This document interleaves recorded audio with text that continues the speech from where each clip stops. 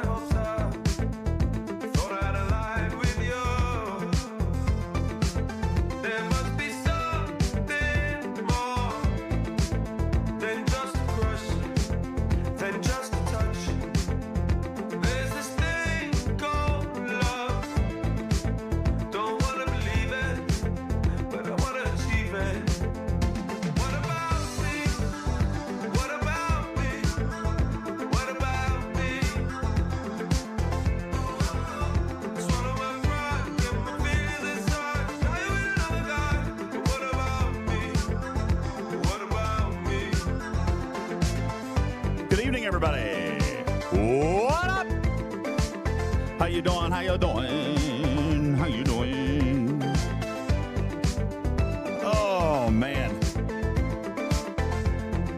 And Alicia says, will we get past fluffer time before I get to work? No. I mean, yeah, probably, because I just want to play tonight. But I don't know if I'm going to do... It's going to be a little while before we go full-on podcast, because we're going to be waiting for Jules to get here. Oh, yeah, Jules will be coming along here a little bit later. But I just kind of wanted to play. I haven't played. I haven't gotten to play. It's been so busy. And Saturday was rough. Well, I mean, it wasn't rough. Hey, Jula, thank you. Look at that. No way. You know what, Julia? That makes me super happy.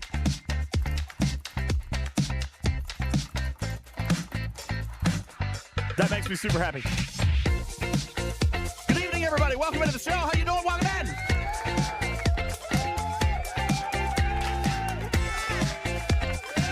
How you doing? How you doing?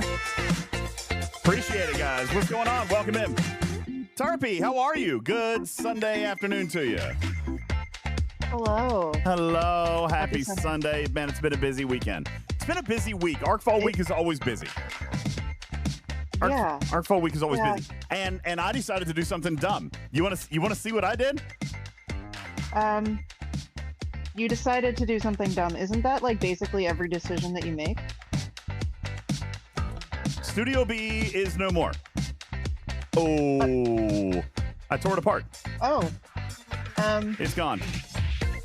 But you have a chair though. That's good. There is a chair. This is no. Listen. No. Hang on. Nobody panic. Lizard. Nobody panic. I'm rebuilding it. As a matter of fact, that's where I was Saturday. Tarpy, I tore apart Studio A. That was yesterday. You did both of those things yesterday? Yes. I tore apart Studio A, and I tore apart Studio B, and then last night I started putting together Studio A. So here's where this happened. Tony Paz says pictures of Studio A. I'm not quite done yet. It's still a little bit. Here, I'll show you. I've still got cables. Oh wait, you can't see. Yeah, you can. I got cables. No, you can't see super well. But I've got a lot of stuff like out of camera view. And Alicia says nesting. You know what? Yeah, I think so. It's your midlife crisis. This is. Did I evict the Mouse family? I did. I had enough. You know, so Thursday, here's the deal. Hey, Tacos Chemtech, appreciate you being here. Thursday, I was so angry. You guys know I was so angry. Thursday, ArcFall, the biggest day of the month for us to broadcast. Hi, you pantsless bear. If this was so busy and full of new stuff to go over, then why is there no pod? Because the studio you broke. You know what would be great to talk about on the pod? The Studio B rebuild. Yes. But at last, there is no pod. There is. Which means children around the world are crying. You monster. I know, I'm a terrible person. I tore apart both studios Thursday. Well, okay, here's what started it. Thursday, the tech failed. You guys know that. I was incensed. The most important day of the month, we couldn't do content, couldn't teach, couldn't do anything, couldn't play in territory, couldn't do any of the things. So I destroyed the studio. I destroyed everything. Gutted everything, and I replaced wires and cables and all the things. Now, in the process of Tarpy, I decided that I wanted. Thank you, Vic. I'll put my face back down there for the slaps. During that process, I decided that I was going to do like any normal streamer would do. And I wanted to create redundancies. Okay? I wanted to create redundancies. In other words, I wanted to create two studios in one.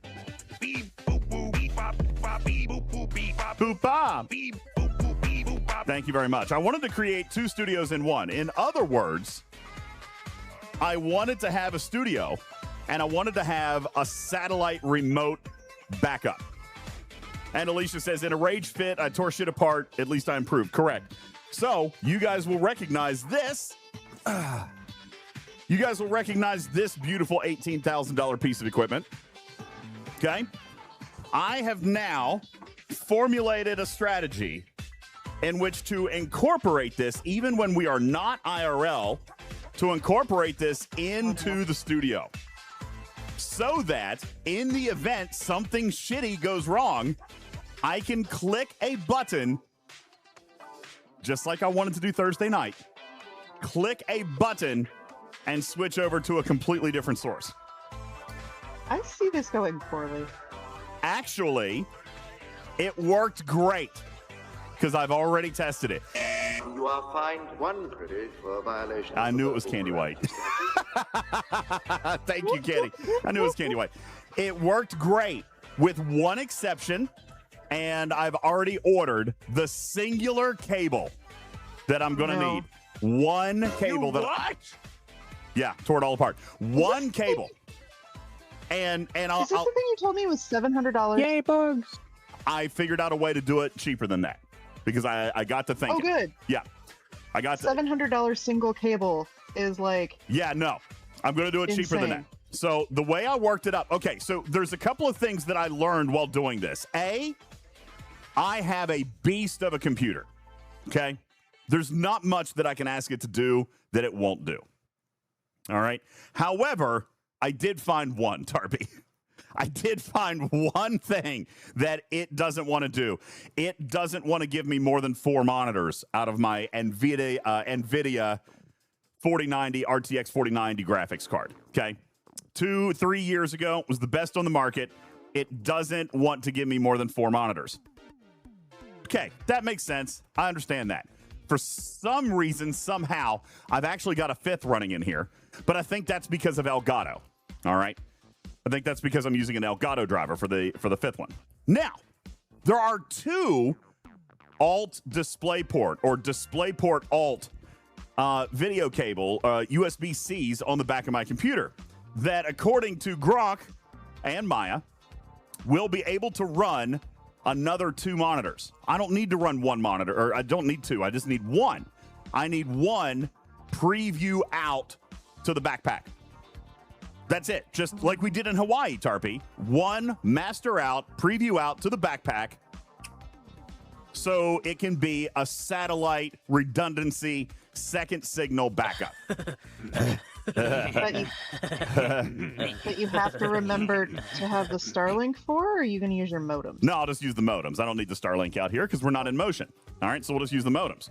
Now, the problem is I've got a gazillion cables that run out.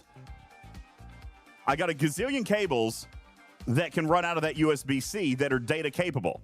The problem is I don't have a singular solid cable that is USB-C to HDMI. Instead, I tried to use this USB-C to HDMI dongle. You would say that. Is it wet? It's nuclear. So I tried to use this dongle to feed the backpack. The problem is the CPU won't recognize this as an HDMI output. It doesn't recognize it as a display, probably because this is an actual HDMI hub. So it won't recognize it as a display. So that's right. The dongle's not feeding data. So I'm going to have to order a good old-fashioned $20 USB-C to HDMI straight cable, in which I've already done so. It'll be here hopefully on Wednesday. And once I do that, then I'll be able to plug up that to the display alt, run it into the backpack. It's not data intensive because it's literally just a video monitor, and it'll run into the backpack for a redundant backup. Do any of my monitors daisy chain? Yes, indeed they do, Candy White. The problem with that is that I would have to duplicate the display, not extend. And I'm already running 4, and none of the 4 monitors are what I would want to go on stream because I've got a gazillion things. Okay? So, Matt Hatter says most USB-C to HDMI are external powered for it to work correctly. Actually, I use several of those at work with our Microsoft Surface Pro tablets, and they work great. So I'm just going to try to do the same thing. It's USB-C on one side, HDMI on the other, plugs into a monitor. Perfect. So I bought the exact same one that I've got at work.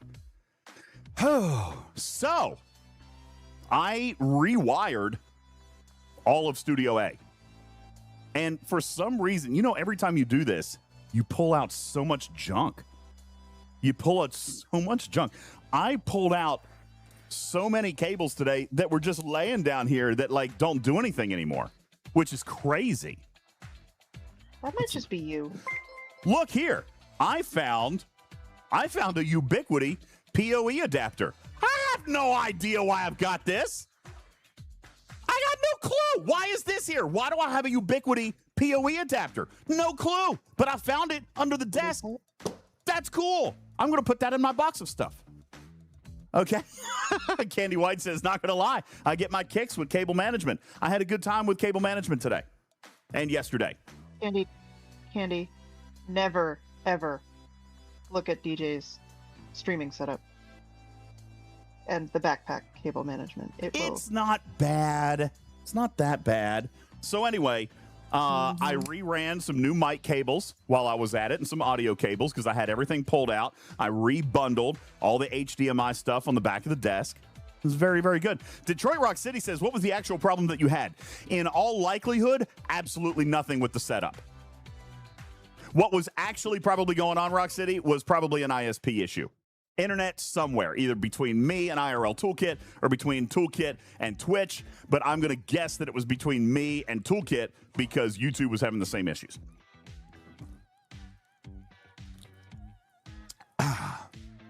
So I believe that it was probably on my end. So nothing actually wrong with the setup. But I was so mad that I tore the setup apart so that I could build in redundancy. And that's what I did. So really, truthfully, what did I do? I cleaned out a bunch of cables and cleaned and mopped, so that was good. But ultimately added only one cable to the setup, which is a USB-C to HDMI out to a secondary transmission site. So the backpack will be transmitting the show also. At any given time, I can just flip over. So I'm pretty proud of myself. And in the process then, Tarpy, I decided if I'm going to do all of this, I might as well do this. So I destroyed Studio B as well. Royal Power says, lies, you didn't run the new cable. I made room for it and investigated and determined what I needed, Royal Power. I have those cables, but they're already in use throughout the rest of the setup. So I had to borrow from Peter to pay Paul or whatever that saying is, but then I had to put everything back. So I do have to order the one where I did order the one cable. One cable's all I needed. So I was pretty excited about that, and that took me into the wee hours of Saturday night. And then this morning, and honestly, Waffly, I didn't spend money. I spent like $20 on a cable. Oh, Studio B? Yeah, I spent a little money over there. I spent a little money on the Studio B because I thought... Madrox, you heard that right. At the same time, where is Madrox? Madrox will be proud of me. He's here. Madrox, He's here. let me tell you what I did.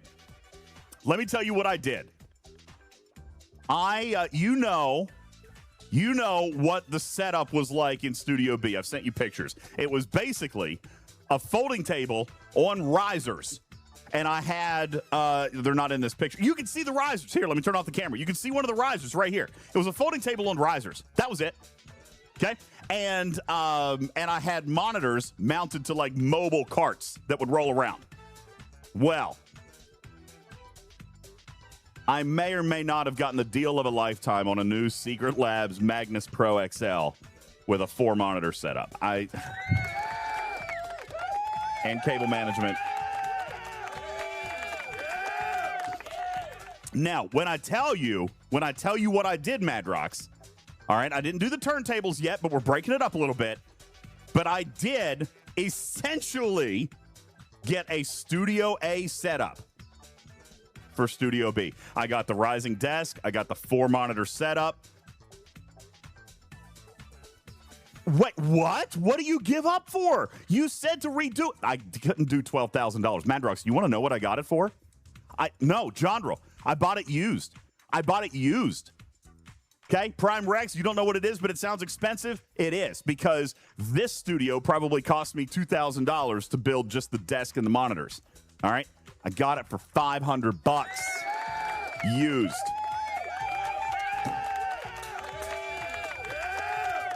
$500 used. So I'm pretty excited about that, and I'm gonna have Noah just pick it up. Noah's excited because he gets to go on a little bit of a road trip. So I'm going to give him some gas money, and him and a buddy are going to go and in a truck and pick this thing up. Plus, you can add to it. Those things are modular. Vic says you won't have any shows. Well, lucky for you, it'll be here Monday. It'll be here Monday, and I'm going to build it Monday so that I can try to do a Studio B on Tuesday. So That's tomorrow. Yeah, it's coming tomorrow. So I'm going to try to rebuild it tomorrow night. So no show tomorrow. Got it. Maybe. I might build it Tuesday morning. Listen, the setup, I don't know. We'll see. You don't work Tuesday. Can I live stream the delivery to the mountain? Liver stream, Strider? I could live stream building it potentially. Maybe. Ooh, but anyway. Wait. Could you live stream building it and then we'd give you all the wrong directions? Well, I mean, and then the wrong directions are probably actually the right directions, maybe. but you won't listen anyway. Would I consider a Twitch stream putting together all of it? Yeah, I guess I would. I guess I probably would. Building Studio B, rebuilding Studio B. Yeah, I'm probably down for that. I don't think it's going to be as complicated as you guys think because the desk is pretty much already built. I'm only taking the legs off of it to transport it. And so when it comes, the desk is already going to be built. All I've got to do is add the PC mount underneath it. And I bought that thing, the Cat 5 extender. Am I sure the motors work? Yes. I FaceTimed and I got to see it. So everything's working. So I just got to mount the PC mount on the bottom and then put the Studio B PC under there and then mount the monitors, which will probably take the longest period of time, and then wire everything. It's not probably going to take as long as it was to build this studio. So anyway, hey, Quake, what's going on over on YouTube? How you doing? Welcome in. So I'm pretty and Alicia, all this to say, I think you're 1,000% right. I'm pretty sure I'm nesting. Midlife crisis, something or other. I was talking to somebody the other day, and they were like, oh, don't be letting people hate on you. It's not a midlife crisis. It's not like you went and bought a car. Dude. So then I was like, oh, well, I also bought a car. About that. And then you redid your kitchen. I did when I say redo my kitchen, I'm not remodeling, but I did like house 55 midlife. I don't know. Well, joking. See, what happened was, but that's right. It wasn't a sports car. All right. It wasn't a sports car. So I'm good. Right. But yeah, I'm redoing the kitchen. Reel I sent you earlier. Like, you can't have a midlife crisis like be a singular thing because you don't know when you're going to die. So just like be a continual crisis for several years. Yeah, I'm going to live in a constant state of crisis now, chat. That's what I'm going to do. Oh, also, do you want to know one other thing that I was able to do? You know what? Now listen, this is what I want right here, guys. This is what I want. Chef, you got to teach me. You got to teach me the ways. All right? Because this right here is not wildly off. This is not wildly off from what I'm trying to do. I need 6 also. I did throw away a bunch of crap that was left in the house. So yeah, listen, I'm feeling good. Oh my God. I bought the Lego cabinet. You guys want to see it? I finally found one with some help. Do you want to see it?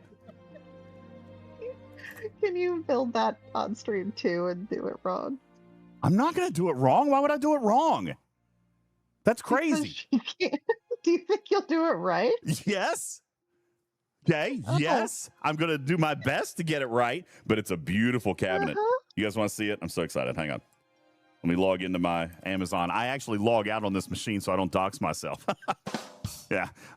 So let me log in and I'll pull it up and I'll show you.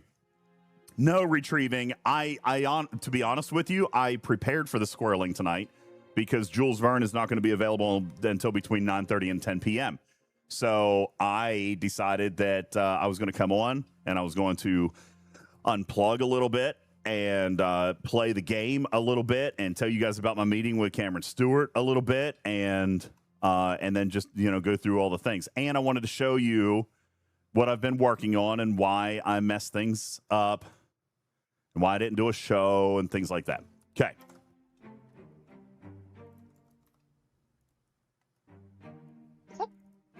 All right. Pretzel Yeah. showing up in the background 15 minutes late. Pretzel's running. What do you mean 15? But it just started playing music. Yeah. No, because I was running Licked before, and now we're done with that stuff, so I switched over to Pretzel, so I don't have to keep pressing the button. Do you guys want to see it? You guys want to see it? This is what I bought. Sorry for the light mode. Can I flip this real quick? How can I flip it? Sorry. How can I change it on the fly in Edge? You could just not. Not what? Okay, not flip it. Got it. Okay. I mean, you did just flash us live on stream This is with a box. This is what I got. And the shelves are 19 inches deep. The product is 24 inches deep, but the shelves are 19 inches deep. So I should be able to make that work. Wait a second. Yeah, you did that wrong. What? Never mind, you're fine. It'll be fine. It's gonna be great. Wait, what? Wait, what? Tarpy, tell me, I spent $700. How wide is the Enterprise D ship that you're putting in there?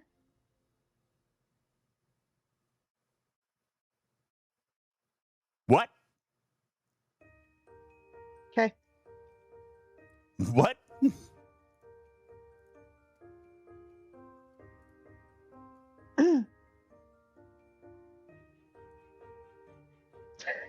Are you having a minor mental crash out right now? I think this music is perfect for this.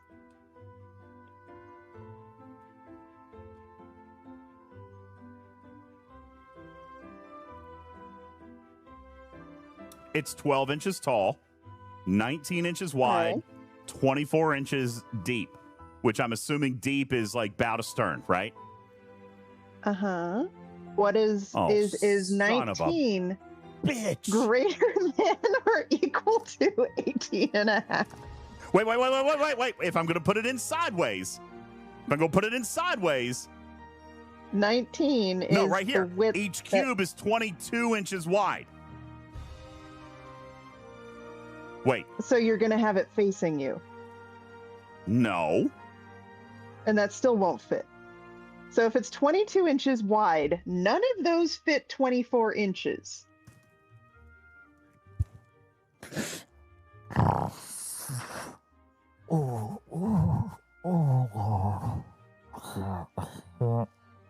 Can't handle this effing dude.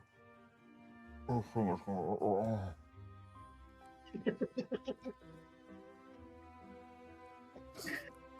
I'll show you the butt in a moment. Step out there.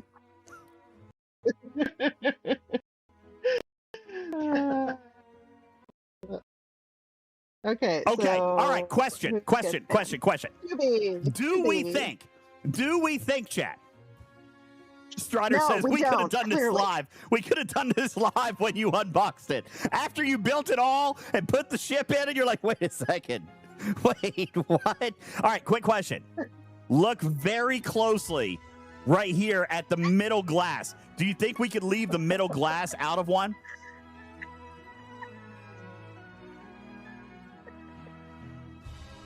Ow. Ow. Why not? Why can we not Ow. leave the middle glass out? That hurts.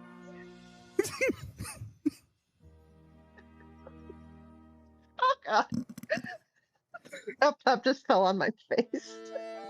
Ow.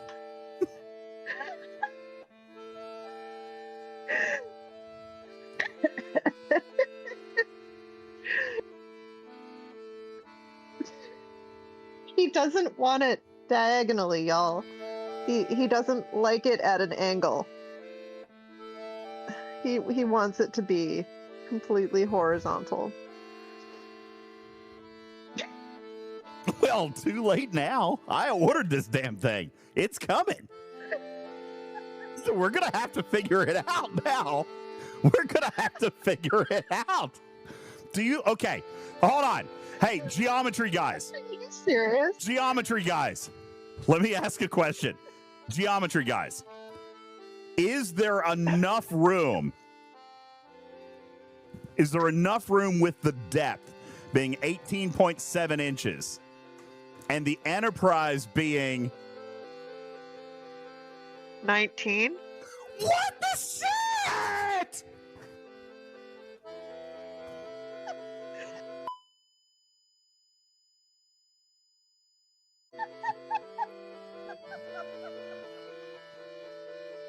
Oh my god.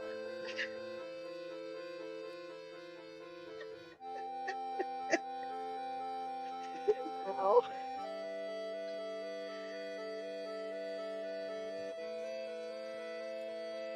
So anyway, chat, I've continued my search for a good Lego cabinet. Ow. I think I foobought this. Oh my god. So how's that going? I'm still looking.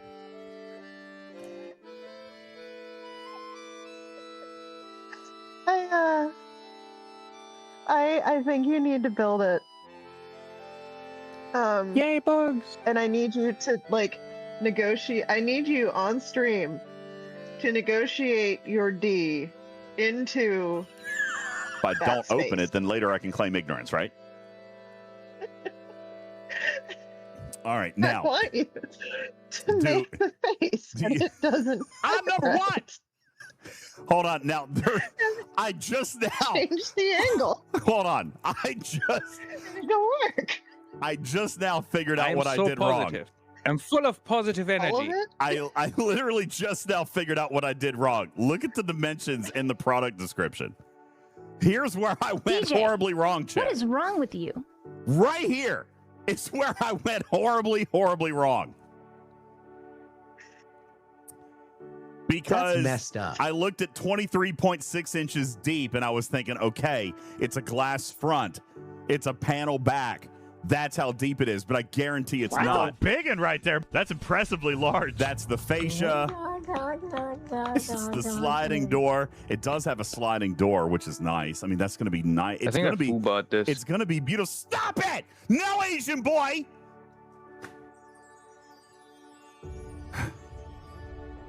It's going to be a beautiful That's cabinet messed up. for me to put things in that are not my D. What? As long as I don't stick my D Can in you it. put your D on top of it? You just whip lay it out and put it on top. Don't and open it, then on later I top? can claim ignorance, right? I could. I could just set it right on top. and then Just flop it right out there, and it could just be there on display for everybody to see. Right on top. Just. That's right. Candy says, or not put the doors on. Now I'm worried about not putting the doors big on. right there. That's impressively large. Thank you, Jula. That's what I thought. Now, stop. So, I could leave the door off. I'm worried about the door being off. You'd break it. I'm afraid that something would break it, yeah. But anyway, this is the shelf that I got. It's on its way, and I just now checked my Amazon orders, and it's already shipped, so I can't cancel it. So it's coming. Oh my god. Well, I did this the other day. A disaster. It's on its way. Rawr! All right. How many shelves will ship broken? No idea. Hopefully all of them. Undo! Hopefully all of them, so I can send it back. All right. All right, guys. We've got game stuff to do. What? I have a request. What? When the T-Rex stickers go away, can you make the noise and the arm motion again so Ed Manadia can make a new GIF out of that? Roar! Okay. Anyway. And then audio, you know what to do. Roar! All right, guys. Jules Vern, I really want Jules Vern here for this, but I'm gonna give you guys some good news. For some of So you're telling me the D won't fit in the cabinet's hole? it won't fit in the cabinet in the display In the case. hole. Okay. Now, good news, chat. I have more good Christy, news. he's committed now. He's not returning that I'm not thing. returning it. I have more good news. Do you know? Oh, no. And I want Jules to be here. How many of you guys knew? How many of you guys had heard that no matter what, mathematically, where's Quasel? No matter what, mathematically, it was impossible for an alliance to be able to take CoTA on Monday. Hey, Lost In. How you doing, buddy? Did you guys hear about this? That's right, Vic. The math said that unless you and your alliance were able to pull 5,000 refines, you were going to be unable to challenge for CoTA coming Monday. Let me demonstrate to you a teeny tiny Tarpy shift in culture. Teeny tiny Tarpy. A teeny Thank tiny you. Tarpy. A shift in culture. Because when this was brought up, they didn't come back and say, well, that was by design. They didn't come back and say, well, that was intended. They didn't come back and say, well, wait until week 2. They said, oh, shoot. No problem. We're going to send out a gift to any alliance who captured an eligible territory. A gift of one-time materials that are including all of the stuff necessary for you to enter the takeover. Now, Nice. Vic, you're saying me, he says, you're telling me that the whales can't get CoTA tomorrow? LOL. Well, Scopely themselves said that they would. Scopely themselves said that they would. They literally said that they did, right? On day 4, alliances will be able to compete for CoTA. Who do they consider eligible? Alliances that have captured one of the following territories: Framtid, New Jord, or Duporta. Let's take a look at the map. I don't even have my game loaded. Let's load the game.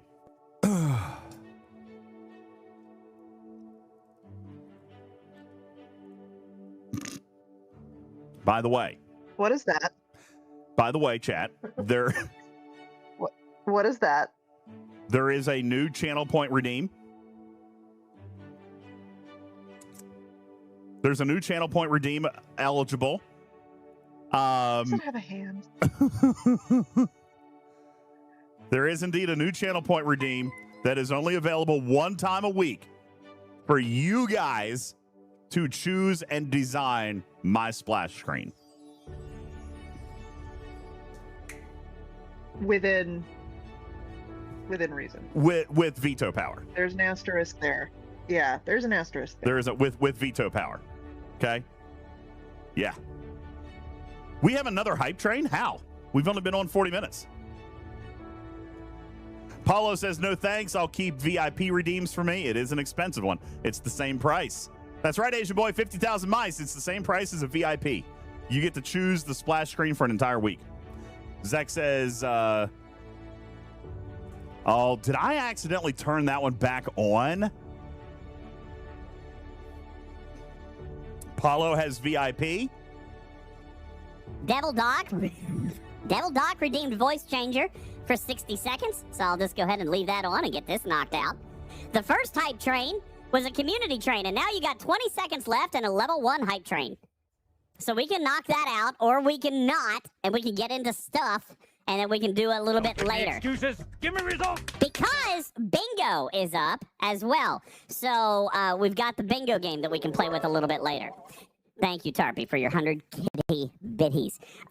Zero says, oh, good, I can nearly redeem 2 of the new channel point redeems then. Fisty! Thank you, Fisty. Oh, and Lost In. And Lost In. Oh, snappers. Would this be an interesting time to say that if we get... Well, I mean, I should go to Op 72. We should do a hype train goal for me to go to 72. I would not. I would not do that. I would not inflict that upon my worst enemy. Thank you, Scalyback. Appreciate that. Thank you, Lost In. Thank you, Fisty. Thank you, Tony. Albedron. It doesn't sound the same in cat voice. Albedron. Actually, it sounds a lot more. It sounds a lot more transformery. Albedron. Meet me at the lair so we can search for the prime transformer key that will remake the Earth into the Transformers' home planet of Cybertron. Albedron, go forth, my child. My precious. We stop. All right, 60 seconds are up. Thank you very much. Fun Daddy, thank you for dropping 5. Appreciate that. Albatron, thank you. Prime Rex, Tony Pie, thank you. Dezus, Isaac, Wilson, Tony Pie again. Game Junior, thank you. Silver Tab, Tony Pie, Dr. Iron Chef with 100 kitty bitties. Thank you guys so very, very much. You guys are absolutely working on some bingo goals. I can see it. I can smell it, Tarpy. So let me go ahead and pull up your bingo card, and I'll tell you that Andalisha was able to knock a couple of squares off the other day. Here you go, Tarpitude. Here is your current bingo card that we just started, and I'll point out, Enterprise just pointed out here a little bit ago. Check this out, guys. The number of partner plus points. Hey, Quake, what's going on? The number of partner plus points that you guys already have towards this one right here is what? Like 50, Enterprise? Because we started once we hit the 300. So how many do we have right now? 350? 347? Yeah, something like that? 47. So you guys already have 47 of the 450 points necessary. And that, by the way, is not limited to 1 month. That's a rolling thing. So at this point, you guys are going to have that knocked out by the end of July, which was kind of the goal. Thank you so much, J-Babes, dropping a gifted sub. J-Babes!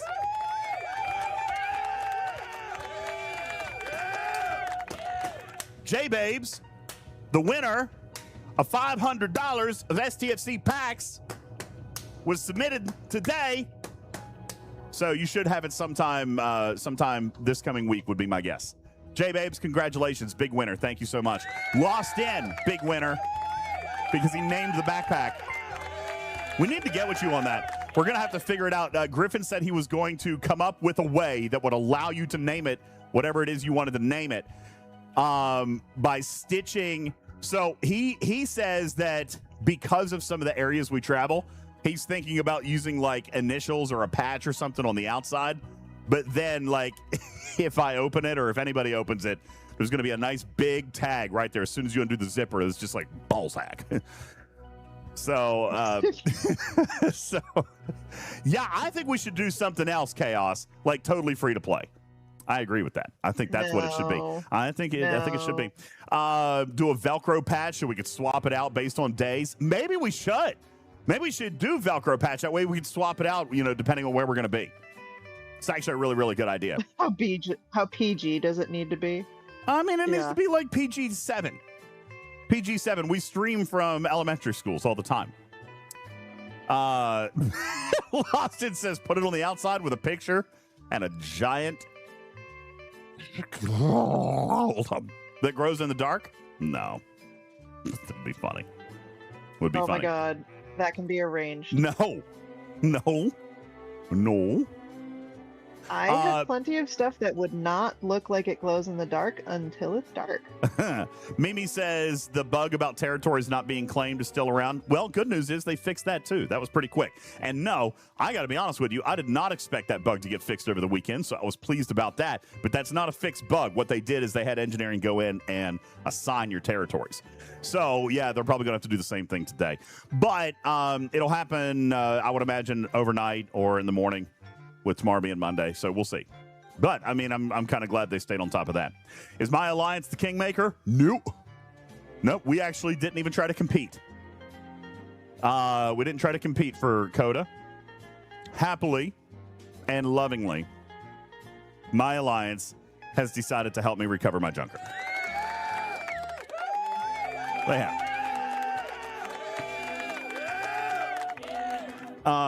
Wait, does that service work for you? Not yet. We haven't been able to pay for it. But where we are on the map, it's in Makala. And it doesn't show up this week. It shows up next week. But we are positioned for it. We were also able to determine that these services apparently are rotating. There's some of them that are going to rotate in and out weekly, is what Quasel was telling me. So down here, you can see, for example, there's the Junker blueprint. We've got the GS31 blueprints, and that's going to activate next week. So that'll be next Thursday. We'll be able to turn that on if we own Makala and can afford it, which as of now, we still need a lot more materials. But that is what my alliance has either directly or indirectly decided to do for me, and I am grateful. This is why I have not left my alliance, because they are not shit. All right. Corum says trying to keep track of what I can afford really sucks. You know, I'm sure as a matter of fact, I believe we're going to see some of this coming up tomorrow. I'm not 100% sure of what we're going to see early, but I know that he's working on it. Shout out Gherkin is working on territory.lol, because this is dependent on server now. All right. It's dependent on server. So, and I know based on that, I know Jules is also going to be trying to calculate some type of material calculator that will show you your income, that will show you what it is that you want to spend on, so that you can try to see if it's something that is going to work for you. But as we warned on day one, Tarpy, you will not be able to do it all. You're not going to be able to do it all, not even close. You're going to have to pick a few. You know, you're going to have to pick a few. And you're not going to be able to activate all these services. They are expensive. We knew that. We knew they were going to be expensive. Yeah. Has your alliance said that they're going to do the GS31 blueprints? Because that actually seems like a valid strategy of get the territory, force your compliance to actually help get the territory, and then not turn it on just to troll you. They didn't say that they were going to turn it on, but we're in the right position to turn it on. So I'll do my begging and pleading later. What? You'll help them press the buttons to turn it on? Mm-hmm. Yep. Thank you guys for the hype train. I appreciate that very much. Thank you. Thank you. We don't have to go to 72. Thank you. We weren't doing that right now. Listen, if we're going to do that, we're going to coordinate that in a big way.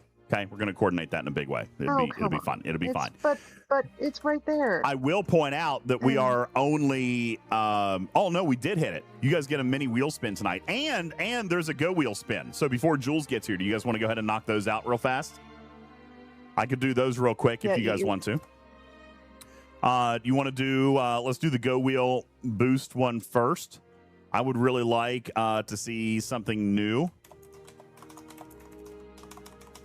Like a not haunted snake donkey? Yeah, that'd be great. Or, not Toronto also. So what do you have against Toronto? I don't have anything against Toronto. As a matter of fact, I love Toronto. I want to go. I want poutine. I love Canada. Yay, Canada. I don't want to dangle from 2,000 feet in the air. Okay? There's a difference. There's a difference.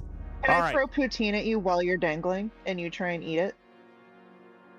We can talk. Like, you have to catch it? We can talk. Okay. I want to get back at you for throwing cheesy puffs at my face. Like, fast all baseball style. That was rude. 2,000-foot dongle. That's the thing. All right, guys, 5 items. You guys scour chat real quick. We'll make this a quick vote. I'm just going to set it for 2 minutes because we got a lot to do. 2 minutes. 5 items out of the chat. Tarpy, what's it going to be? Let's go ahead and pick. What is going on your voting wheel tonight? One option will get a boost or an ad. Edgewalk. Skydiving. Skydiving's not MJ on here. has Taco Bell. Skydiving is not on Well, here. you can add one. You can add one. I'm too fat for that. I see a lot of people voting for Edgewalk. Golf with Griffin. Walk the Golden Gate Bridge. And caddy for Griffin. Golden Gate Bridge. Okay, that's still only 4. I got Edgewalk, skydiving, golf, at Golden Gate Bridge. MJ hat, Taco Bell. Taco Bell. Taco Bell with MJ. All right. 2 minutes on the poll. There you go. 2 minutes. Is this a... Ready for launch. I didn't want to try to last longer than 2 minutes. There you go. Vote it up. I know, Guffa. I don't want to do that. Please tell me. What? Please tell me you heard Strider in my background. No. I heard him giggle. Did you hear the evil laughter? I did. I did. Hey, Fun Daddy. You know how to get Salem to happen. Bits. Bits, bits, bits. The magical fruit. There's no bad vote with Salem. Yeah, no, Salem would be fun. That's true. That would be kind of cool. Salem might be uncomfortable for Griffin. Yeah, but Penguin will be there to hold his hand, so it'll be fine. I want to see your reaction to the uber pretentious coffee shop that I know of. The what? Like super pretentious, like bicyclist coffee shop that I went to in Salem a few years ago. Lost it in. is everything that you are not. Uh-oh. Tell Tarpy? Oh no. I don't even know if I can put that on Discord. Can I do that? I don't think that I can. I think you should. Can I? It's a cat. Dude, but there's how many times have you shown off your calendar? That's different. Show it. Lost In says that he'll forego naming the backpack if we just put an image on it.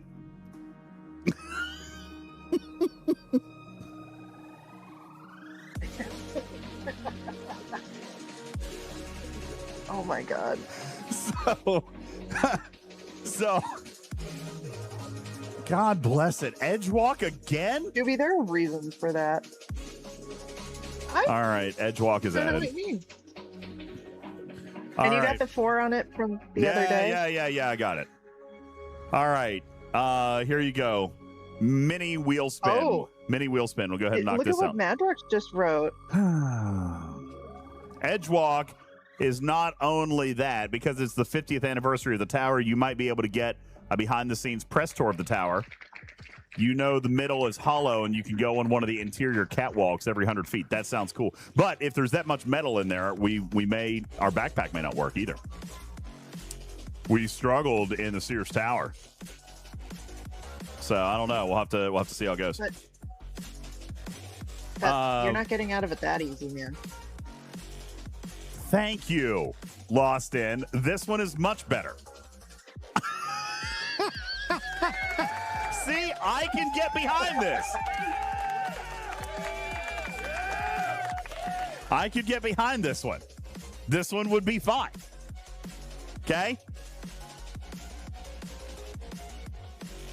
God, AI is getting dangerous, isn't it? AI is getting dangerous, man. That is stupidly. Jesus. All right. Anyway, thank you, Lost In. I could actually get behind plaster and something like that on there. Griffin buys Why a do pack. I have to buy a pack? Griffin's not here to buy a pack. Does that mean I have to buy a pack? No, I think we should just respin it. You want to respin it? Sure. All right, I'm fine with a respin. Let's respin it.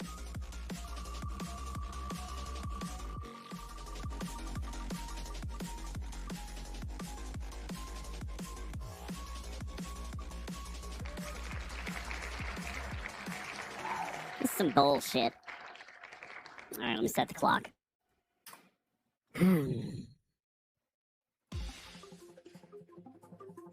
Fun Daddy, no. That is not on there. And it does not need to go on there.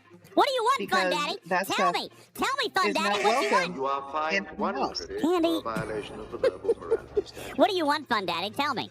Tell me what you want. Tarpy SD, beefaroni? Hell yeah. I'm pretty sure. No. I thought that was on here already. Why is it not? No. Whoa, whoa, whoa! No. It's not going on that mini wheel. If you made, what was the Honestly, amount of money? Your odds are really, they're much better on this wheel. Yeah, we're not adding it. That's BS. You are fined one credit for a violation of the verbal Oh, Fisty parameters. did it that time. Thank you. Hey, Puddin'. Honestly, your odds are really, really good. There's 20 items on this wheel. It's only a 5% No. chance. No, it doesn't go on there. Dirty Word Bill, it is enough bits to get me an extra monitor. What? Monitors are How many cheap. bits would it take? That's Like messed up. Monitors are cheap. $100 bucks? We'll I'm we'll not figure it out. eating- Speaking I'm not of eating more studio pepperoni. improvements, That's disgusting. speaking of studio improvements, I do want to point out while I'm in squirrel voice that we do have the bingo card up, and I have added all the things. So we've got gift bombs, we've got sticker parties, we've got new subs on YouTube. Do we have 5 new subs on YouTube? If we get hey, Quake, are you already subbed? Nicole, are you already subbed? 5 new subs on YouTube. And I'll just point out that we have 3 of them. We got 3 of them already. Alec, Larry, and D. Thank you so much for your YouTube subs. We got 3 YouTube subs the other day, so we only need 2 more. That's a square. Okay? That's a square. Go visit our Patreon, ! Patreon. Upgrade your subscription there to either a Studio B or a $5 supporter. You could do that. Okay? And when we hit certain criteria or certain milestones there's the square. We've got Throne! ! Throne! Madrock says, how are we supposed to get 50 B subs when there's no B? No, that's Patreon. That's Patreon. Patreon. And if you're on Patreon, you get to listen to all the previous stuff. Right? So anyway, we've also got Throne! Throne. We've got some studio improvements over there, so everything is ready to go. We've got our summer bingo card completely 100% up and ready for you guys, and this is what we're going to be running through the summer. June, the rest of June, July, August, and September. July, August, September. That's all we got. Zach! Thank you so much, Zach. Appreciate that. Joining the YouTube membership. Appreciate that so much. Mazed Up says, a golden throne? Yeah. Madrock says, so no listening to recent stuff? Yes. It's all in there, Madrox, you grumpy Gus. It's all there. So anyway, thank you guys for your mini stream spin. Appreciate that. We're 20 subs away from getting another one. And we'll go on from there. So anyway, I'm getting my junker back. In 7 days, I can start to earn the blueprints. Pretty excited about that. Here's my quandary. Here's my issue. I love that splash screen. Can you even buy it? I can't even buy the building yet! Seems like a you problem. 10 million's hard to get, yo. 10 million's hard to get. Oh my god. Look at the cartoon. What cartoon? Look at your DM from Lost Ends. Oh god. They're blue with fishnets. I don't know, man. I feel like that's... The golf balls were better. It's a cartoon! The golf balls were better. Now... But they're blue! Hey, Seamus! Thank you for the sub! Thank you for the sub. We need one more! One more! And you guys get a square! Is that Samus Aran? Is that Samus Aran? Samus Aran. Thank you very much. All right, listen. Is my time up yet? God, 15 seconds. Why haven't I claimed my scrap ship? Because that just hopped out today. So I'll go ahead and claim that. Love the cows. There you go. Scrapped a Nova. Scrapped my Nova. And time's up. Thank you very much. Appreciate that. Thank you. Why are my queues empty? My queues are empty because I claimed all the stuff that I had for my domination ticketed event. That's what I did. By the way, I found a new bug. It's irritating me slightly. And by the way, I don't know if it's with Scopely or Community Mod. Has anybody noticed? Yo, R. Frank, thanks for becoming a member. Thanks for joining our bronze membership. That's crazy. Thank you so very much. Holy smokes. I can't show it to you guys right now. But have you guys noticed that, like, if you click a claim all on one, the other two disappear until you come out and then come back in? Or is that just me? Guffa says yes. Okay, thank God. Is that on mobile too? Okay, yes. All right, just making sure. I haven't sent it to them yet. But I am. I wanted to talk to you guys about it before I did it. Do they know that you can still buy particles in the old territory store tab? Yeah. Because I thought that all was supposed to go away. Where? In the Alliance store tab? No, the territory tab next to the consumables tab and the gifts. Those have always been on. Yeah. Yeah, the point is that entire tab was supposed to go away with this update. So this shouldn't be here. Does it matter? Does that actually matter, though? That means that some people can get more particles if they have youngins in their alliance. They can go faster with it. We don't need it. Gobbler said it's gone for me. Wait, is the tab gone or is it just empty?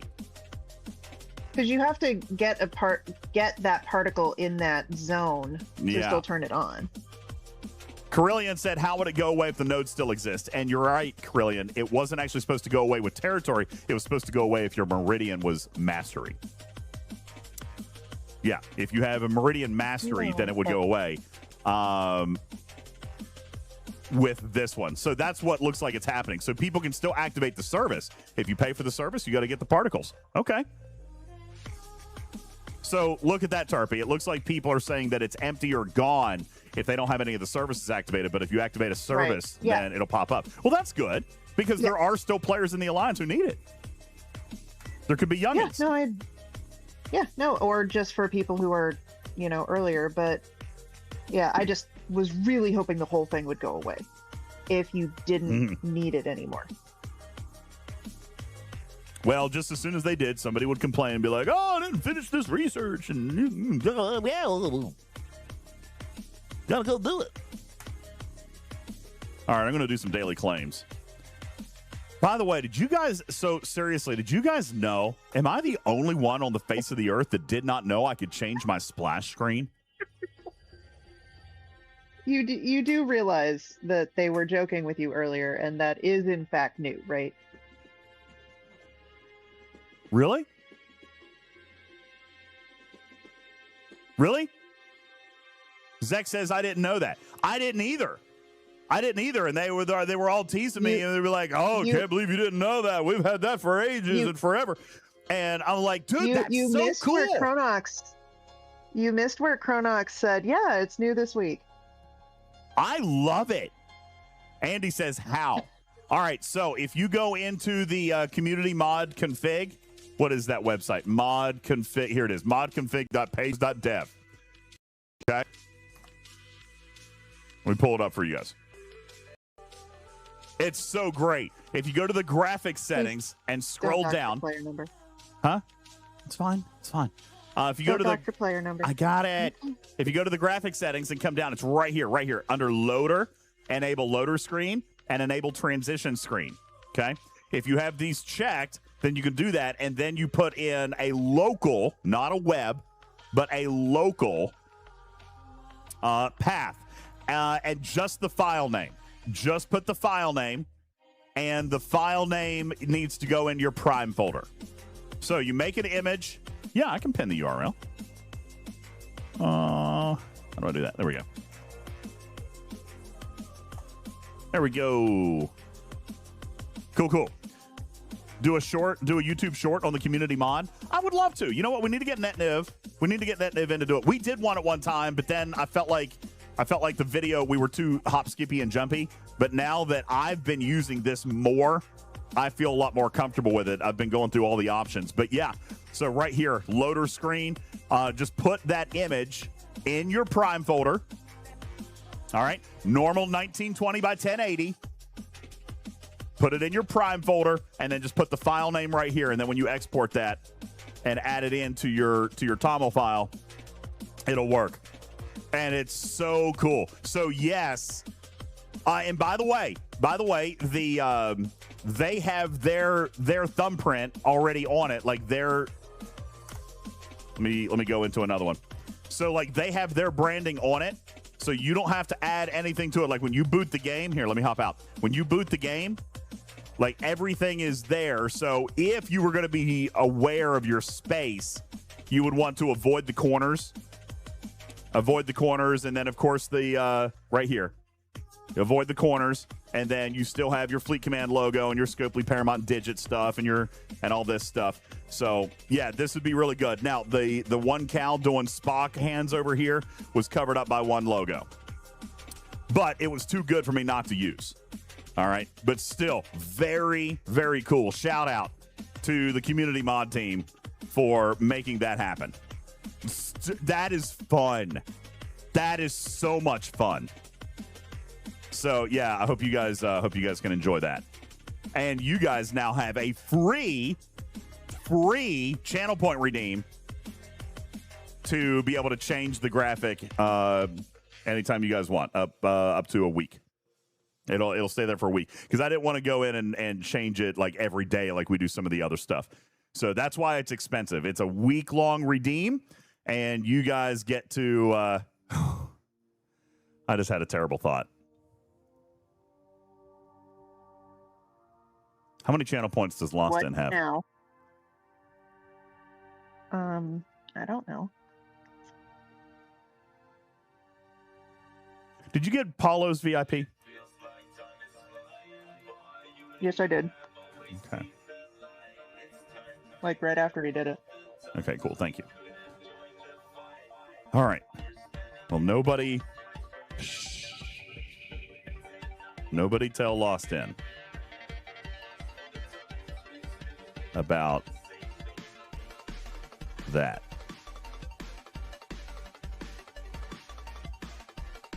Wait, I can grant channel points? Lost In, how many do you need? No. How do you do that? That will not happen. Lost In. What? I don't know what you're talking about. No, we don't give channel points on this channel. We don't do it. Lost In. We don't do it. Something can be arranged. Zero just did the splash screen thing.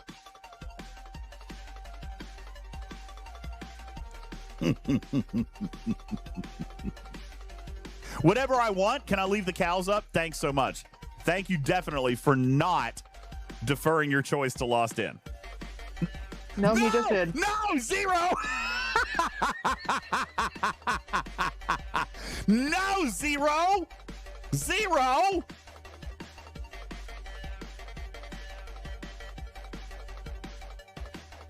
Paladon, what was your question? Yes, he had a question about geodes. Here we go. I got a question on geodes. Why are there no drops for that in the luminous prisms? So you're stuck trying to randomly get a node. Yeah. No, well, that was by design. Okay? That was by design. Geodes are mining only. Quantum scraps are hostile only. Got to do one or the other to get those. If you want all the rewards, you got to do everything. So yeah, the geode stuff, that was meant to be a bonus refinery. Well, to do the building, you need to mine and grind. Can I please use the golf ball one, Lost In? Please? The golf ball one, please. Yeah, exactly, Mimi. The building requires both. No, it's not. The animated one is not. Can I do the golf ball ones? For the building, you need both. So you're going to have to engage on both sides of the ball there. Wait a second. Wait a second, Tarpy. That's not right. Where's my notebook? Go look at the graphics room post I made the other day. Well, in fairness, I've been a little bit behind. Graphics room. Okay. I just sent it to you again.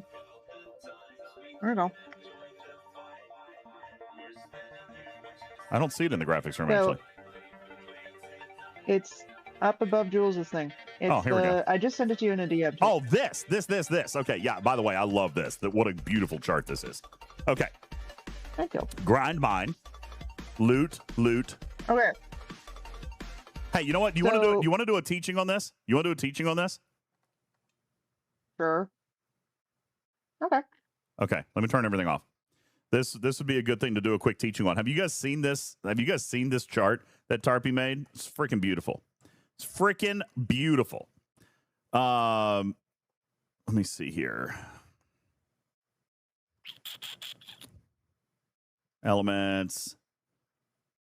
Logo cat. Okay, there we go. All right, so Vic, you say too many things. First of all, I think it's There are a lot of things, Vic, and I actually left off some of them. Not too many though. It was really hard to figure out how to make this comprehensible and not terrifying. all right. Or comprehensive and comprehensible. Wait, hang on. Okay, first of all, Lost in the golf balls one would be better. The blue one is horrifying. Okay, throwing that out there. You guys want to see it? This is what he wants me to. Talking about the. This is what he wants. Why is it taking so long to load? What is happening here right now? It's a big image. Is it?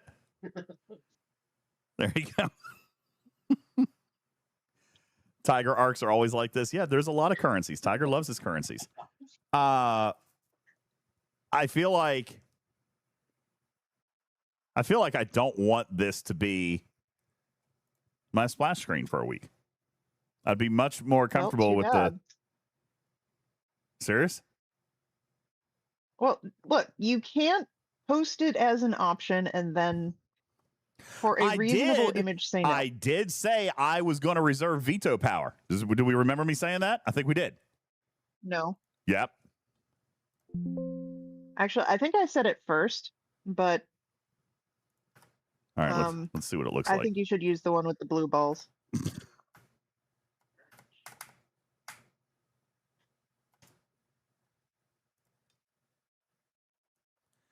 All right, let's see what it looks like when we load. You guys, all right, let's turn on the screen and I'll just go no cam. That way you guys can get the full experience here. See what it looks like when it loads. There's the bingles. Great, sounds good.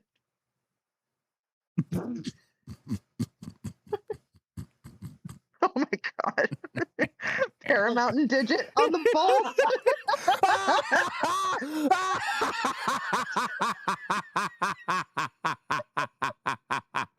Keeping it. You're keeping it.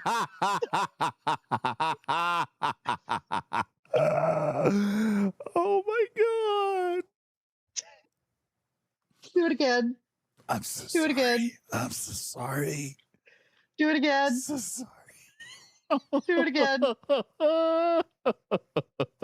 Do it again. I demand you do it again. Oh god.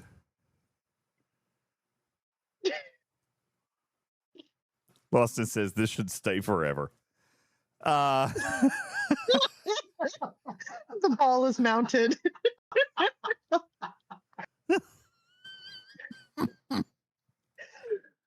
And the Scopely is on the poopy part of the brown foot. I love it. God. Okay.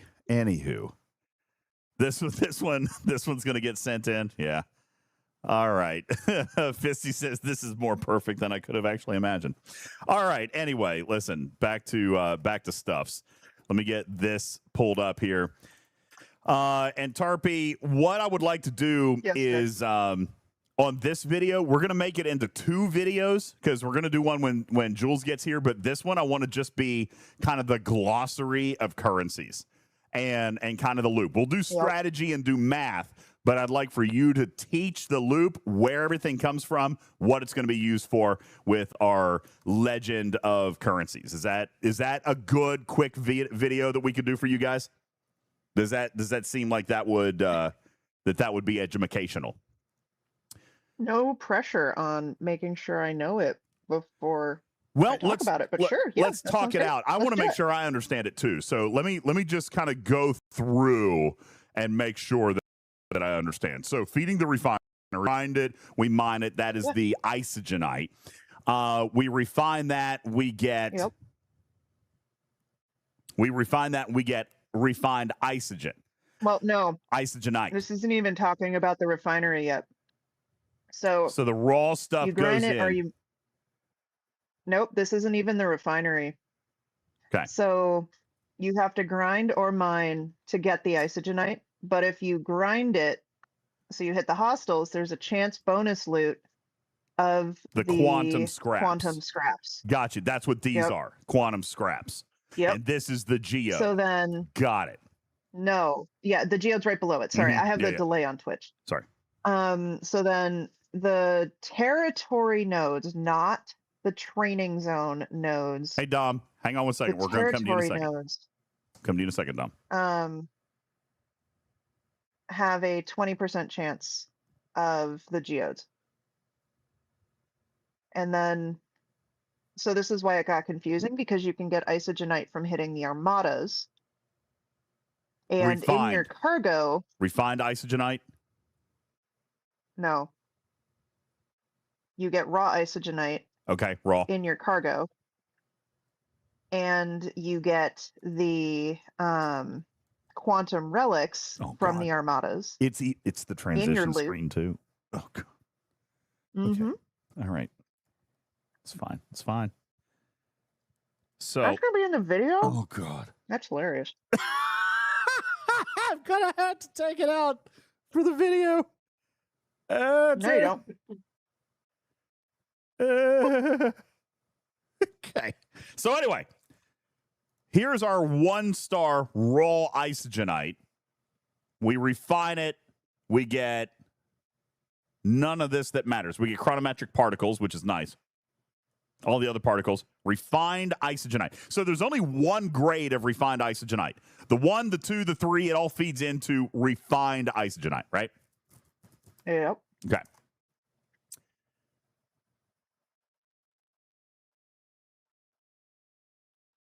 Okay. So then. Mm-hmm. So that is this top one here. Yep. Okay. And so you can look at there's 3 grades of Isogenite raw that you get in different territories. So in the training zone, you can get the 1-star. And so you can see the border around those 3 rows. At the bottom right of the sheet, I had the different rarities. So you can see the 1-star is the bright yellow dotted line. So there's the 3 different rarities, and I didn't even go into any of the like upgrading the refinery or any of that. It's just literally what can you get out of the stuff. Is this the building refine? Do I not have it because I haven't built the building? Yes. So that is correct. This one. And so the building looks like a little whale fin, yeah. Gotcha. So there's a separate refinery in just for the building that gives the prisms, which are our new particles, and extra Isogenite. Yes. You've got chronometric particles in here. Does that pop in, or is that just because I haven't built it yet? That does pop in. Okay. I took all of this out of Jules's spreadsheet. Okay. Yeah, Fisty. Hang tight. I'll shoot it over to you. Jules sent that to me. If you own Frampton, New Jord, or Duporta, they were sending that over. Here, go ahead and I'll pop that into your DMs, buddy. There you go. You got it. So, all right, coming back to this then. So, grinding or mining, we get the 1-star, 2-star, 3-star refined or raw isogenite. We refine all of those. What do the building parts look like? So the building parts are the so if you look at the bottom, very bottom right, it says building parts in teal. Yeah. Those are the quantum consulate cores and the luminous consulate cores. So there's actually 2 different building parts. Okay. So you need both of them to upgrade the building. So if you look at the left-hand side of the sheet, where the little round blue thing is, so the blue balls and the blue kind of like pyramid looking thing, they come from the quantum scraps. So they come from the things you can only get from the hostels, and they only come from the things you can get from armadas. But the other one, can you actually remove your face box because it's covering the bottom? Yeah. Sorry. Quarter. I'm not recording yet. I'm just trying to make sure that this is smooth and we understand it. So I'm not taping yet. But the geode, which you can only get through mining, gives you the other building part. So like if you don't do the armadas, well, let me just put it this way. The armadas are supposed to more or less be able to replace the rest of the mining and the grinding. More or less, not perfectly. But if you do the armadas, you do eventually get both of the building parts. The pseudo prime currency, those Vanguard prisms, and ship parts. Okay, pause. The Tesseract Armada, this goes this way. So they're giving refined raw isogenite. They're giving quantum scraps. What is this? What is that thing? The square thing. That's the same. The quantum relics. So that's the Armada loot itself. The Armada loot. So then we spend the Armada loot. We get building parts. We get cores. We get chronometric particles. We get refined isogenite. And then here's the quantum cores and the geodes. Yeah, see what they're doing here. So you can mine, you can grind, but unless you do both, you have to do the armadas. And you have to do both, period. So you can't get the quantum scraps really without grinding something. So the way that they put this in the blog post was you could mine or you could do grinding and armadas. Right. You can't do one without the other. You have to do both. Unless you just do armadas and hostels. Well, that's what I was just saying. Like if you do armadas only, armadas will feed you both of these currencies. And I think this is where Jules will really kind of come in here. Because when we were doing this, excuse me, when we were doing this last week in the playtest, we were looking at the cargo, we were looking at the amount of loot that you get, we were looking at the number of armada starts you're going to get a week, and realized that there's going to be an inflection point in the refinery where the number of armadas that you get to start in a week does not provide the quantum scraps worth of loot that you would need to fuel that refinery. And Jules will be able to definitely do that math, but that's what I noticed when we were doing armadas. And so like eventually this gets to be you have to be very specific with what you do. Okay. And this was part of the problem that we also had during the playtest. It doesn't always say on the boxes for things that this claim will go away when you are over the cap. So we actually, most of us went over the Armada cap immediately upon building the building, just based on how the packs in the playtest were structured. So we couldn't actually see during the playtest what the refinery was to get the Armada directives. And I don't know if you can see it because you don't have your building built. Yeah, I don't see the directives. And Tony is saying that you get 50 in a 1-star Isogenite refine. But I don't see it. But again, I haven't built the building. Let me see if I can go gank some cargo here real quick. Oh god. Look in the 3-star. Jeez, it's going to be everywhere. Should be the only all the time. Should be the only sourcing.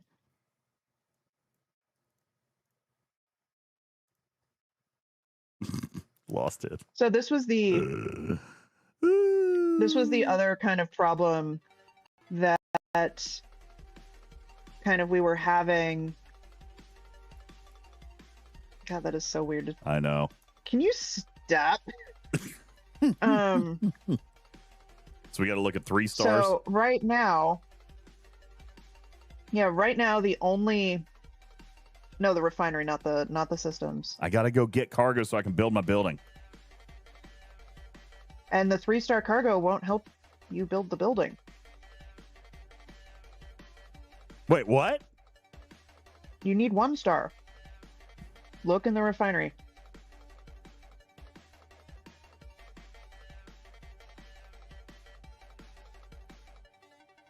Yeah, I do need 1-star. All right, so I got to go mine it. Yeah, I need 100 million. No, I only need 10 million. I only need 10 million. All right, well let's go grind it. Let's grind it. How are we crewing on these things? You know what, Eric? Let's come. Crew. All right, we're gonna do more videos a little bit later. Okay, hang on. No. I'm gonna turn stream elements and all that stuff back on because I need to explore this out a little bit more before we try to record this. All right. So no, I can't do a loot crew, and I'll tell you why. Because my ship died loot crewing these things. I did this earlier. I tried to loot crew. Totally got ganked. What territory is that? You can't. Okay, it's a 3-star on it. Okay. You can't loot crew the 3 stars because they're stronger.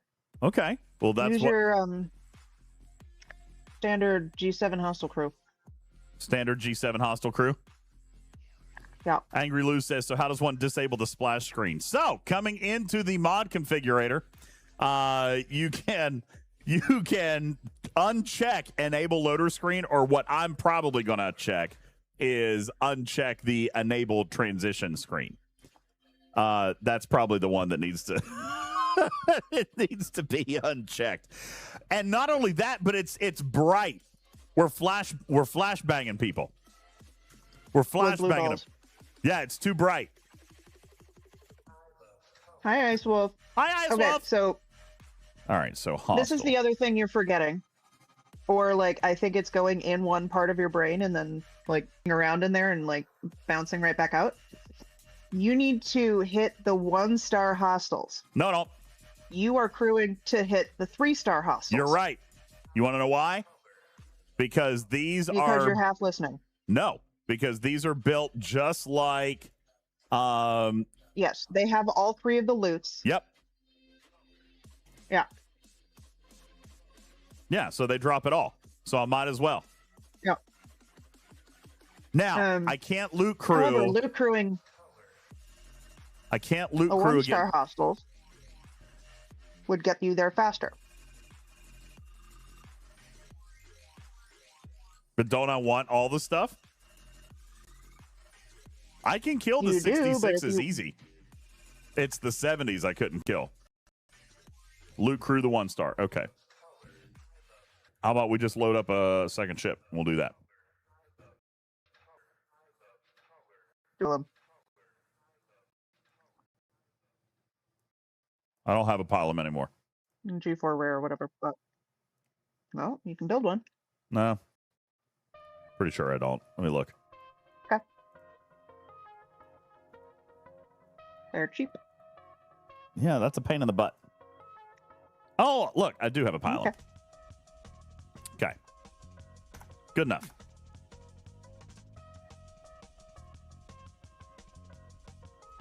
Now, those hostels are in the 1-star system, right? Yeah. Depends on your territory. And the way they kind of talked about it is every territory would either have hostels or mining. Ooh, there's a level I think 80. the 3 stars can have both. Is that the loot goblin? Yeah, that's the loot goblin. Yeah. Am I going to be able to kill Enjoy. it? No. Will I be able to kill the level 80 loot goblin? Let's try. No. For science. I shall.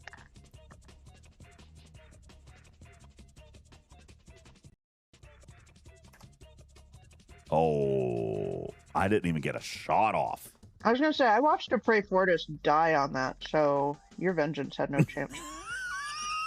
I didn't even get a shot off. Mm-hmm. We called Pirate Yar says our guy with a mid-level You should let us take 73 that. got off 1 shot. That's nasty. I love it. Love it. A puzzle.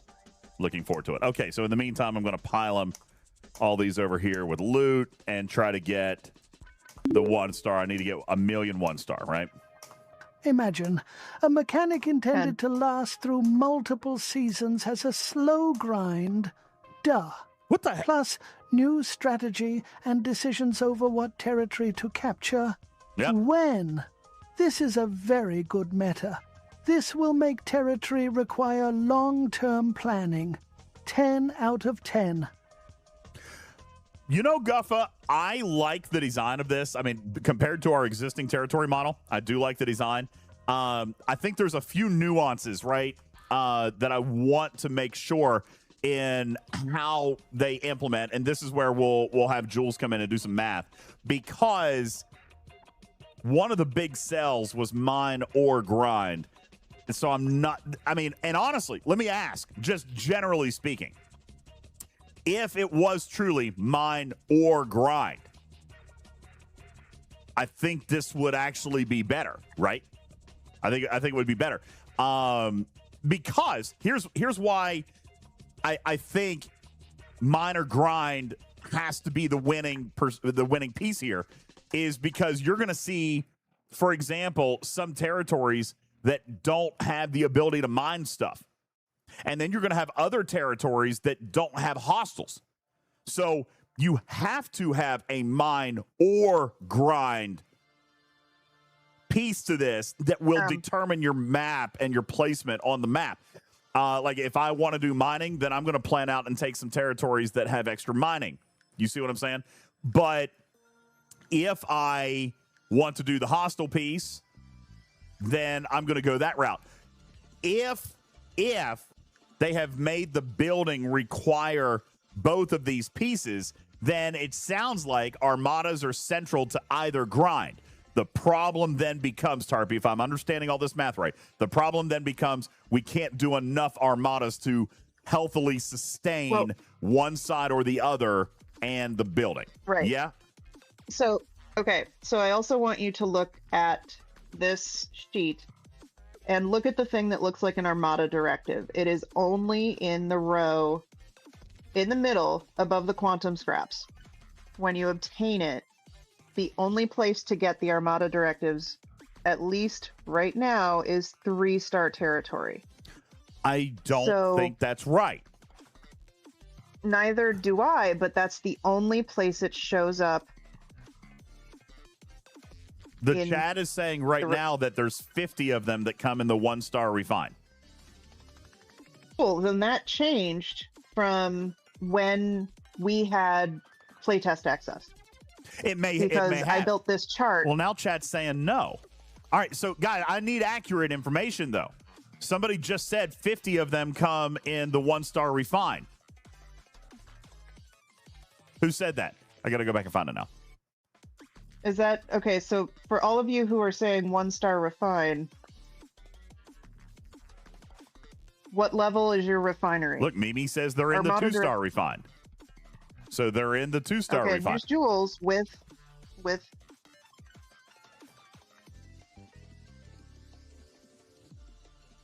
Okay. Well, Hey, look, 3-star. Yay. According to Jules's chart, all right. Well, it guys, is there's a only 3-star. problem then. There's a Because problem. you can't start the Armadas without a 3-star territory. That's wrong. That's got to be wrong. Or at least it's not. There's an error somewhere, because that was not the design. You can't lock the building behind a 3-star territory. Right? That just doesn't make any sense. That makes no sense. But you can mine and you can hit the hostels to get the quantum scraps. But it's a very low drop rate. And the geode has a 20% rate of dropping. And you can do so Guffa, we know you can do Armadas without owning the territory, but the problem is, unless you hit people mining and you get the 3-star from people mining it, you can't get the Armada directives to run. Oh, okay. I might actually so like it's this not, more. as Jules says, it's not locked. It's I might like this more now. It's held behind mining miners and farming miners, and also, No one's going and to be this is OPC. the other math that we haven't done, is if you look in the territory pass, both the free track and the paid track, there are two sets of Armada directives in the free track, and 5 additional ones in the paid track. So, no, not this one, the territory pass. Oh. This is the battle pass. Yeah, here's one. Okay. Well, so it's you can get Armada directives. So this is 2 in a month. And for free, that is. And while we're looking at this, I do want to say I actually am really impressed with the amount of chronoton particles they're giving us access to, because that was actually something that I was like, hey, like, help speed up the old loop for people who haven't had 3-star territories before or often. But so you can run the 3-star refinery regardless of if you have a 3-star territory. you just got to steal it. You just have to, yeah. You know, I'm not 1,000% sure I dislike that. I think. So, do you want to do this video now that Jules is here? No, I'm still thinking. I'm still hashing out. Okay.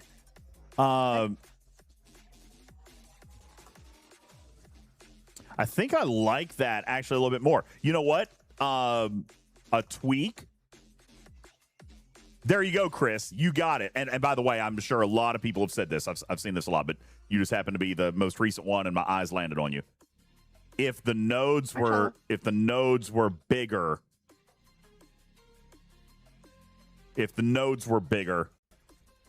then that makes the hunting piece better, right? 500,000 needs to be. Okay, look at the building. Okay. Hey, DJ, the fastest way to get your 10 million 1-star is hunting OPC miners. The loot chest you get from killing the hostiles have about a 5% chance of you getting the chest. Yeah, that's for quantum scrap, but I don't need the chest. The raw Isogenite is their cargo. Let me come back here in just a second. So, hang on. You're looking at everybody's old moving ISO. so fast. Hang on, please. Yeah. I was looking at node sizes. If these were, that's not even the right one. Stuff. You know that, right? Right. Okay. There's not going to be any in Esla because you have the hostels. So if you have hostels, it should be. So we got to come over here to the Tesseract. I can't look in there. Okay, hang on. So you should have 2-star hostels in Hoobastank. I'm not looking for hostels. I'm looking for mining nodes. Okay.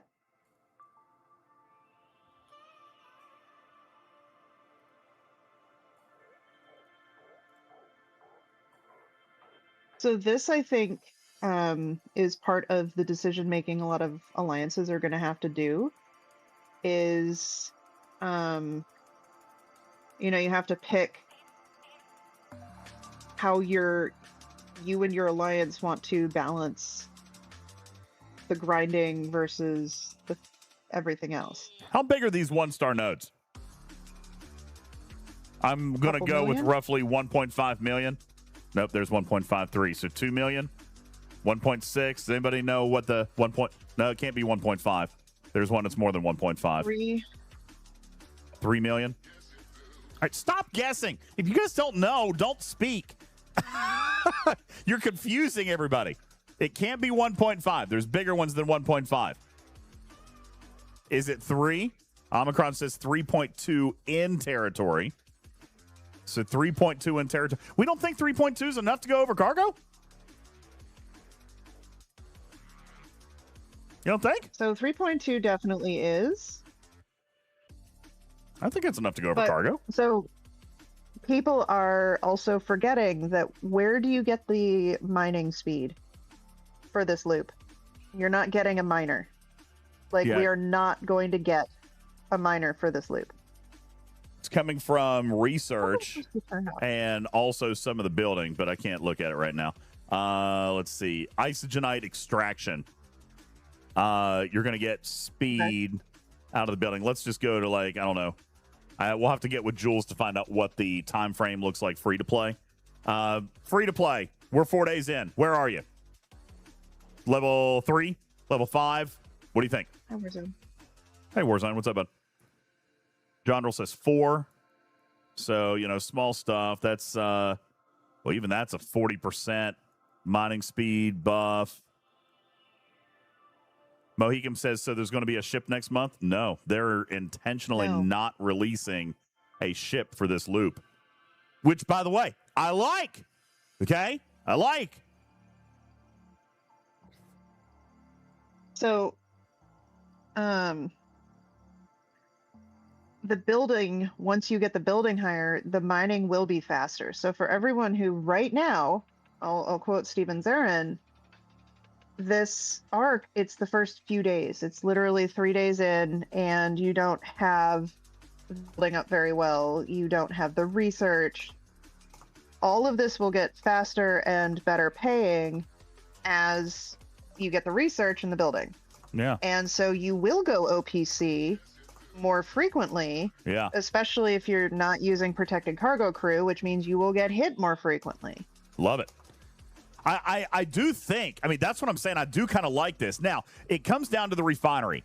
The cargo, I like the mine or grind, but if you choose, so it's almost as though if we choose mine or grind, then we also have to pirate a little bit, right? But if we're going to mine and grind, then we can avoid the piracy. So it's almost as though it was a mine, grind, or hunt, choose 2.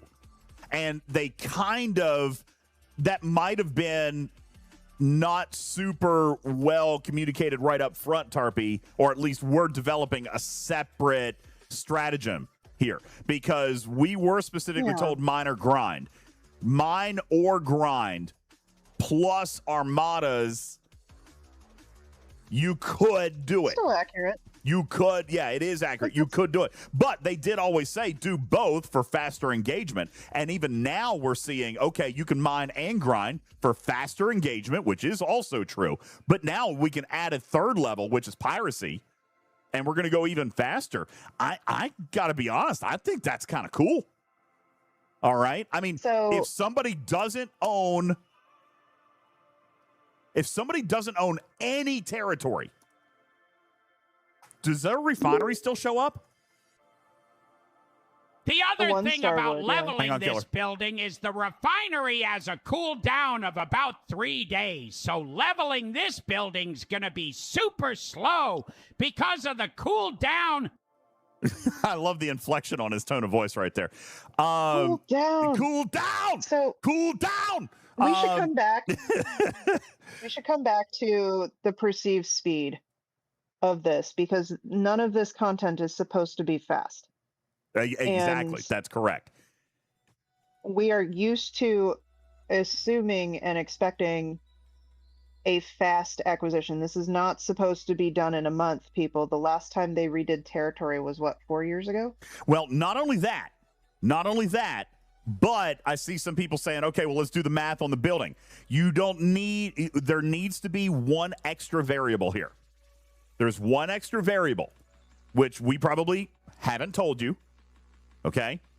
It's that this is the territory capture refresh, meaning this battle pass will be a continuing source of these materials. We can say, okay, well, we're getting 200 days. Okay, but let me ask, and I do need to ask, are there building parts in this battle pass? Free track.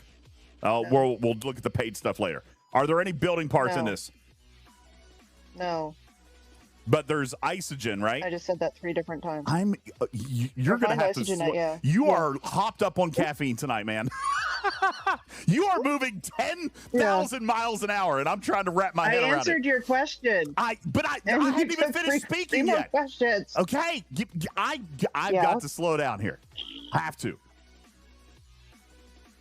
Is there anything in this free track that is convertible to building parts? Is the Isogenite or no?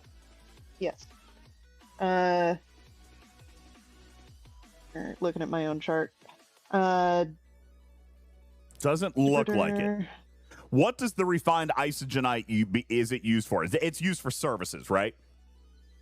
Yes. And like ships and stuff. So the only thing that turns into building parts are scraps and geodes, right? Shelby says, I think we need Jules. I think you're right. But he's coming. He should actually be here any minute. He'll be here in 10 minutes. Perfect. So, but I'm exploring right now. I'm processing. That's right. Let me process. Okay.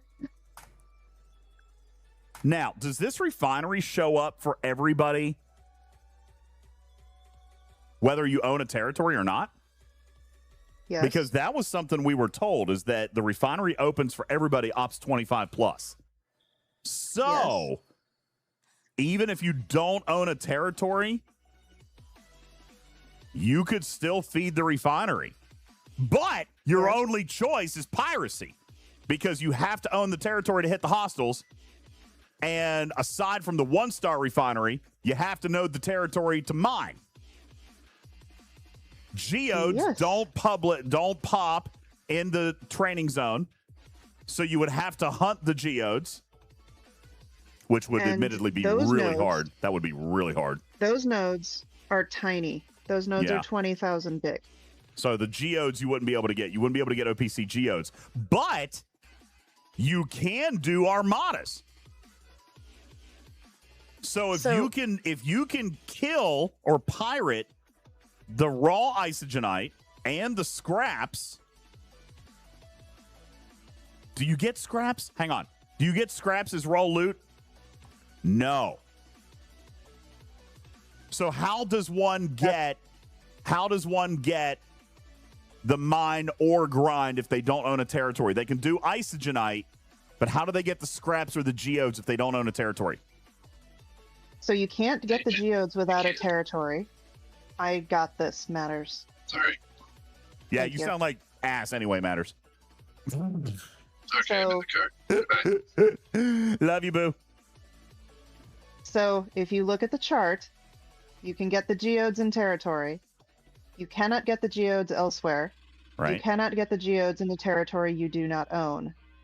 Right. The scraps you can get as the chests from Armadas, or in the bonus loot, occasionally from the hostels, or as a guaranteed bonus loot from the loot goblins. But you have to be able to kill the loot goblins, and they are tough. Okay, pause. You cannot kill a hostile if you don't own the territory. So right now I'm looking at this from someone who doesn't own territory. So you can't get geodes. You can't kill the hostiles, which means you can't get loot goblins, which means armadas are the You can kill only... hostiles in the 1-star, nobody owns it territory training place. Do scraps still drop there? Yes. Oh. But the goblins don't spawn. That I know. That Okay. is what we were saying earlier in matters when you weren't here yet. Yep. The geodes do not spawn in the training zone. All right, but you can get scraps, so you can do the grind piece. Now, I really want to come back to this Armada Directive thing. We're going to get a couple of them in the Battle Pass. That's going to happen. Where else are they coming from? Let's come back into the refinery, and I know Jules has a chart, and he'll be up here in a second. I just want to look. And the chart is on the thing that you're looking at. I literally took all of the information that I put in pictures onto from his chart or from his spreadsheet. I copy pasted all of those images into that one page. Okay.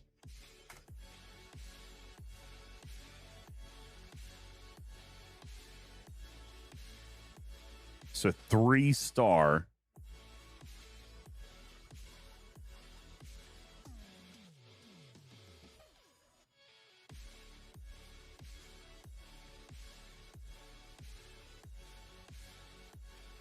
So a non-territory owner can feed their Armada loop by hunting OPC 3-star territories. That seems very possible. Right?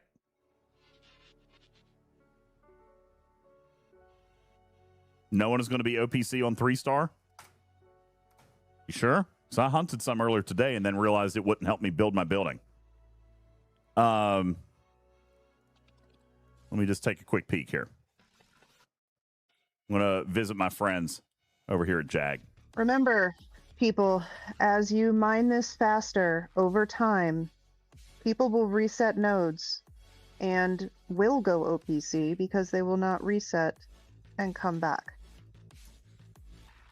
All right, I'm not going to... I'm just going to quickly scan through. Look, there's an open node. See how long I can stay alive. I'm just scanning. Just scanning. Wow, they've got a lot of open nodes. There's a 0. Yeah, not a lot of cargo here then. But, Tarpy, you're absolutely right. Building levels are very low. It's going to get higher, which means we're going to 0 the nodes faster. You know, I do wonder if there's some merit to increasing the node sizes. Let me ask you, chat. Do you feel that piracy should be a core method at progressing in this loop? Tepish says we do not want larger nodes. Why? Why, Tepish? Because people... somebody got me. I was just scanning, guys. Use your NX01. Oh, that's a good call.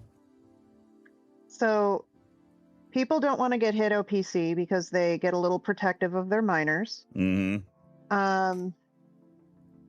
And no one wants to pay Sigma repairs. Mm-hmm.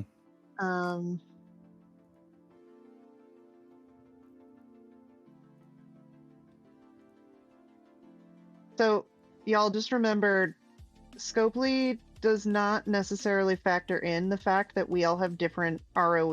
They don't care. In our different servers. Yeah, they don't care. No, as a matter of fact, it's not their job to care. Well, I think their job is to provide as many opportunities for a variety of gameplay. That's what they want to do. They want to provide opportunities for you guys to engage in the game how you want to engage in the game. I think that's one of the reasons Guffa is so proud of this particular release, is because there's something for everybody here.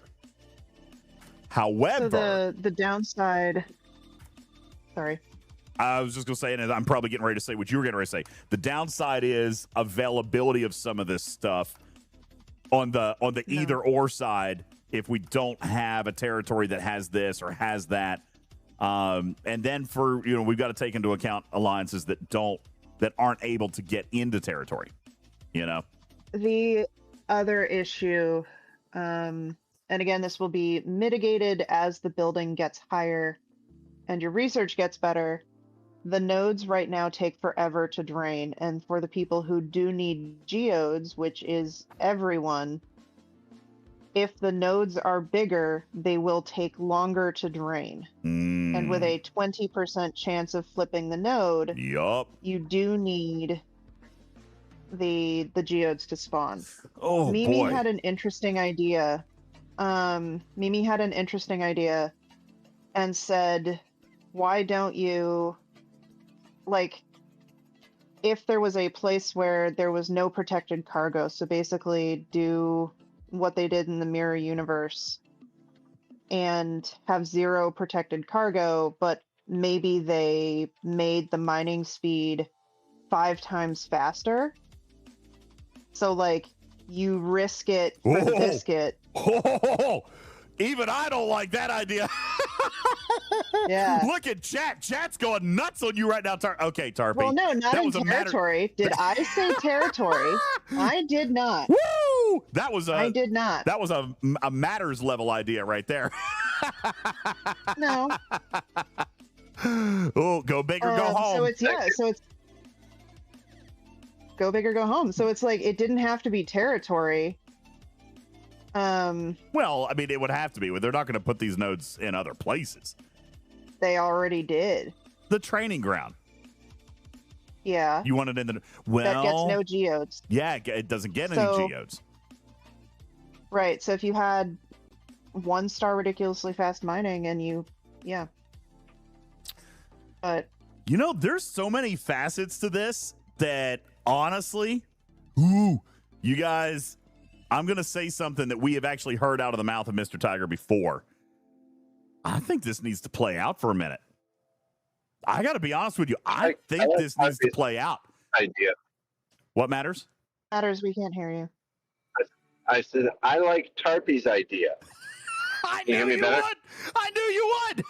Well, so here's why. When you max the building and the research, I think you get 3,000% mining speed boost, which unless they deliberately coded it the same way as they accidentally coded the Botany Bay and the Devores research. Yeah. That's going to maybe double my mining speed. Correct. You are absolutely correct. And that's it. It's not a huge boost, even maxing these things. That is correct. We did run that test in the play test. Quasel did get almost literally a double. It was, I think, Tarpy, it was barely over double. I think he had 2 point. It was shut the hell off. It was 210% net is what it ended up being. It was, you're actually right, Matters. It was very close.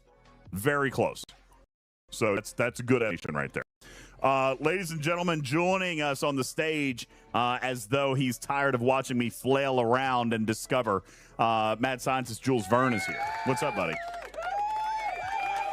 Hello. I got to be honest with you, though.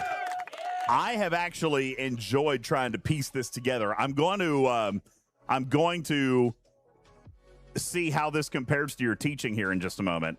But I kind of like what I'm seeing here about the variety of options for engagement. I think my biggest complaint, and I definitely want to see your math here in a second. I think my biggest complaint is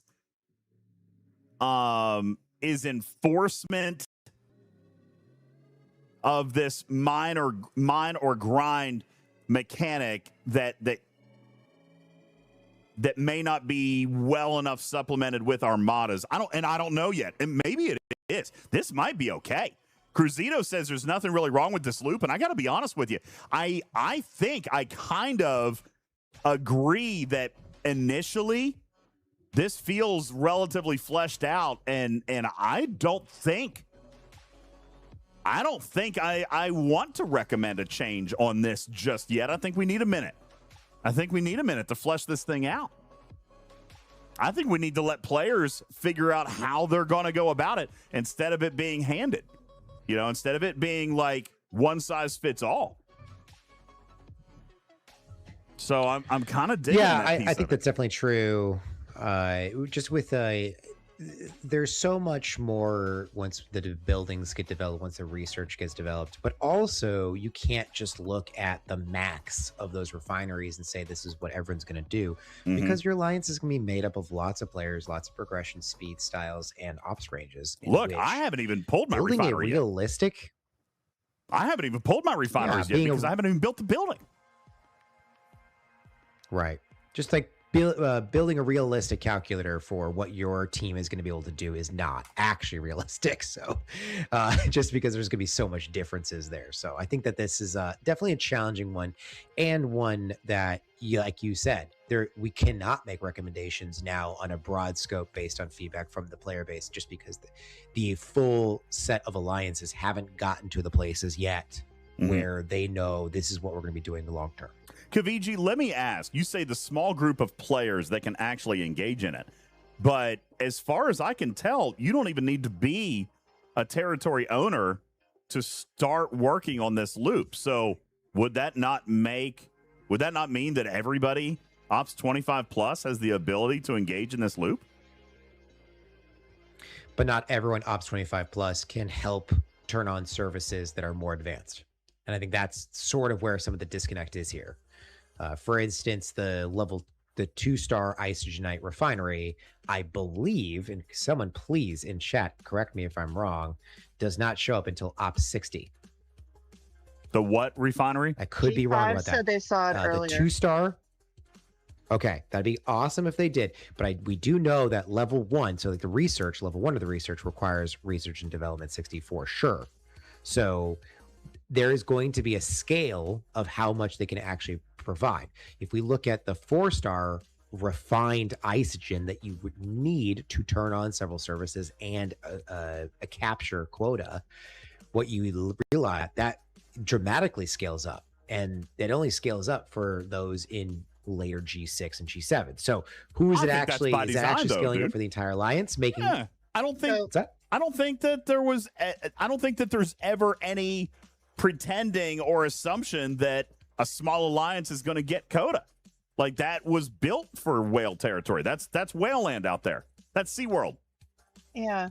Okay, so looking in chat, Guffa says that he has 1, 2, and 3-star available at Ops 58, where other people who are not Ops 58 are saying there are Ops locks that are higher than 58. So I would believe the player who's 58.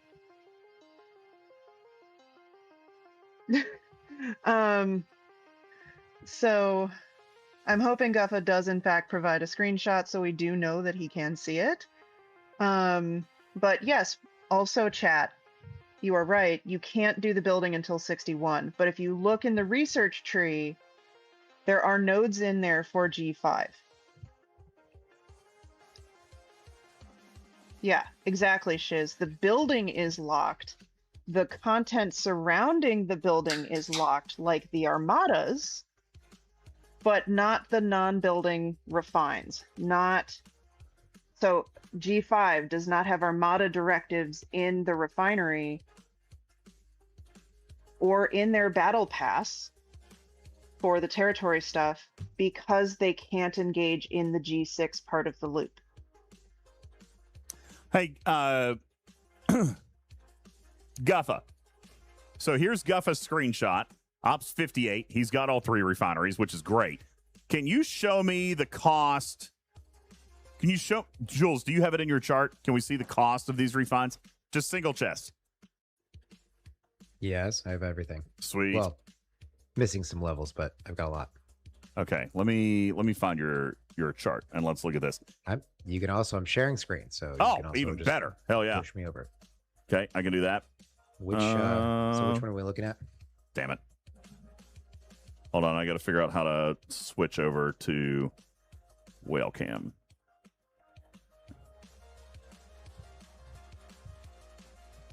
Why have I whale cam flip? Whale cam flip isn't working. I'll post the link in. Hang on, no, I got it. There we go. Whale cam. Got it. There we go. Got it. Whale cam's up. All right, let me turn off elements here while we're teaching and learning.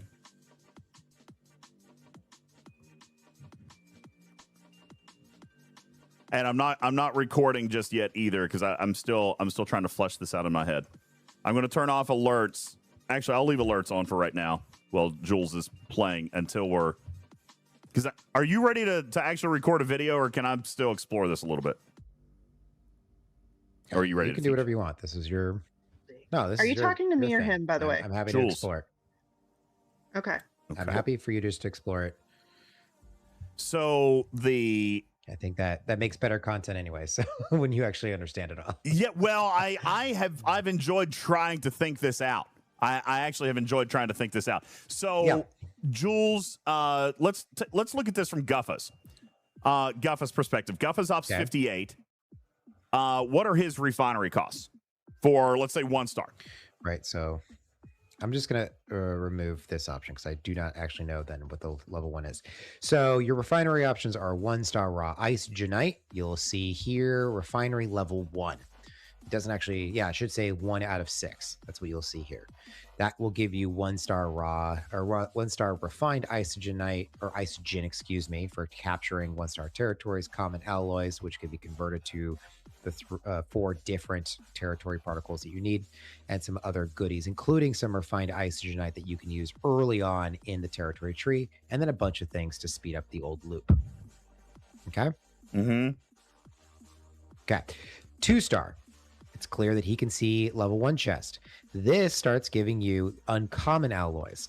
This is what your alliance is going to need to be converted into special resources to refine and turn into relays and conduits that are used for higher level services and takeovers.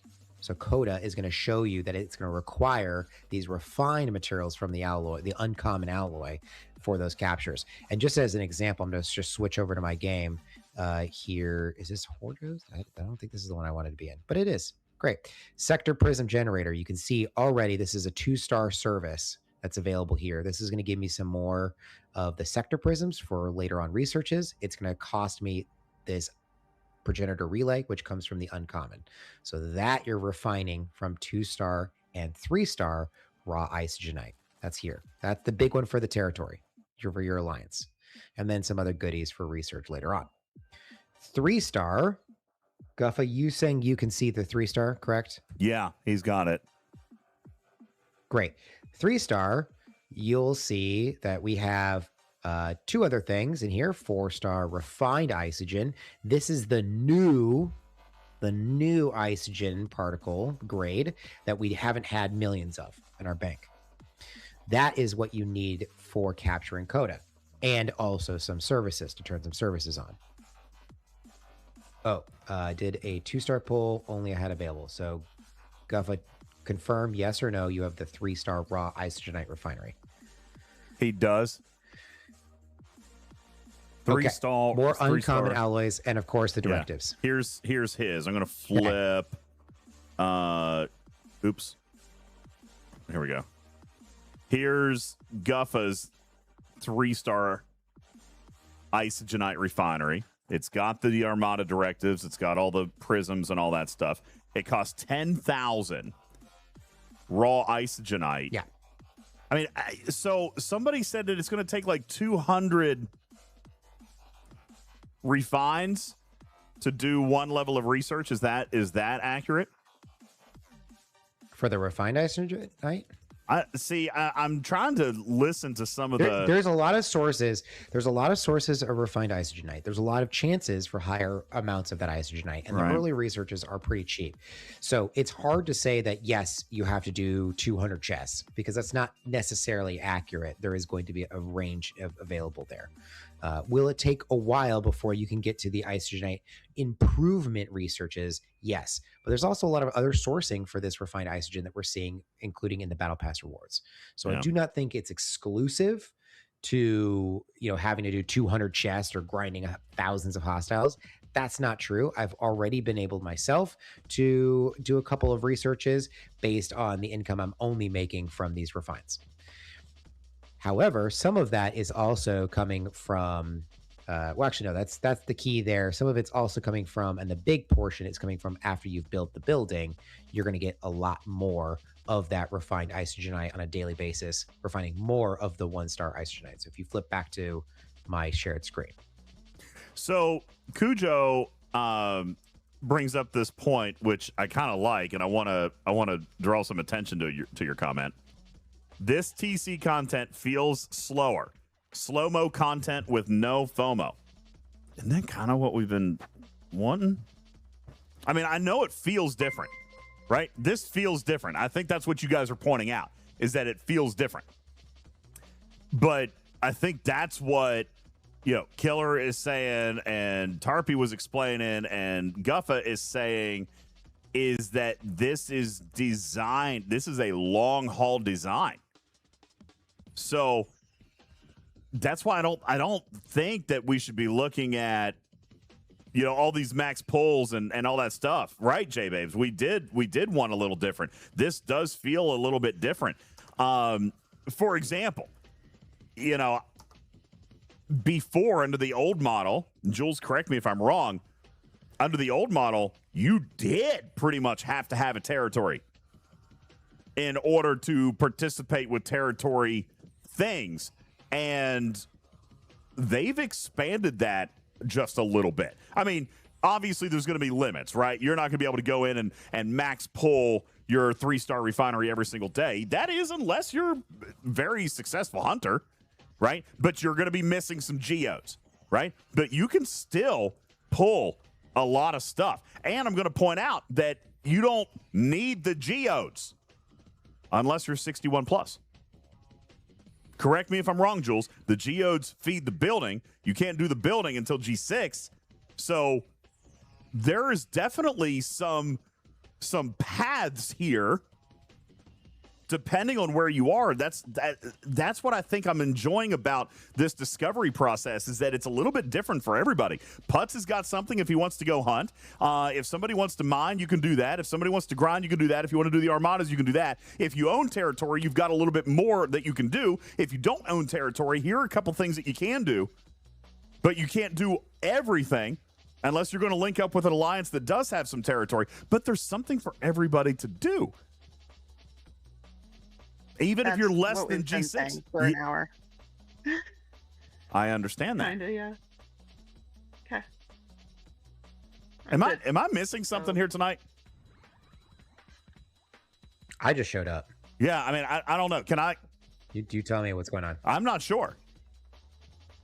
I'm trying. Okay. I'm trying So to let's go learn and back flesh to- this out and explore it. That's what I'm trying to do. Yes. So let's go back and we got to focus on two separate things here. What is good for you and what is good for your alliance. Those are two separate things, because the 3-star raw isogenite refinery isn't necessarily best for you.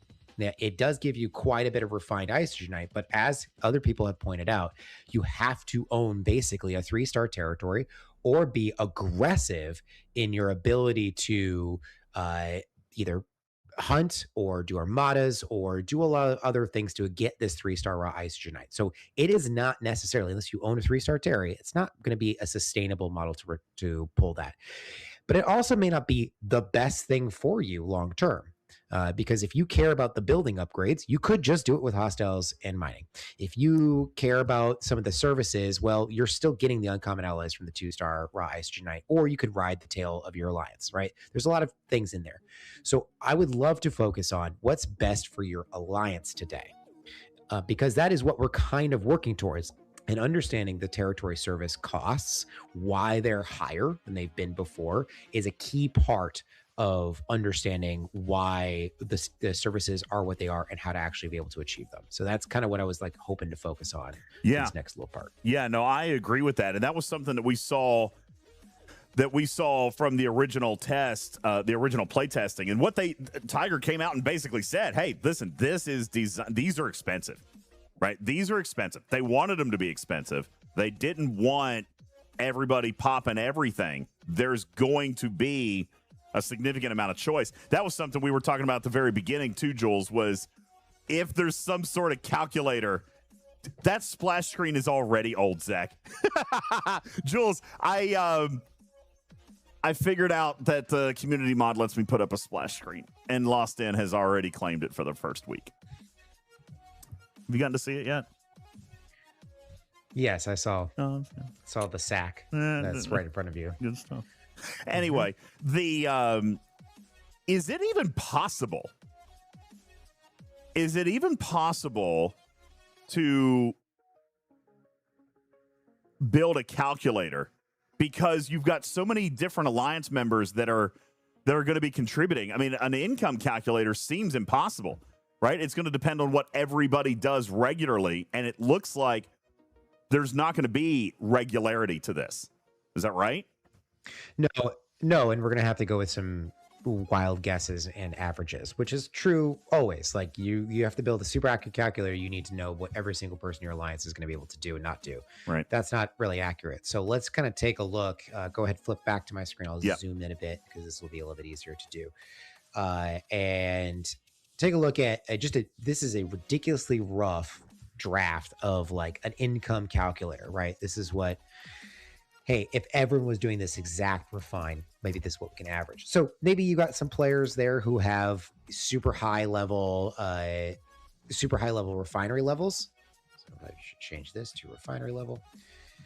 Because they willed out and they're high ops level. You could have not that many players being able to refine here because of ops locks in there. And you may be able to say, hey, I don't have anyone who's doing the 3-star Isogenite. So I'm going to go ahead and remove that. So this is what's going to give you like an average of how many refinery level people are going to have, the number of players that can do that refinery in your alliance, the number of chests they're going to be able to do, the daily amount of polls essentially, and weekly amount of polls that you're going to get. So you can kind of calculate based on those refinery income what you're going to see. Now, the big thing I put on here is the Meridian Mastery. Remember when I gave that tip? Go ahead and archive the Meridian. Yes. Because it is so essential to the common alloy income and the refined isogen. I know that before I archived the Meridian, I was not keeping up with my max refines. It just was boring. It was an old loop. I didn't care about it. My alliance had plenty, so I stopped caring. And that reduced how much income I was giving to my alliance, but we had millions. So it really wasn't that big of an issue. We still ran low in alloy sometimes, and we still got the questions asked in chat. Hey, can you please go refine this for whatever reactors and emitters that we needed? So archiving the Meridian and claiming the Mastery Bundle was a huge bonus to just not thinking about it, getting that income. Here, what we're going to see is even with early levels, we're going to start to increase that amount of alloys that are going to be available. Even I think it's right at level 3. Oh no, I'm missing that data there. So right at level 3 is our guess is when you're actually going to start getting double. You're already getting more refined isogen. And you can see here on each of these levels, just the level one of the refinery, you're already going to start to get more. And I think I actually need to, I got to add some math here. I did. Formulas. Hey, while you're doing that, let me answer 2 questions that I see in chat. Tepish says, who got the gift for CoTA resources? I can tell you that it was owners of 3 territories, Frampton, New Jord, and Duporta. They got the because they're eligible to attempt to take territory. And in looking at the actual map, this also gave us a little bit of an idea about how these connected services are working. So right here's Frampton. There's a connection to CoTA. Here's one from New Jord. That's a connection to CoTA. And Duportis. That's a connection to CoTA. So if you're looking at my map, for example, Jag has Duportis and New Jord. Frampton, I think, was already made available, right? It already went up, and no one on my system went for it. Yeah, it's still got 4 days up. So if an alliance had gone for Frampton, they would be able to compete for CoTA. Instead, now Jag has undisputed claims. undisputed claim to CoTA. Nobody's going to be able to challenge that because they've got 2 out of the 3. So IJ says we took Frampton, then dropped it. I got you. So and by the way, strategy, right? If they had it and dropped it, they took it to prevent anybody else from competing with them in CoTA. That's a very viable strategy. Is to. And by the way, not necessarily a bad call, right? Take territories and drop them to prevent other people from having them. I mean, that's probably a reasonable strategy if you're trying to protect CoTA. So that's good. Another question. Detroit Rock City. Sorry, I see your question now. I just looked up your chat. I only see one that I missed. So if there's something else, let me know. He says, if you aren't in an alliance that has the old Isogen, how are you supposed to get the 2- and 3-star Isogen to help with the territory research? Okay, I can actually answer that one. If you're in an alliance if you aren't in an alliance that has the old Isogen, I guess, are you in an alliance that has the new Isogen? Because the new Isogenite, rather, is giving the old stuff. So here's your 1-star, which you can go get, which you already said 1-star you knew. So you're looking for 2 and 3. If you're in a 2-star territory, you're going to be able to get it either from the hostiles or the mining nodes, depending on what you have. Same with 3-star. But you are going to have to own one of those territories in order to be able to do the Isogenite, and then you're still going to be able to get your old Isogen stuff. Okay? So that should answer your question. Are you going to be able to work on territory research without owning any territory? No, because that was the older model, right? That was the older model. So that's not going to change. All right. Hopefully that answers your question. Kaviji says, how are those not in the 6 alliances that have access to the 3-star geodes supposed to progress the building? I would imagine that that's going to be Armadas. You're going to be able to get the replacement stuff from Tarpy's chart here. If you can't get the geodes, you can still get them from Armadas. So you don't have to have geodes. You can do grinding and Armadas. You can do mining and Armadas. Or you can do mining and grinding and kind of skip the Armadas. But it's definitely going to be a pick 2. Think of it like a triangle. You got to do 2 out of the 3 points. 2 out of the 3. How are you supposed to get Armada starts if you can't do the 3-star refinery pulls? So right now, extra directives are coming from the 3-star refinery, but Territory Pass is also coming with 2. And by the way, that's 2 starts. I'd say we need to also get back to remembering that Armadas, we should be cramming as many people in there as we possibly can. But there are 2 starts, I think Tarpy said, in the free track. And being that this is the new model for Territory Capture, this Territory Capture Pass is going to stick around for a little bit too. If you can't do the Territory Pass, then why can't you do the Territory Pass? Territory Pass is just participating. So now Seth says, I just solo loot crew them YOLO. Yeah, but that's not helpful to your team, bro. That's not helpful to your team. But, I mean, obviously that is a strategy you can do. But, I mean, John Roll, if you can't do the Territory Pass, then you probably can't do the other stuff either, right? Territory Pass should be something that everybody can do. I'm going to have to force myself to do it. Look, I haven't. So I'm already boned. But, yeah, I'm going to have to get back in the habit of doing them for sure. We'd been saying, like, this is part of the refresh that they did. We'd been saying for literally since the Territory Pass came out that there's no reason to do the Territory Pass for years. Yeah. So this is giving people a reason to do them. If you don't have a 3-star territory, the Territory Pass is your only access, at least right now, to Armadas. Yeah, and there's 2 starts, which in theory, perfect math, should get you at least 10 to 12 plays.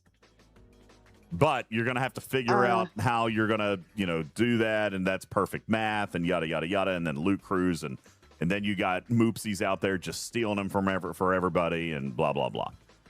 So, And to keep reminding, you do not need to own the territory to do the Armada there. correct. And it was suggested during the playtests that those Armadas should respawn fairly quickly. Yes. I'm not saying immediately. During the playtest, we asked this several times just to make sure. They said that the Armadas should respawn fairly quickly, so this should not be a wait around for an hour to get another Armada. Yeah. Yeah. Who knows, though? Detroit Rock City says the Isogenite is pretty slow with lower level surveys. Going to be tough to feed that refinery. I mean, it's going to take some time. It'll definitely take some time. You don't have for a sure. selfie? Well, I mean, they might be Like- lower level. That's G6. I mean, they might be G4. They might be trying to do it with, Right. you know.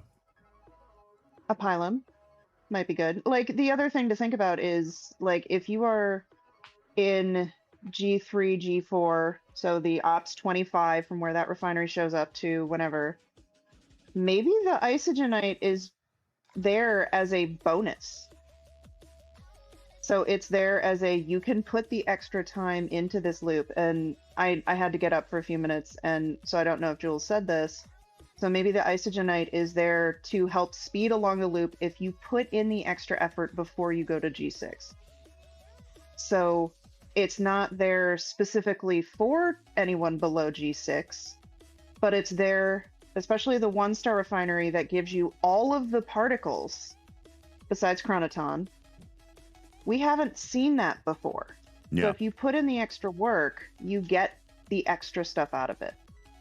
So it might be an extra hostile grind that you wouldn't do otherwise. Here's a level 65 Armada, Tesseract 2-star. This is a 2-star, but it still comes with all three things. So let's pretend here for a second. Detroit Rock City. Let's say you came to this Armada with a loot crew. Let's say there's 5 of you, equal power. I don't know. All right. Math is tough with Armadas anymore. But that means that you should be able to walk with what? 10,000 3-star material, all things being equal. I mean, super, super loose math, okay? But if 5 players showed up with you, 6 total players showed up with you, your base loot would be 5 if you were equal power. Double loot gain, presumably from a loot crew officer, would get you 5,000 plus 5,000 is 10,000. That's 3-star. 2-star, 1-star would be just a little bit less. You're also going to get some of the Armada stuff to pull the Armada credit. Zek says 20 round limit on Armadas. Low ops can't really help. They're not supposed to.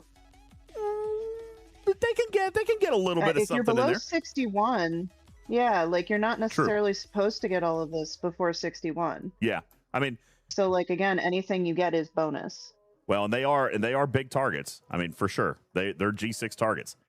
How big do the Armadas go up to, Jules? I saw the 2-star was 65, so I'm going to assume the 1-star is what, a 60 or 63, and then there's a 75. Yes, 65, well, I was 70, hitting 75s in the 75s in CoTA. clips that you were. Yeah. So there's 3 levels. Nice. I mean, I do think that that some tweaks could be recommended here, but honestly, this is meant for territory owners. It's meant for planners. It's meant for engagement. It is built for 61 plus, but there's rewards for 25 plus, which is better than we can say for Athena Loop or Maverick Loop. And it's built long term, and we can't do everything in the first week. I kind of like to see. I think I'd kind of like to see it flesh out a little bit. I think we need a few weeks just to see how things go. I mean, I know that some people are going to say that they can't do everything, and I mean that's kind of the point. Other people are going to say, well, you don't have access to it, but does your alliance have access? You know, here we are 4 days in. I guess 3 days in. We've got we've got some people on the map, and doesn't look like we've done any, at least on our server, doesn't look like we've done any Kingmaker stuff. It looks, dang, does Jag already have 5? Jag's been all over the map. They've done 6. Just out of curiosity, why are you guys doing so much, IJ? And I'm only asking, I mean, obviously, maybe you guys are liking it, but you said you had already picked up Frampton and then dropped it, and you're still already holding 5. Because then no one else can take CoTA. Is that what you're doing? You're shuffling it around to protect CoTA?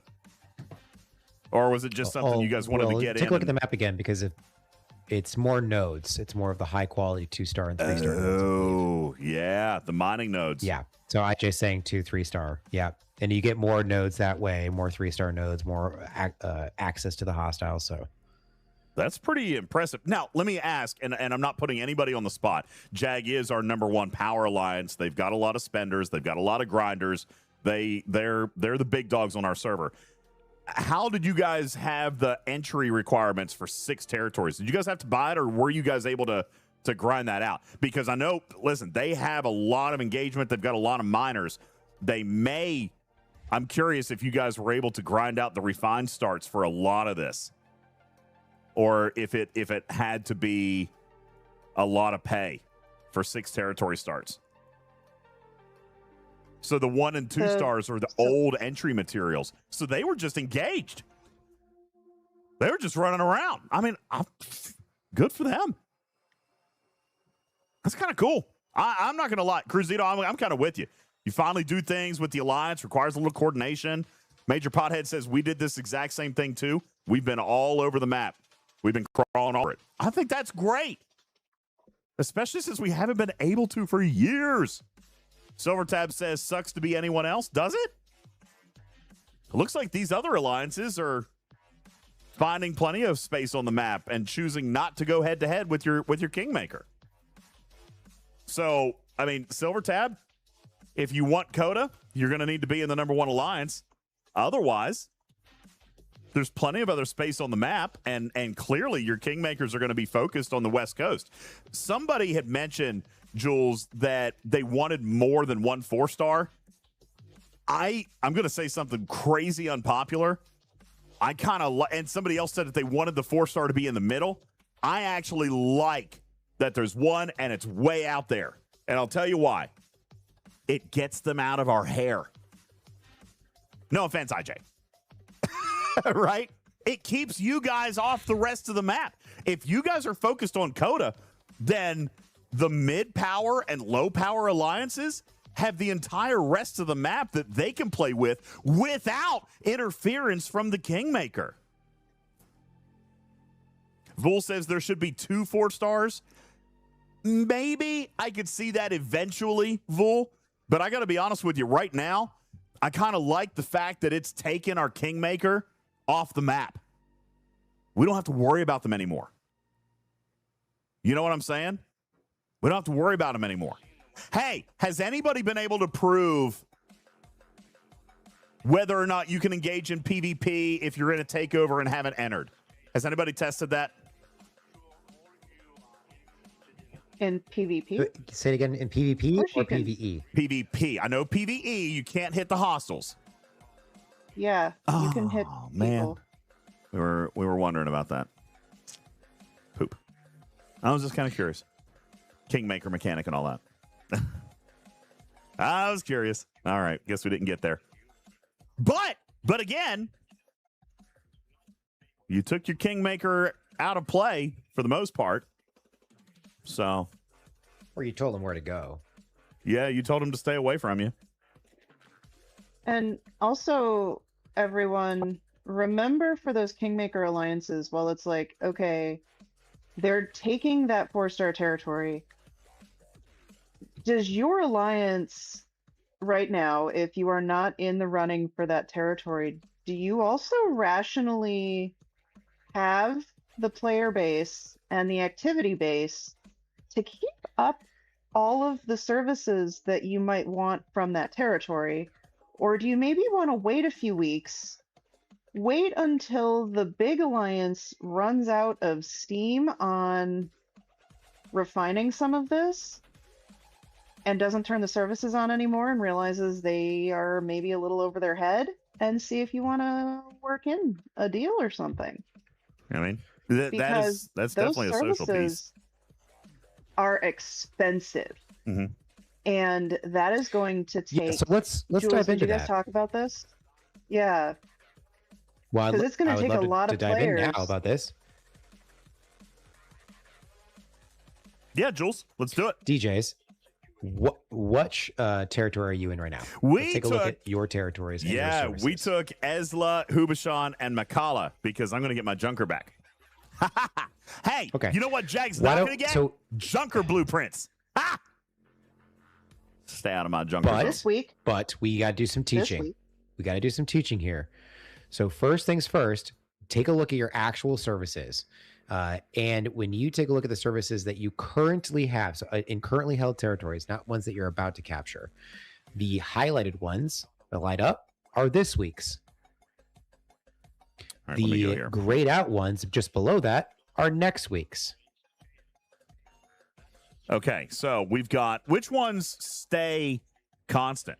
Like I'm showing 12 that are available, only 6 that are coming next week.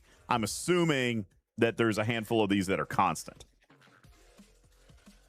I'm unsure which are constant, which are not. What we do know and what we can say is that there is pools, just like, territory, alliance tournament tasks. You know how there was pools of different types? This also has the same thing. There's pools that are being pulled from random. So there's always going to be a specialty ship blueprint or parts sourcing version, right, for some of these territories that have that. But what you may get week over week may change. So right now, you looking in there and you say, hey, I've got the Borg Cube blueprints. Or is that the shipyard? Yeah, the construction yard. So you could potentially start working on another Borg Cube. But next week, you don't see that in there. You see GS31 blueprints, which probably means that potentially the Borg Cube goes away. Now, legacy services like the ISS Jellyfish Constructor and the XO1 Constructor, those ones probably stay. But again, I can't answer that because we don't actually have the full list. We don't know. Same thing with like the Metreon Particle Generator. That is a legacy service, but we don't necessarily know if that one's going to stay week over week. So take a look at this one. So let's just say, hey, you want to pick up one of these things. So which one do you think your alliance is going to go with? The ship part, the Borg Cube ship parts, or building the Borg Cube? We're just going to use this as an example, not necessarily that it is the thing that your alliance is actually going to go for. Borg Cube blueprint parts or Borg Cube ship parts. Let's go with blueprints. If we were going to do it, I mean, we can all earn a bunch of Borg parts, but we can't get the blueprints. So let's chase blueprints. Okay, Borg Cube blueprints. Let's take a look. Is there anything else in here that you think is like highly valuable?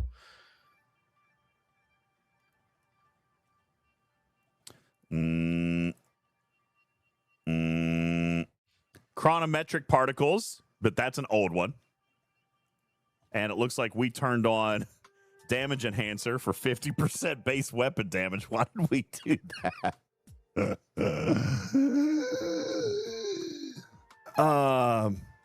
But that's probably damage enhancer. Yeah, we got damage enhancer on.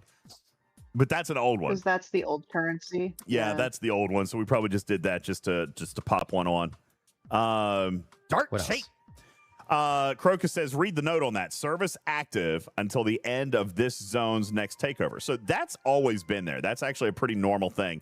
That would say that the service is active until the end of your takeover. So just as a point of timing, your services stay good until the next reset. Well, your next reset is not at the time that your takeover begins. Your time that your takeover begins is actually, in this case, an hour before.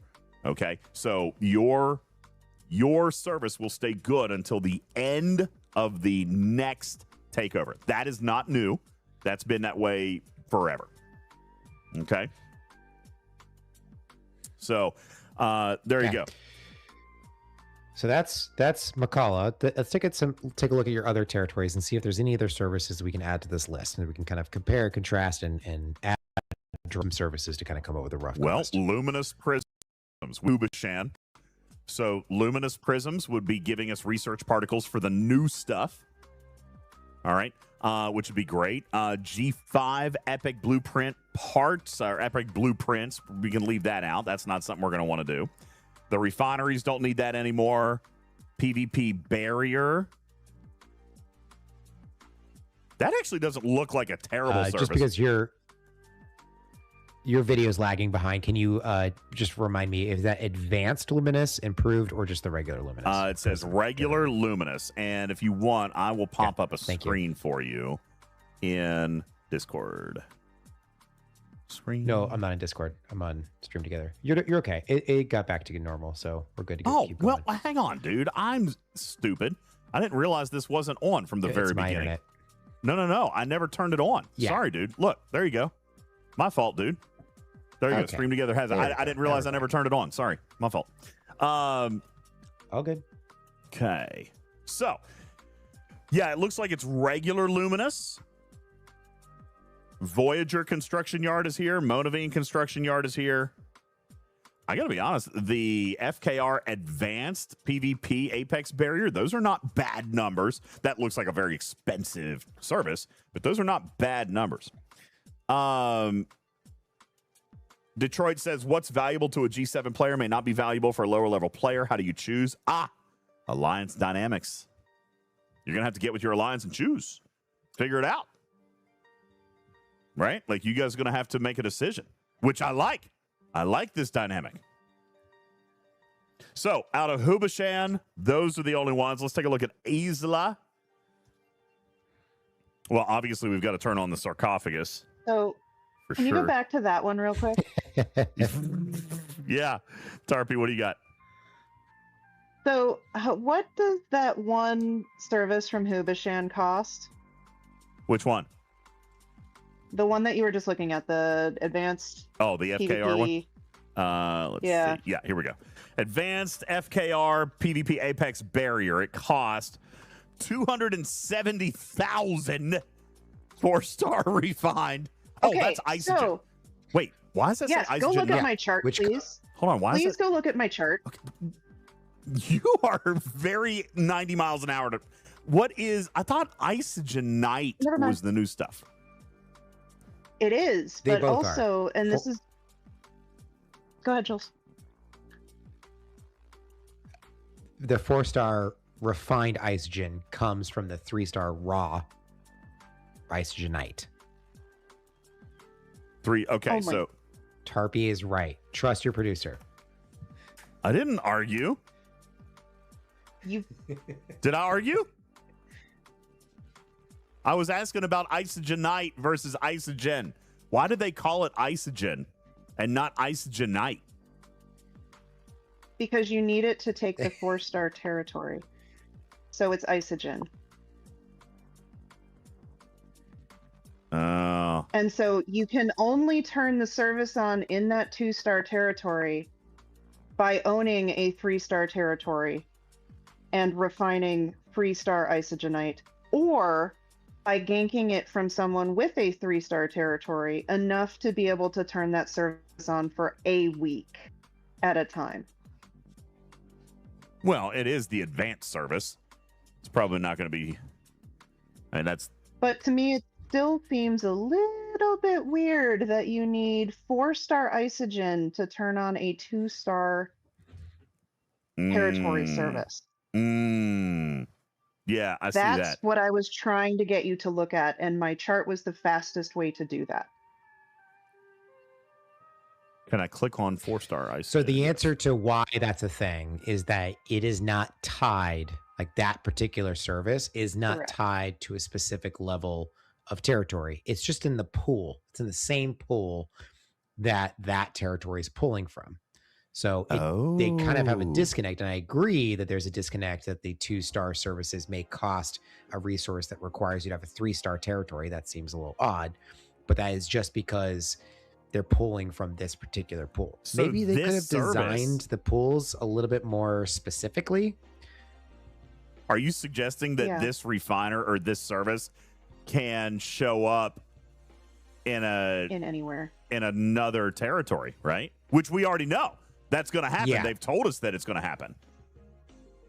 This is their new dynamic. And the one-star territories, the one-star territories may not have access to that pool, and the 4-star territories have their own pool altogether.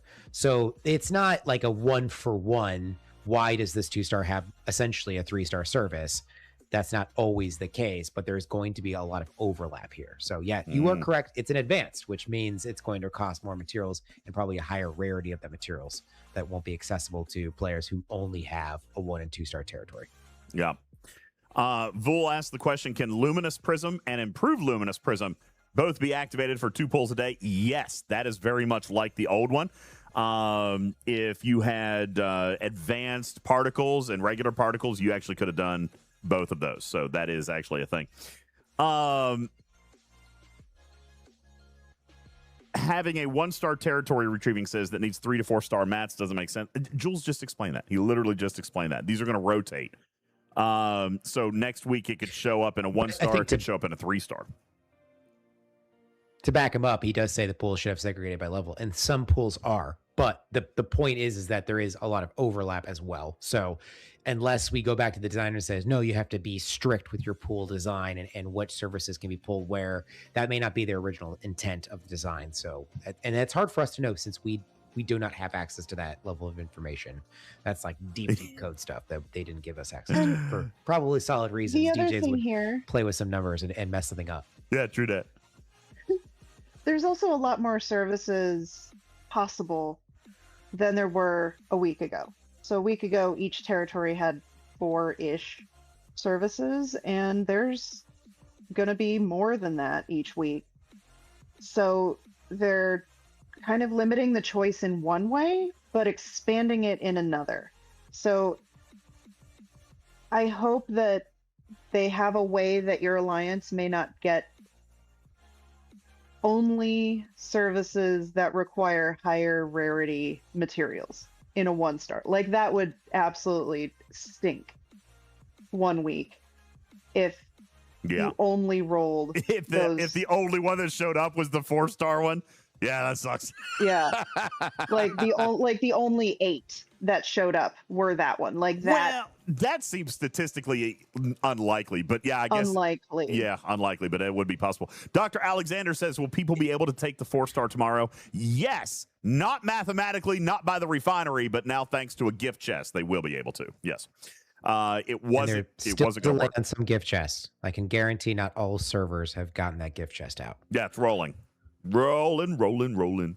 So yeah, that will be something that comes. But yeah, there will be the potential for CoTA to be owned tomorrow.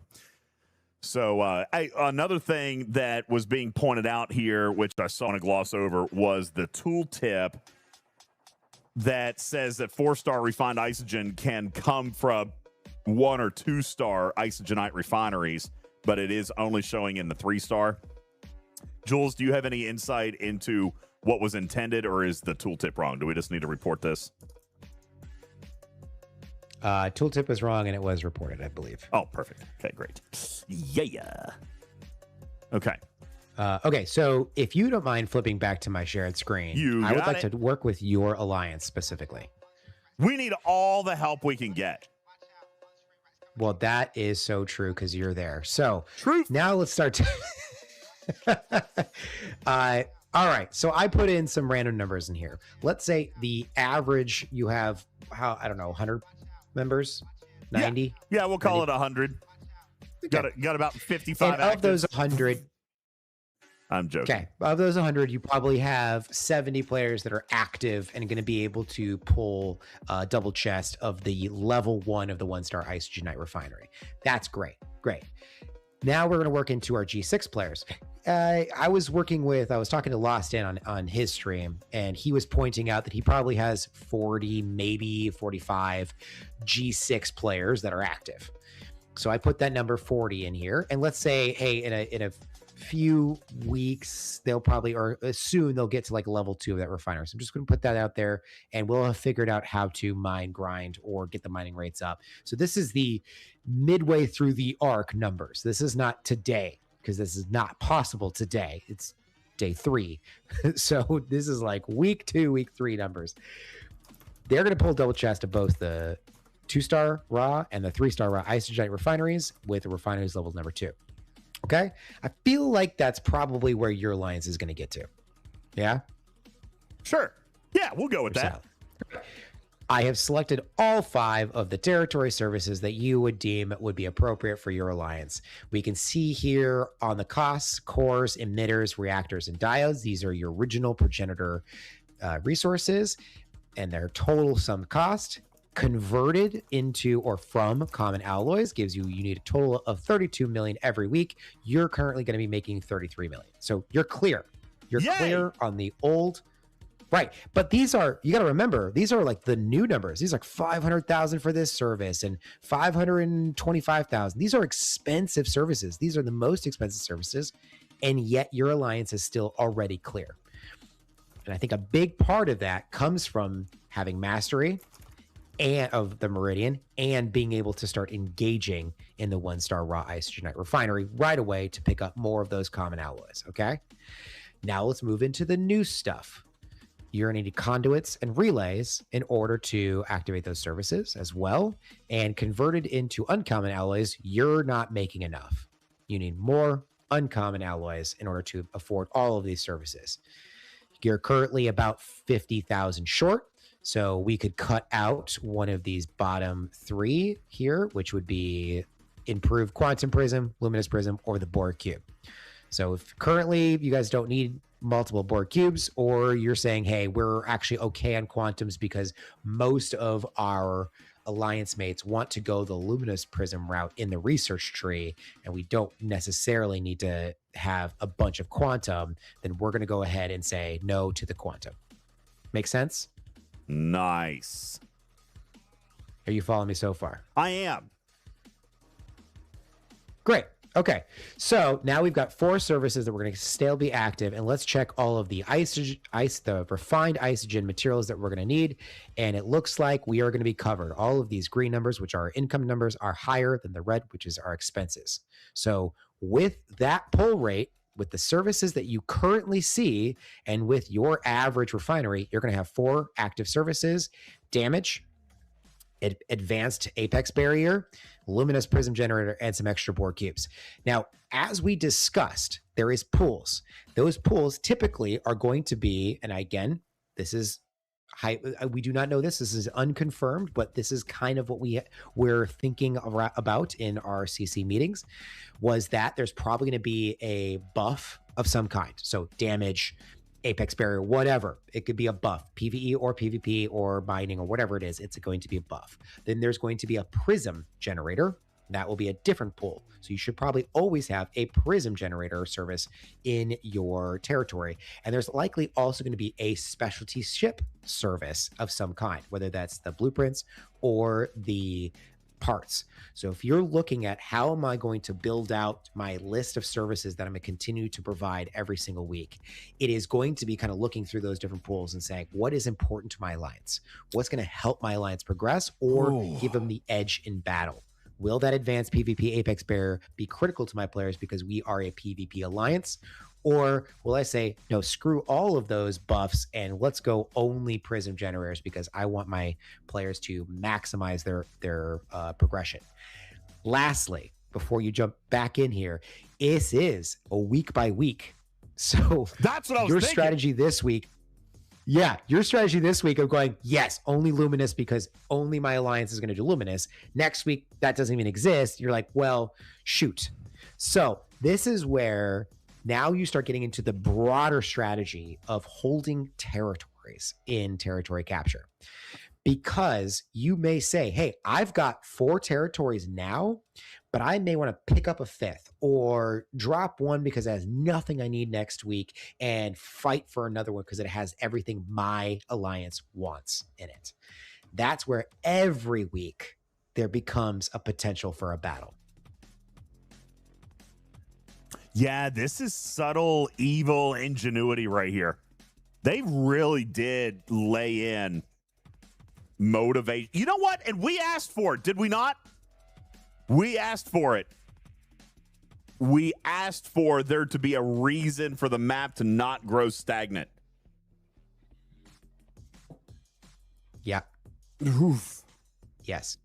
It's So, a lot. It's a lot. And do not use, I made this, all right, because I was a little bit concerned with the future of territory.lol. But today, breaking news, territory.lol will be getting a revamp from its original author, Gherkin, who did a fantastic job on the original one. Let me go ahead, pop over to the beta site. So this is not available to the public yet. They're still working on some of the kinks in here, but we've been able to export the services that are going to be available on each individual server. No way. And you're Are going to you be able serious? to map out week over week. You should be able to. Now, this is a big hopeful that this is actually going to be possible. This is what I've heard from Quasel, who is a huge supporter and helping out with Gherkin getting this thing redesigned. And of course, Lightbull and Chronox, who are helping with those exports to try to figure out and map those services to each server, to each territory. But you should be able to use this, save it, share it, import other alliances, and actually plan out your area that you're going to be working in here to figure out how you're going to capture territories and what your services that you're going to actually activate. Oh God, man, Jules, I like it. I know people are like, oh, this is too complicated for a mobile game, and I get it. But this is an immersive experience. It's going to change this. Okay, I'm going to make a bold claim. This almost has the dynamics of what I feel like Flashpoint was supposed to kind of begin, which is like the living, breathing galaxy kind of thing that they talked about. You know, they wanted the adaptivity. They wanted things to change. They wanted things to ebb and flow. It's cool. Wait till week 2. Do what? Wait till week 2. Yeah. We're getting more. I mean, you know, we did. That's right, Devon. We asked for more. We got more. This has potential to not grow stagnant after 3 months. You know? And Skippy has it exactly right. It's as complicated as you want to get involved with it. Let me ask, how many players here have more than one diplomacy alliance mate? Right? Do you guys have like 30 diplomacy Commodores? I don't think so. Right. Diplomacy is complicated. Therefore, there's one person, or maybe two, maybe the Admiral and a diplomacy Commodore, are typically the only people that really have to worry about diplomacy in your game. Hey, you may now have a professor of war in your as one of your positions in your alliance leadership team. Volunteer. You know? and they're the ones. You know why? Because I was one. I was one at the last time the territories had kind of recaptured. I was a Commodore at the time. I did all of the math. I figured out what our refines want to be, exactly what services we were going to do to turn on every single month and what we needed to do. So I was realistic with my team. I put out polls in my Discord saying, hey, which one of these 10 services do you want? Pick 7. We can afford 7 of them. And they did that. And I activated them. I tracked our budget every single month. You know how much our alliance had to do? They just had to show up. They had to show up to battles. Yeah. If there was a battle, they had to show up and they had to refine. To them, it was a regular loop. To me, I was crazy doing puzzle. math. I was doing calculus. Like I was doing diplomacy. I was doing all this stuff because I loved it. And guess what? I was done after 2 months. I didn't need to do it anymore because nothing changed. Nothing rotated. Now that position in your alliance leadership has a job month over month, year after year, or that position can rotate, or it can be a team. It could be a council of people. It could be a war council, you know, like whatever it wants to be for your alliance, how engaged your alliance wants to be. It does not have to be every single player. I understand that all of this looks really complicated because there is a ton of new services, a ton of new mechanics, a ton of new battles planned. But in the end, what is the average player going to be doing? Showing up. Mine, grind, showing up for battles. Refine. Getting different services once every couple weeks instead of once every 4 years. Like, there will actually be changes. Like, you could stay in the same place and get a bunch of different stuff. Probably is how this is going to end up being. But, like, you will actually have some variability in what the season will look like. And some weeks you might need to mine and more to answer, because you want more stuff. Yeah. Very good. Retrieving. To answer Retrieving's question. Yeah, that's where I was going. He's asking how realistic will people relocate? And to be honest, no. I know my alliance is going to go for CoTA, okay? We're going to hold CoTA, and we're going to hold one of the 3 stars and a 2-star and a 1-star. But that locks us into 4 territories, which means we're going to probably bounce around to 2 or 3 other territories on our radar, right? Yeah. And I don't think that our alliance is going to care if they kick somebody out.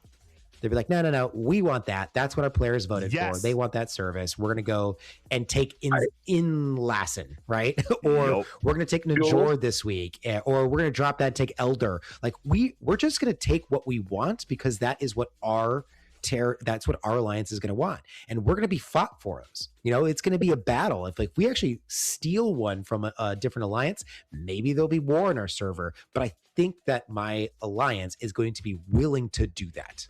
And that's what I love. Territory capture is not locked in the first week. It is going to be evolving.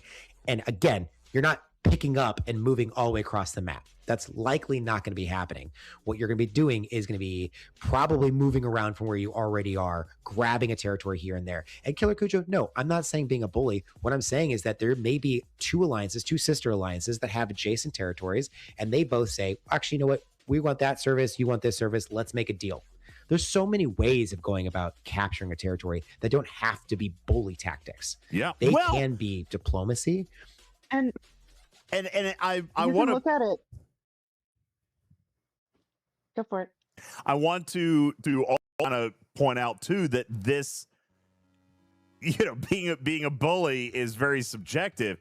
The whole point is territory capture battle. If somebody wants to take a territory, they've got the ability to do that. You also have the ability to defend. You have to stay on your toes. You have to pay attention. If that's your territory this week, it's not safe. You know, that doesn't. That's a dangerous word to be used for engaging and challenging somebody for a territory for a service you want. So yeah, I do absolutely see a scenario, Retrieving, to answer your question. I see a scenario where a lot of alliances will stay put, like Tarpy said, and rotate through the services that they get. But they're still not safe because somebody else may eventually challenge for one of those. Do I think that a bunch of alliances are going to move all the time? No, but one will, and it's enough to keep it fresh. You know? Yeah, DJ, I totally agree. If they are going to rotate the services, especially the specialty ship blueprints, for example,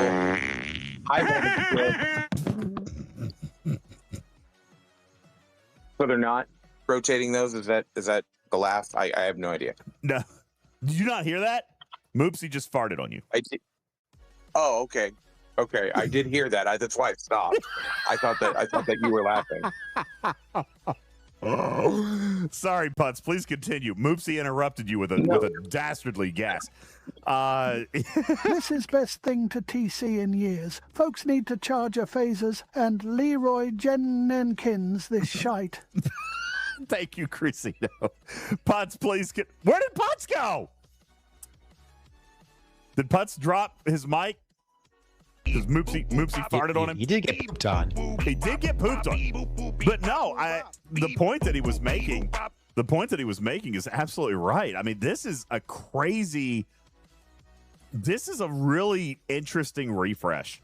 And it's going to incite a lot of different play styles, whether it's diplomacy, whether it's combat, whether it's piracy, whether it's mining, grinding, your mechanics being involved. All of this there is something here for just about everybody. And even if your alliance is not on the map, even if you're a G3 player, there's still a little something for you. And the more you become engaged, the more rewarding it can become. Sam says this is not going to cause movement on our server. You know what? For 9 out of 10 alliances, I'd probably believe, but I hope that one alliance keeps you on your toes. I hope one does.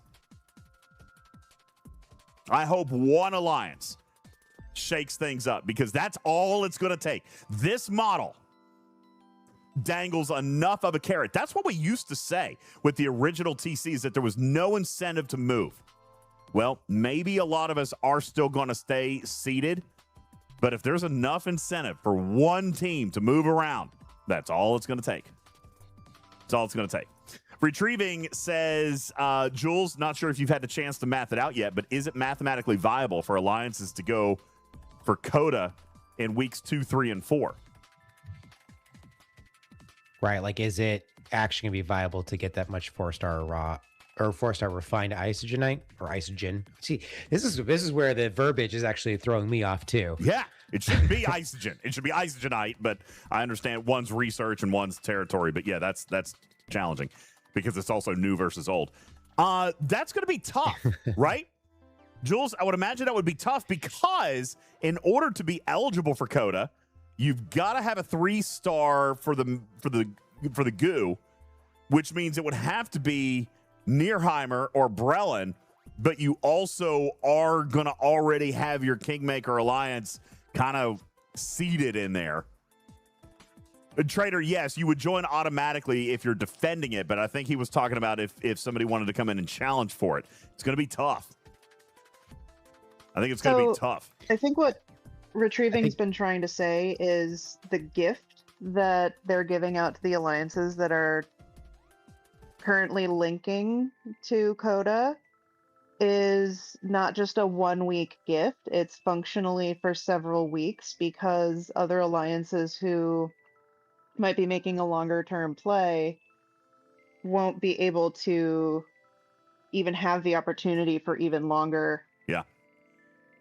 So it's a weird, like, I'm glad they did that, but it's also like, it kind of feels like they should have given all the other alliances like half or a quarter of that same gift, where it's like, hey, we gave this one group who got on the map early. Like, I get it. The full ability, but here's half for everybody else. Or half for anybody with a 3-star. To answer Retrieving's question from a different angle, can you afford the 500,000 4-star refined isogen every single week to recapture CoTA? No. But you don't need to spend 500,000 to recapture it, because you're automatically entered if you own the territory. So you're automatically entered if you own the territory. So the question becomes, if somebody didn't get the grant, if you didn't get the grant, are you able to go and challenge for it in week 2 or week 3? I mean, you're not going to need to do it every single week. All right. Omicron says if you lose, you do. And that is correct. So let's say you got enough to do it in week 2. Are you going to try to go back in week 3? Yeah, I don't know. That's going to be up to you. But yeah, the defensive posture is really tough. And you're right, because of that gift, Tarpy, that may have decided CoTA for the next 90 days. Now, I guess the only solace that I would have in that, sorry, I didn't mean to interrupt. The only solace I would have is probably you could just save up, right? And then make a really solid run at it at the start of season 2. But yeah, season 1, CoTA's probably set. But the other team... Ha ha ha ha. OMG, DJs. I just got a message from someone saying, a famous YouTuber just said, and he was referring to you. Congrats, bro. You made it. Now, thanks. I feel bad about Lost in giving you blue balls. Oh, come on. That was a nice message, and then you had to ruin it at the last second. Thank you, Juby. Appreciate it. Oh, no, that was perfectly Jubied. All right, Tarpy, back to your very serious point that was interrupted by a very laughy Juby. I don't remember what I was going to say. We were talking about if CoTA has pretty much effectively been set for 90 days. My argument was you could kind of sit back and gather up, and be ready to go at the start of season 2, and then you had started to make something there. That other team probably will also have spent, depending on how they angled themselves to get CoTA, either 1 or 2 3-stars. So they will also have a 90-day jump on getting the materials. But at that point, at least it becomes a heads up. At that point, it only matters who could win the territory. It doesn't matter if they have a bank. It still costs the same amount to go and join it at the start of season 2. So now it just becomes who can win the fight, right? So that is potentially, they would have a jump on the materials. You're absolutely right. But I still have the capability of hopping in there. If I wasn't going to get CoTA this time, then I'm not going to have that jump start on materials. If I wasn't making a play for CoTA today, I had already decided I was going to give up on CoTA for a little while. Maybe not 90 days, but yeah, no, I see what you're saying, but I don't know. Jules, should they have issued the comp? I mean, the crappy thing is they said players would be able to compete for it on day 4. That was their statement. Yeah. And they had to make good on it. Right? Yeah. Yeah, I think that we actually had captured this pretty early on in the playtesting. And there wasn't really a fix. They wanted this new shiny crown jewel of a territory to be accessible early on, and that was really the only way they could do it without breaking the long-term economy. Yeah. So I feel like that's better than saying it's going to be in day 4, than retracting that, say it's actually going to be week 3, and that really throws off all strategies of alliances that had already started taking territories, planning for that capture on Monday. I think this was the way forward. But now knowing that it is free to rejoin or to retain a territory does change a lot. I actually was talking to a different server. I think Lost In's still here. Lost, if you're here, confirm or deny this. That they were part of Alliance. I think it was Lost In, who has a partner alliance that they're probably going to switch week on, week off, because they know they can't afford the services every week. Mm-hmm. So they're going to switch who actually gets to own it. But if that's true, they won't be able to capture it and activate any services. So I don't think that that's going to be the long-term strategy for that particular alliance. Because if you drop the territory, then you're going to have to pay to get back in. But if you own it, it is a free defense entry. You own it, so you don't have to pay to defend it.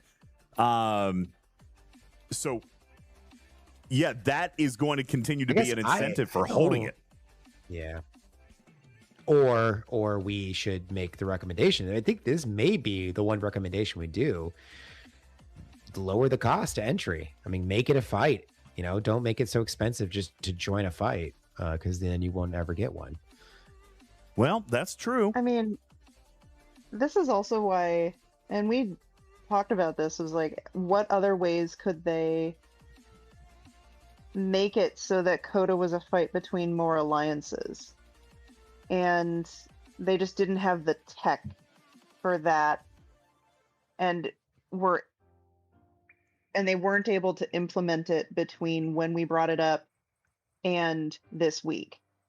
But something that was comforting to me was they're actually looking at the player feedback. They're looking and listening to what we say about the 4-star territory, and they said that they would revisit it.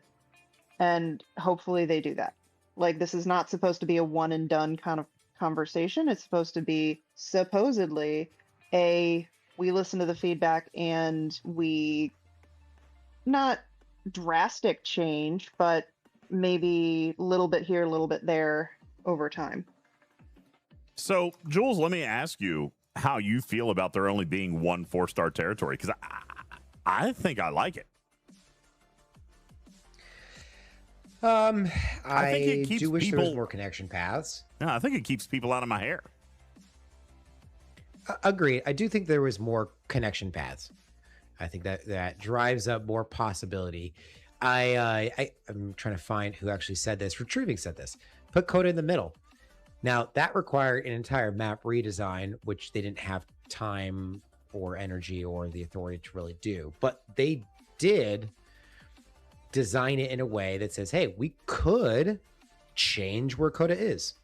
Why does it always need to be on the west side or the east side of the map? Why can't it be on the north, south, or west? Like, without changing any of the connections on the inside, they can move it around. So I don't know if that's really a big fix, because then if I'm still in the top alliance on my server and they still want the top territory, then they're just going to move to that area. That's not anything different. Mm-hmm. So I don't think that's necessarily a fix. I don't think having multiple, like you say, I don't think that's really a fix. Yeah, because that just shoves the top two alliances now in a corner. So yeah. I don't know. On It's a good question. Yeah, but if they're on two different corners, then that's just more of the map that they get to swallow up. So. Well, they're already swallowing up 10 spots on the map. When they take the 5 or 4-star territory, they actually have to give one up. So 10. if the same thing... Oh, you're talking about two different alliances Right. that are going to battle. Yeah, so... Or if there were 2 4-star territories, they would still have 10 total territories. But with a large alliance taking the 4-star territory, that is one other territory that they have to drop. Mm-hmm. Because the cap did not raise to 6. Yes. So this is actually a little bit more flexible for everyone else, because so long as the big alliance wants to keep CoTA, they're out of the way. They can't be in 5 other places. Yeah, like you can't really do the Brelin to Nearheimer split if you want CoTA 2. Yeah. Yeah, I mean, I think this needs a minute to breathe.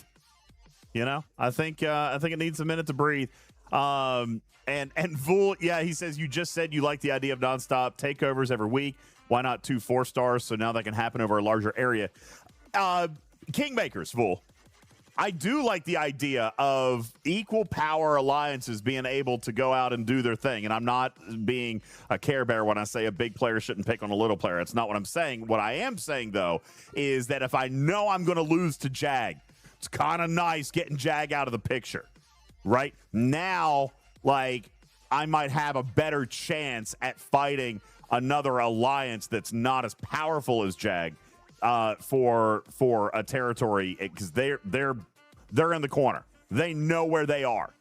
We know where they are. They know where they want to be. We know where they want to be. They're out of consideration. Now we can start planning around the rest of the map. And I kind of like that, Vul. It's not about not having competition. It's about leveling a little bit more, level playing field, by taking the Kingmaker out of it. Also, what is the 4-star? So when I think about some of this, I try and think about what did I have last week and what do I have this week, or what do I have access to this week? And so, yeah, CoTA is there, but what in CoTA is absolutely game-changing? Good question. For a lot of the players that are out here. Absolutely. Brilliant question. Let's take a look at the services in CoTA. All right. And we'll look at their expense too. All right. FKR Station Crit Damage Enhancer. Yeah, that's a new one. 300% crit damage against stations. Yeah. Vengeance ship parts. Okay, that one would be nice. But we do have that would only accelerate things. We have regular vengeance sourcing now, especially with Cold Directive. Okay. This would just be faster, which would be nice. As long as you can afford it. My server has the blueprints for it. So it is a major target for my alliance to pick that up. Now, the hard part is that a very expensive service like the Vengeance Construction Yard only really supports maybe a few players that are Ops 68 plus and don't already have it. Don't have one. So that's a tough one to justify. At Ops 68, where can you get vengeance blueprints otherwise? You can't. But what he's saying is that out of 100 members in his alliance, maybe 30 of them are Ops 70 plus, and out of those, 25 of them already have a vengeance. You know what I'm saying? Exactly, Jim Pie. It's a very expensive service for only 5 or 7 people to get the benefit of. But, you know, obviously the vengeance parts would be really, really nice. And I don't think that vengeance... I'll be interested to see how many blueprints it actually is, because I think that will also kind of inform future alliances. Do we even want to turn this on? Mm-hmm. Because if it's wicked expensive for 4 people to use it, why?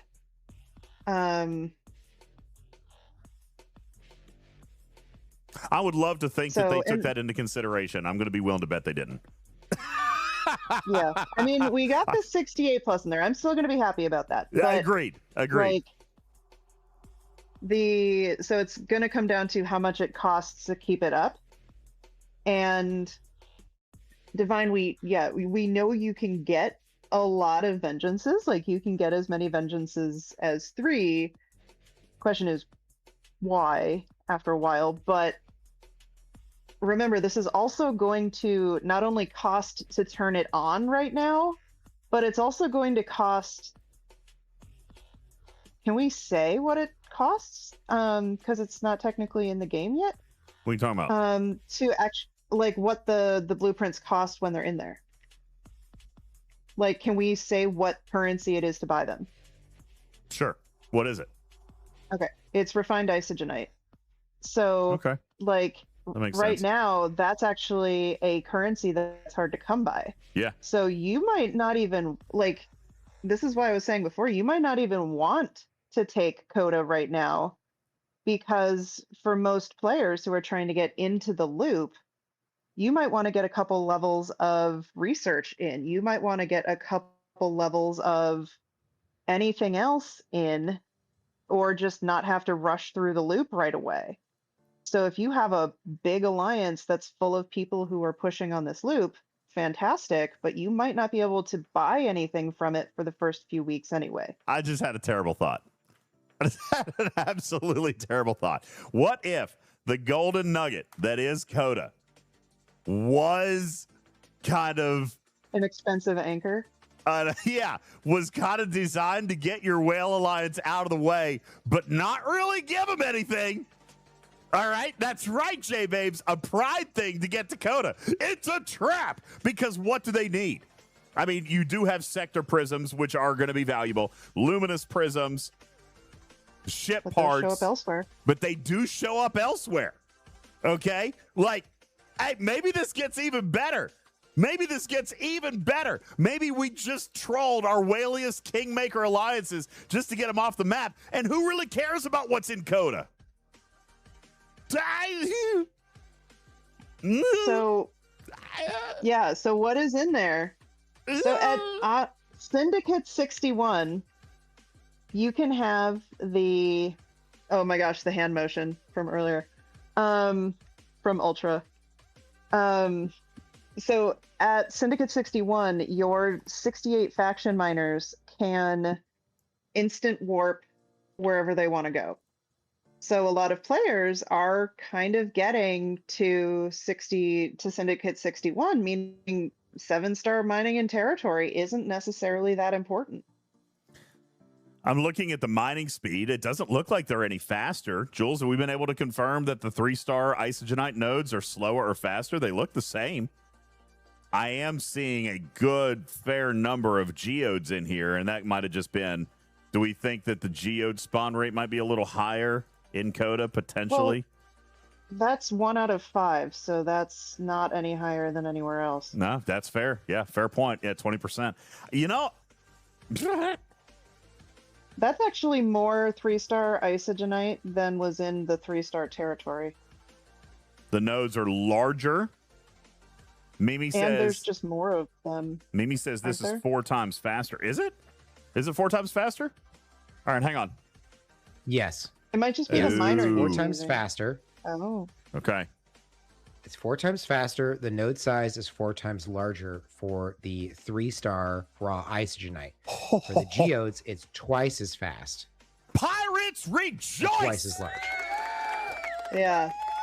So you just put a giant target on your back if you are in CoTA. Yeah, you did. All right, everybody who was just talking about node size right? and speed, everybody who was just wanting bigger node sizes, well, there it is. Look, buddy, oh my God, this is the ultimate tiger troll. It is. We're going to put the Kingmaker over here. We're going to put a giant target on their back. We're going to make it easier for us to attack them, and we're going to give them crappy services as a result. I love it. I love it. All right, the exchange is you own CoTA. All right, now, let me rephrase. I'm not saying that CoTA's not worth it. All right, very well could be, and there's definitely the pride thing. There's one. This is like an avatar. This is like the server first. This is the only 4-star territory. To sit on it is to sit on a throne. So I am not taking anything away from any alliance who wants to take it. But you know what?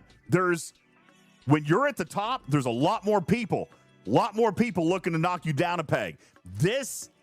Oh man, that's cool. That's good. Manxman says, my Aphelion 6 million protected cargo will do fine in there. Sure, until you cycle the node and then you forget to come back. I mean, listen, maybe you get one full node. All right, but when you cycle it, eventually, dude, and that is you anyway, Manxman. You're an expert, okay? I guarantee your alliance mates are going to get fussy about getting hit over cargo. You know they will. You know they will. Okay, another target for the overcargo isn't just the miners, because the hostiles have base 3-star raw Isogenite in a factor of 6 to 10 times as much. So warships typically have very low protected cargo. It's very easy to gain way more cargo than you need. So if you leave your warship idle in those systems as you're grinding away, why not pop those instead? Oh, pop them. Now they can get killed in your own territory. Do that. So PvP is available, so there is a lot of benefit for both the alliances and the pirates. I'm liking this more and more. I ain't gonna lie. Sorry. I like it more and more. Where are the hostiles? Haven't seen them yet. Here's an armada. If you actually look at if you just like scan the system, it shows you the tags of the type of targets that are in there. Yeah, but I haven't been in. I had to explore them first. Yeah, I had to go into them first because I haven't explored these yet. It's a new system. Here they are. Right. 80, 73, 76s. Look at those. Look at those. And then the 80 survey is there too, which is near impossible for players to do right now. But the 73s are definitely going to be possible for G7 players who probably have a higher tier vengeance. 76s, we haven't really tested those. I know that during the play test with my tier 13 vengeance, I died immediately, but I didn't have time to kind of recrew and rejigger. But difficult hostiles, new targets to hit. I think that's also a key point for ALBs that may rely on territory capture hostiles and give you scaling points for different hostiles. There's another reason why Alliance may want to capture CoTA and not activate any service. So I think there's a lot in there that 1 quadrillion hull health. 1 quadrillion. They're significant. Oh. Dustin says, how will underprotected cargo mining affect Isogenite mining? Explain a little bit more. Are you just saying that people are going to hunt you? Yeah, they are. Yeah, they coming at you. How long before you get a new Meridian, says Krieger? You're not. You're not getting one. OMG! This is a video game, not a potluck. Nobody is required to share the snacks. They took it. They fought for it. They earned it. And now you want the same things but without the work? Not how this works. No trophies factory in this game. Go get it. And on that, we launch a sticker party. Very good, Cruzito, taunting the listening audience. Taunt them. Your stickers are free. All the poop emojis for Cruzito. I'm kidding. I think Cruzito's right. All right, your stickers are free. Let's go. Hit them up, chat. Your planet is about to be attacked. You can take my word. 3, 2, sound the emergency.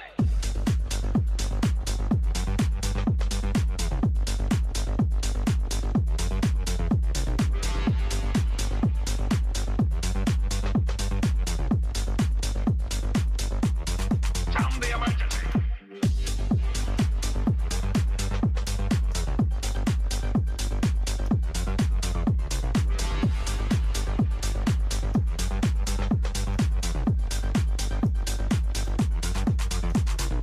You are completely under our power.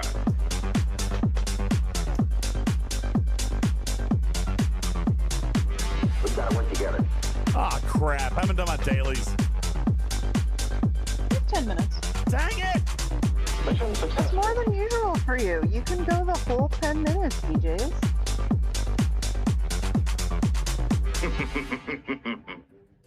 Goodness gracious. Thank you guys very much for the sticker party. Appreciate you very much. Thank you. Thank you very much. All right. Thank you guys very much for that. Appreciate that. I am almost done with my grind for the 1 million stuff so I can build my building. Let me just ask. Oh, J-Babes, thank you for your tier 3. Thank you for your tier 3 resub. Appreciate you so much. Thank you, Cruzito, for your resub. Parkway, thanks for the follow. Mazed Up, thank you for the resub. Thank you for the hydrate. I've been so immersed in gameplay, which also hasn't happened in a while. Jules, I know that we need to try to record a video, and it is getting late, so we should probably knock this out. DJ. Yes. What is wrong with you? Nothing's wrong with me, Chella. I know I need 10 million, guys. I know I need 10 million, but I already had 9, and I'm just now, I'm getting over the 1 million mark, so I'll actually be able to build the building. So, Jules, how you trucking, everybody? You feeling good? Yeah. Okay. So, no, I haven't built my building yet. First of all, Doug, it's been very, very busy. Even today was busy. I did find time for a nap. Tarpitude. And, yeah, I know, Jules, right? Jules has been at it all day. And, but I did find a little bit of time this afternoon for a nap. I needed it. Had to have it. But I got up early. I was up late last night, and I got up early this morning. So, anywho. Okay, so that's right, Thad. And we got our waves done. We did our waves. We did our wave defense earlier today. Thank you. Shout out, Thad. Yeah. Claim the challenge track. Claim your challenge track. I guess it's getting ready to reset. Yep, 6 minutes. Go claim your challenge track. Look how good I did this month, Jules. Look how good I did this month. So proud of myself. Dustin says, how long till we get a buff with the current Meridian with new levels to grind for ice? You won't. Okay, let me rephrase.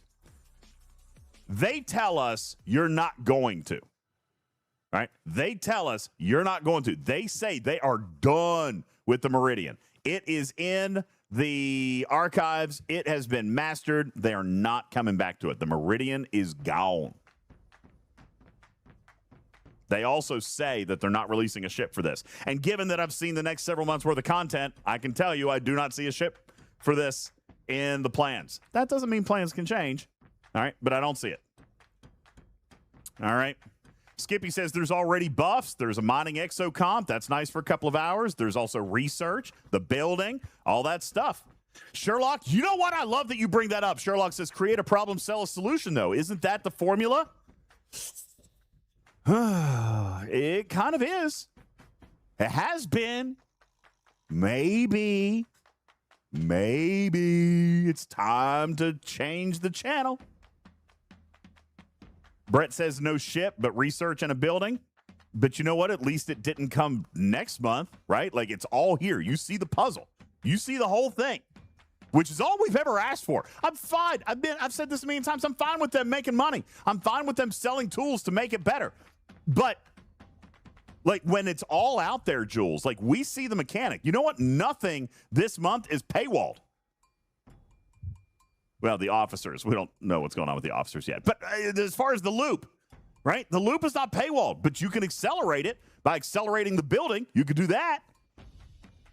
Brett says, honestly, if the building wasn't so hard to get started, it'd basically be fine. You know, you say that, Brett. I don't know that it was that hard, right, Tarpy? I mean, I haven't built mine. The building is the loop's training mode. Yeah. The building is the loop's training mode. So, like, once you either hit the hostels or do the mining, you get the building that lets you progress in the loop. And looky here. I can do it, chat. I can build my building right now. All right. And you're right. Nothing was paywalled. Everything was free to play, accessible just through grind. And you definitely could pay to speed it up. But I mean, that's I mean, I can't really be mad about that. Below 60. Yeah. And if you're below 60, this loop is not for you. The 1-star Isogenite is still there as a bonus. Like, if you want to or have the resources, the territory to mine that stuff, you can absolutely spend the time to do that. And it will get you some stuff, but you can't truly interact in this loop until G6. And at the point of G6, the 1-star hostels and the 1-star Isogenite shouldn't be a problem. They're not necessarily easy, but it shouldn't be a problem. Yeah, people are saying that it was hard to do on day one. I can see that. I mean, I didn't do it on day one, but I mean, you could do it outside of territory. You didn't need territory to do it. But do you and Jules want to do that video? Because it's getting late, and we keep squirreling. I was just answering a couple questions out of chat, but yeah, I do want to do it. Yeah. Okay. All right. We squirreled a lot today, so. I'm exploring. Let me be an explorer. No. I haven't been this interested in a loop in a really long time. And let me You've been streaming for almost 4 hours. That's great. That means I'm interested. Mm-hmm. Let me do my thing. Yeah. I'm just trying to play. I'm excited about playing. When was the last time you guys were excited about playing? It's been a minute for me. Okay? It's been a minute. Exactly 1 minute. 1 whole minute, chat. All right. It's been 1 whole minute. Polar Bear says, did I miss the chat about the cam meeting? No, we really didn't talk about it a great deal. Jungo. Junko, I have a song for you later. I want to get the song. I want to play it on Studio B at some point. I really do. So the meeting with Cam went really, really well. We should probably talk about this another night when we got more time. It was a wonderful meeting. It lasted an hour and a half longer than the hour it was scheduled, and he did not try to wiggle out or leave. He was truly sensational. He was very generous with his time. I feel like there was a lot of stuff discussed. I feel like there was some cool stuff that we're looking forward to. So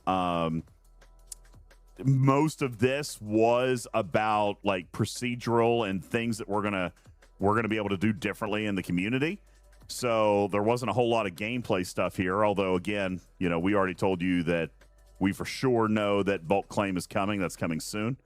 So no, I think it was a productive meeting, but it was more procedural and like action plan stuff for some community driven stuff, which you guys are going to see very, very soon. So yeah, there's not a ton to share. We probably can share some, but I'd have to think about it.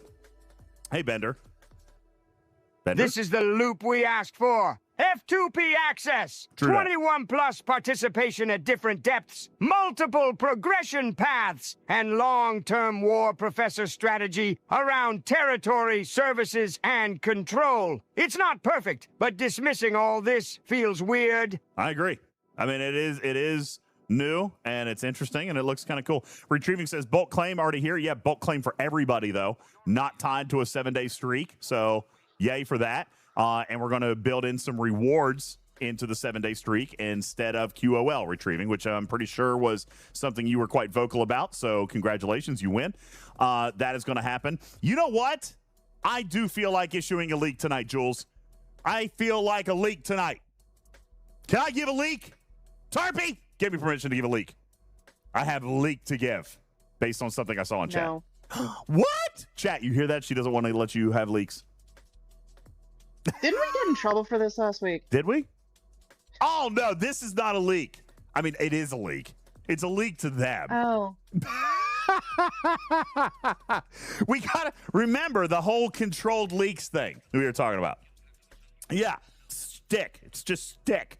I'm completely authorized to tell you everything. Do I need to clean up after your leaks? Hey, you want to know something? If you don't, I do, so... Wait, you want to? Did you just say you want to? Did I mishear that? I think I misheard it. Webster Sponge, I got a leak for you. Guess what is finally approved and being implemented in a build coming soon to a game client near you? Ladies and gentlemen, one of the simplest things ever, Jules Vern, but an actual UI kill counter has been approved and is making its way into the game. Crazy. Yes. Leaks. Yeah. Oh my God. Yes. I mean, the simplest things, right? Absolutely. So there you go. I'm not going to tell you when because I don't honestly know. But an actual UI-based kill counter so that you guys can better manage your daily kill counts and the cap and the loot cap and all that stuff is actually in the works. It's been approved and it is already underway. I don't know what release it's coming in, but it is currently in construction. So for those of you who feel like that is important to you, congratulations.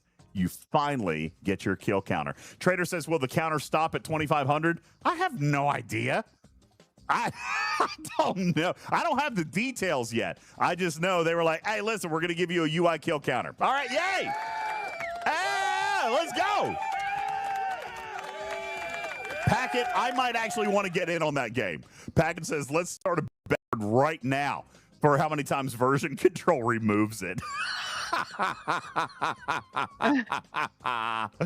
That's actually really, really funny. Who knows? Or how many times it counts Armadas or PvP in the same counter. Well, but here's the thing.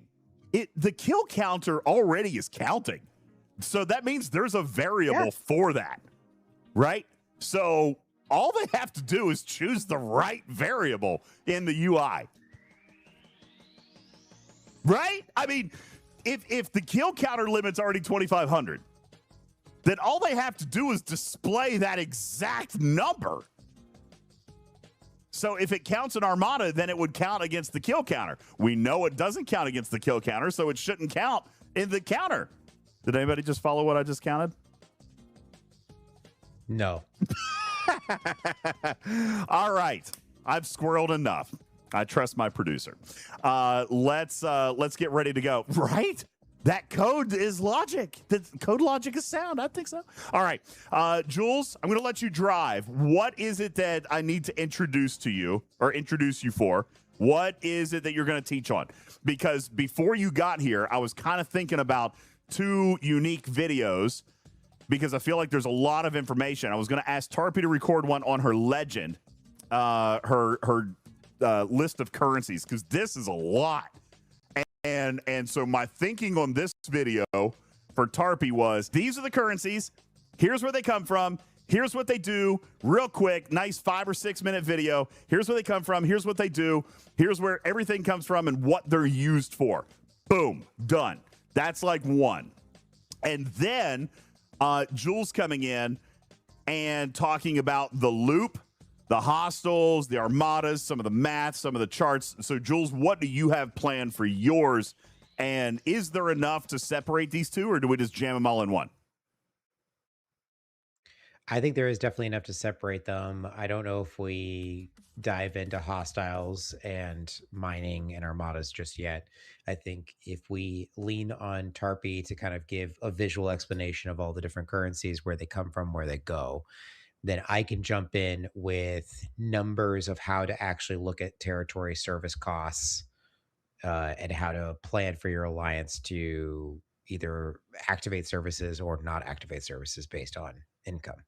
Perfect. Deal? So let's make these into two separate map-based shorts. things, but yeah. Two separate shorts. So Tarpy will come with you and do yours first, just like we talked about earlier. Here's all the stuff. Here's what they're used for and where they come from. And boom, done. And then we'll hop out of that. And then we're going to create a second video, which is Jules and Refinery and loop based. Are we all good? Are we planned out? Did Tarpy fall asleep? Darn it! Okay, ready? No, I'm here. All right. Sure.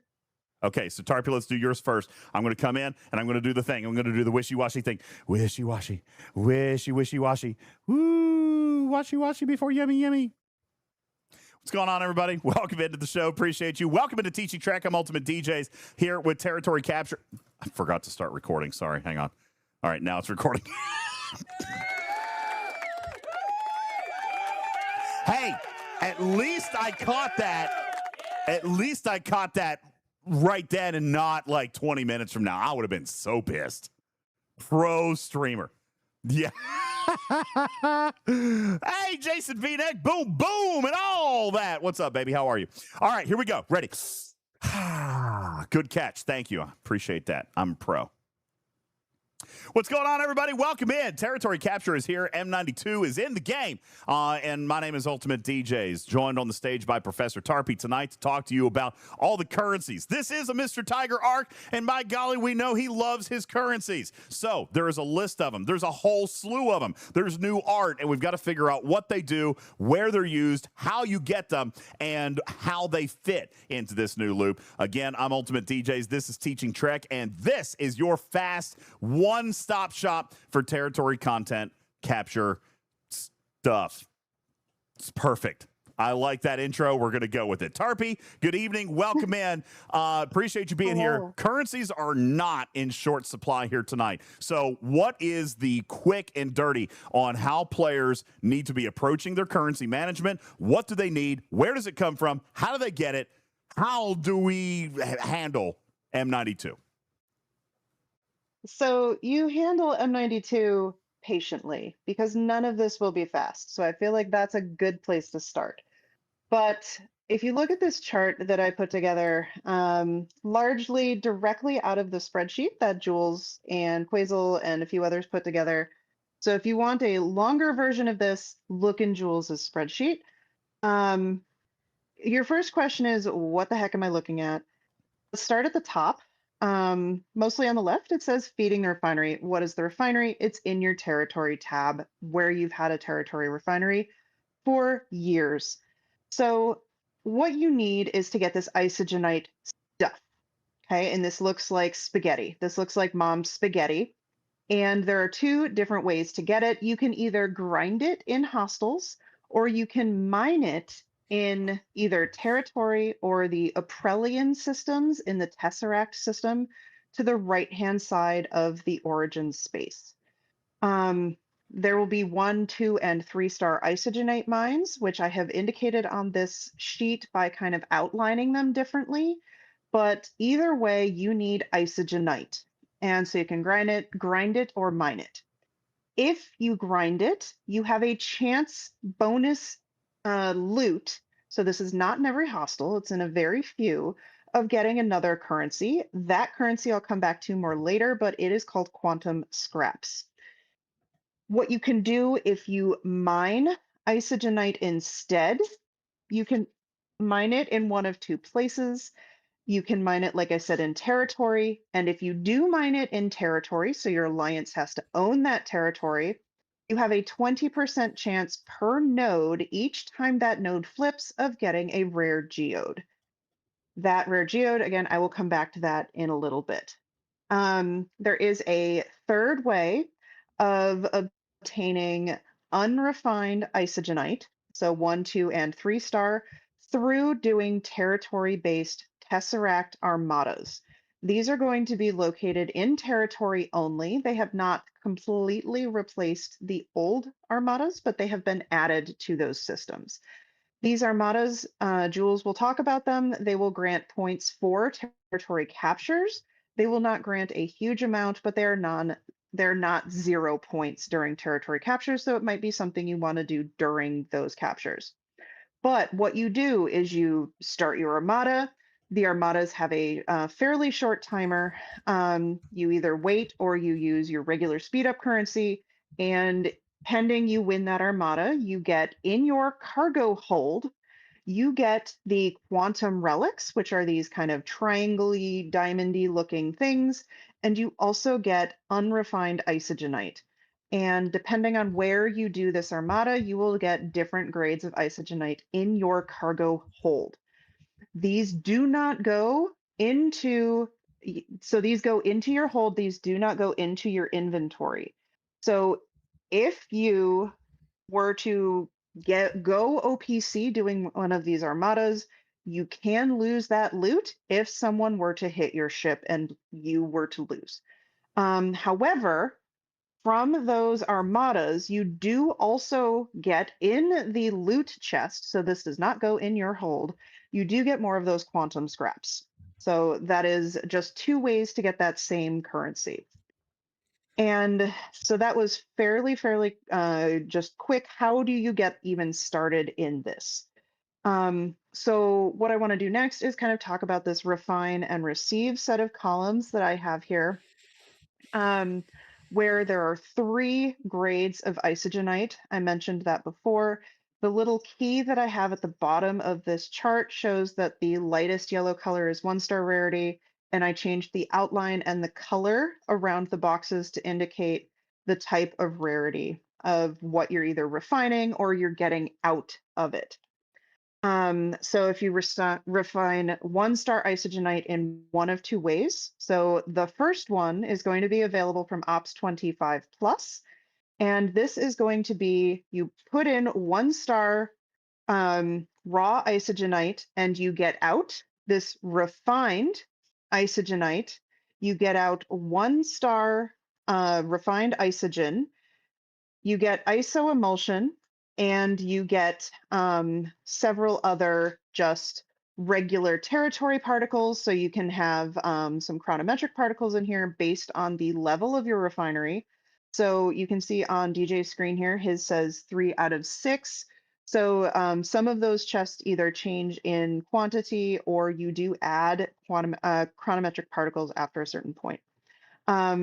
Also, if you look, this will change from regular resources to Sigma resources after a particular point. And so that is another use for upgrading your refinery.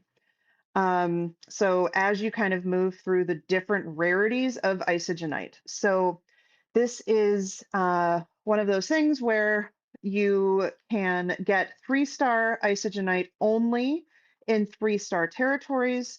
But in that 3-star territory, you also have 2-star and 1-star available in the loot from the hostiles. So if your alliance owns a 3-star territory, you automatically have access to 1-star, 2-star, and 3-star isogenite or raw isogenite. Whereas if your alliance owns a 2-star territory, you have direct access to 2-star isogenite and 1-star isogenite through your territory. Now, as of recording this, there is one territory I know of that has neither one in it. So do be aware that you might still have to mine in the generic Aprelian systems for that 1-star isogenite at that point. So kind of continuing to just kind of go down this thing, there is also this second row where I have a little like shark fin looking thing. It is the building itself. So that is the the building refinery. So once you build the building at Ops 61, so this one is Ops coded to work with the loop. And through this refinery, you put in 1-star isogenite and you get out the refined isogenite as well as chronometric particles and the 3 particles that are for the main part of this loop. I know I'm taking a little bit here, but as you go through 2 and 3-star isogenite, you do add either different particles or this uncommon alloy, which is the new equivalent to the common alloy that we've had since regular territory came out. And it works very, very similarly. If you look at the very, very bottom line on your screen, you can see you take the uncommon alloy and you refine it into one of 2 things, either progenitor relays or progenitor conduits. And you will need to work with your alliance to see which one you need to do because they will be used for different territory services going forward. So the needs of those may change from week to week. So do make sure you are chatting with your alliance or you are chatting with however your alliance communicates to make sure you know which one to do. So what I do want to come back to are the different loots that are not the isogenite itself. And I do actually want to start at the bottom with the rare geodes on that chart. And those rare geodes have in territory, a 20% chance, as I said, to flip at the restart of any node. So you have to own a territory to get these geode spawns. And that geode is going to be locked behind the building. So you can see because DJz has not built the building yet, he does not have that refinery yet. It would say I think the Luminous Exchange is the Luminous Exchange one. So you can see here that it is regular speed ups. It is the consulate luminous cores as well as the luminous prisms, the one of the particles, a building part, and in this case, non-sigma speed ups. As he upgrades his refineries in different ways, these will switch to sigma.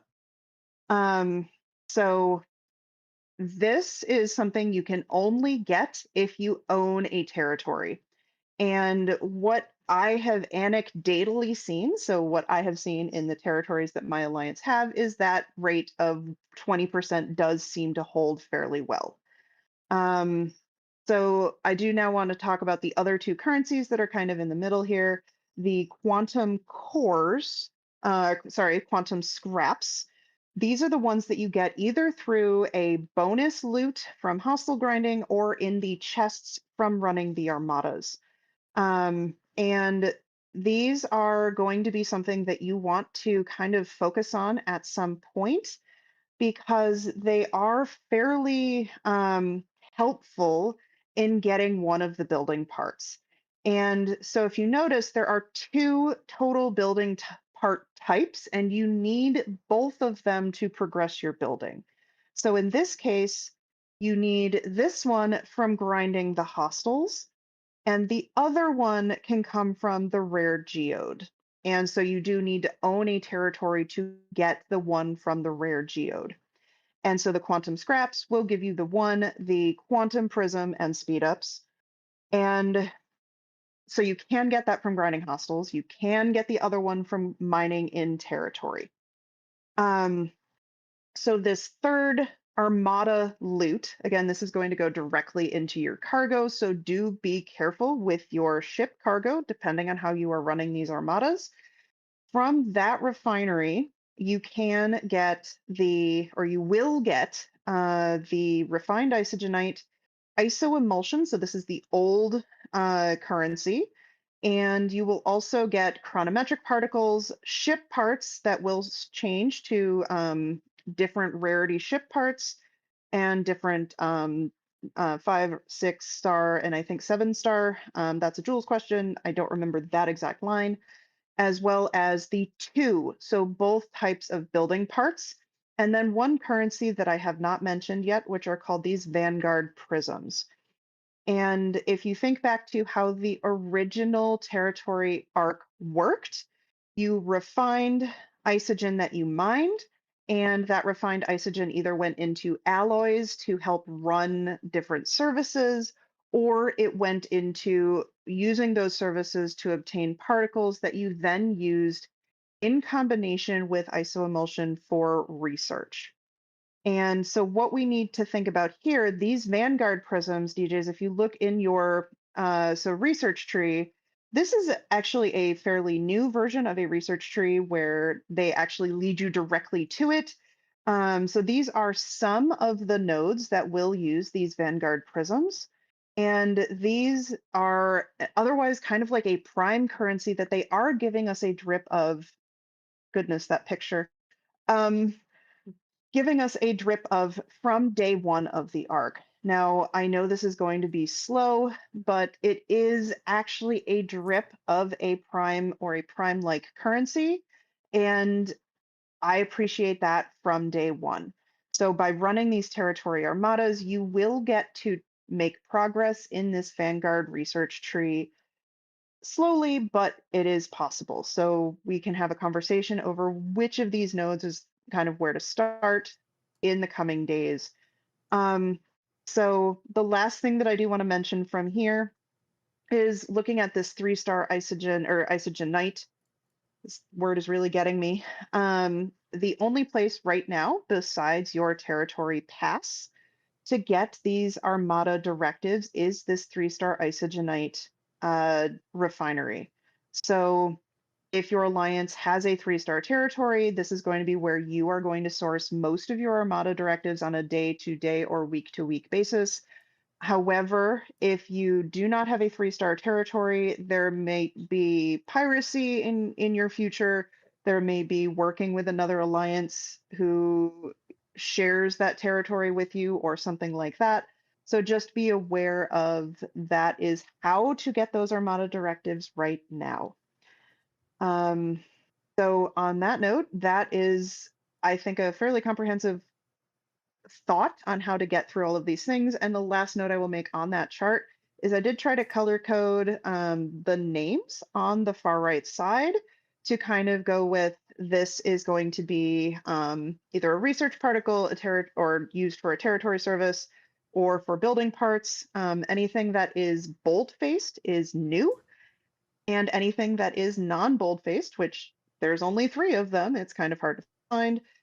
There are so many new currencies. Lots of currencies. Yeah. Love it. So hopefully this helps a couple people going forward. It is very, very clear. I love this chart, and thank you, Professor Tarpy, for the quick breakdown of all the new currencies in Tiger's Jar and what they're being used for and how you can move forward and look at how you're going to approach this loop. We've got so much more on territory capture, including the services. We're going to do a breakdown on that, some of the new territories, the dynamics, the dynamic buff system, and so much more. The refineries, that's coming up in a later video with Jules Vern as well. In the meantime, this has been your quick and dirty on the currencies and the basic core loop of territory capture here from M92. I'm UltimatDJz. Thank you for all of us here at Talking Trek. We appreciate you. Like, subscribe, do all the things, click the bell so you know when there's more stuff coming. Leave your questions, your comments down below. We know it's complicated. We're here to help you. We appreciate you one and all. Thank you for watching our content and sharing it with your friends and your team, and we appreciate it. We'll see you on the next one. Good night, everybody. Live long and prosper, and we'll see you on the next one. Meow for now. Hey, good job, everybody. Woo! Sorry that was longer than 5 minutes, I think. But that was. That was longer than 5 minutes, but it was actually really, really good. Like, do you guys realize how hard it was to go through and do and map all this out and then figure out where everything goes? Holy smokes, it was great. 6 or 7 minutes? Yeah, somewhere in there. I copied Jules's spreadsheet. So it was literally moving around all the little pictures. That was annoying. Well, there you go. I appreciate it. Thank you so very much. All right. So, Jules, we've got one more. Let me get staged for you. You want your spreadsheet up, right? Or do you want me to go to your screen? Sharing my screen. Yeah, you're gonna scroll my screen. You may pop over to your screen as you did in this video for a couple of things. One, I want you to kind of scan through the Meridian Mastery when I mentioned that, and then take a look at services and their cost in your territories that you're holding. Okay. So those are the two things to prep for. Yeah, Meridian Mastery. I'll go there first. Yeah, that splash screen is going to be in the videos, isn't it? Yeah, it is. Listen, Yeah, that got me. That got me. I We're know. professionals here. I people. know, we really are. This is going in view screen, everybody. Actually, this might be enough to keep it out. This might be enough to keep it out of There's view no screen. way. Yeah, this will keep it out of view screen right here is what's There's going to happen. no way. Oh, so funny. So funny. All right. I'm just going to preface this video with, sorry, Beck. Everybody gets to see DJ's blue cat balls. Yeah, remember who we're working with. I know. Goodness gracious me, oh my. All you right. haven't hit record again, have you? No, I have not. We're getting ready to start. Okay. We'll come into this one and wait, I need to go to whale cam and then I need to be able to turn whale cam off. Huh? I just need to say something. While I was recording that for you and trying to sound all professional and cheerful and organized, my wonderful husband was playing Fortnite and was having a dance party with different colored droids that everyone built the same droid. So I'm over here trying to be serious and he's having a dance party. I love it. Good job, Strider. They invited me. They invited him. Of course he had to go. Okay. All right. Jules, do me a favor. Hold your control key and scroll your mouse wheel up just a little bit. We need to zoom in. This is tough to see. There we go. Okay. If that works Your good. face is still here. I know the face is That's there. fine. I'm going to do the introduction and then we're gonna go. Okay. Here we go. Boom. 1, 2, 3, 4, 5. I'm not recording again. See? Oh my God. I was running through that in my head. All right. Here we go. What's going on, chat? Welcome in to yet another Territory Capture video. So much to cover this M92 arc with Territory Capture. We've got the other video. Check it out on our YouTube channel about the currencies and the basic loop. But there's a lot more to it. There's science. There's math. There is an elegance to this system. And it is extremely complicated for one or two chosen people in an alliance. The rest of us just get to do what we're told. But for those of you master strategy guys out there, Jules Vern is here. Mad scientist Jules Vern is here to talk to you a little bit about the services, preparing for services, combat, planning your schedule, and so much more. Ladies and gentlemen, mad scientist Jules Vern. Good evening to you, sir. What is up? Hello. What I'm hoping to do today is to help alliances, particularly the leaders of your alliance that have to plan out service costs and other things, how they can succeed in both helping their own members prepare their alliance reserves and how they can plan out some of those service costs. So let's get into it. Tarpy did a very great job explaining all the different currencies and where they all go and come from. So we're not going to dive really deeply into there. We're going to focus on just a few currencies. So starting in the 2-star raw Isogenite. So this one right here, the uncommon alloy, is highly important for your alliance to activate new high quality services. Additionally, it's going to be a cost once you refine this into its new reactor, not reactors, the conduits and the relays, in order to join certain takeovers. So you do need quite a bit of the uncommon alloys, which means you need quite a bit of the 2-star raw Isogenite. Lastly, this blast bundle here, this is probably the biggest one because it has 4-star refined isogen. This is the next grade up from what had previously existed so many years when they originally designed the territory. That 4-star refined isogen is going to be required for not only joining takeovers, including the 4-star territory, but it's also going to be required for activating certain advanced services or services that are in higher tier territory systems. So that 4-star refined isogen, this is highly important to get your alliance to start refining, and it only comes from this one bundle, 3-star raw Isogenite. Additionally, you'll get uncommon alloys, and here is where your directive drip is going to exist for your territory capture armadas. Now, what does this all mean, and how does this all get factored into territory services? So, DJs, I wanted you to go over into your territory that your alliance holds right now and take a look at a potential service that you may activate. Tell me which service in which territory you may activate. Well, right now or next week? Because we're on our way to my Junker blueprints. Pretty excited about that. But it's not active this week. So if I'm looking at a service that we've got right now, I would say, hey, look, we've got the ability to get extra Borg blueprints, Borg cube blueprints. That would be cool, right? Yeah. And as you had pointed out, these services are going to rotate every single week. Now, there is certain buckets that these services are going to exist in. So it is likely that you will see a specialty ship service of some kind. This week, you clearly can see Borg cube construction, but that is the blueprints. And you can also see the parts. So your alliance can decide, do we need to build more of these ships, or do we need to build these ships up? And that could be alliance-based. But then next week, those services may go away and you may get new services for a specialty ship. That is that bucket. There is other pools and buckets that are going to exist, and those are going to be unique to each territory system itself and also unique to servers. So if you're talking to a player in a different server, they may see a different list. So just be aware. Take a look at the grayed out services because that is what you're going to be planning for next week. Okay, why don't you kind of pop on over to my my spreadsheet that I've got up right now. Sorry for killing all your eyes. There's a lot of white here.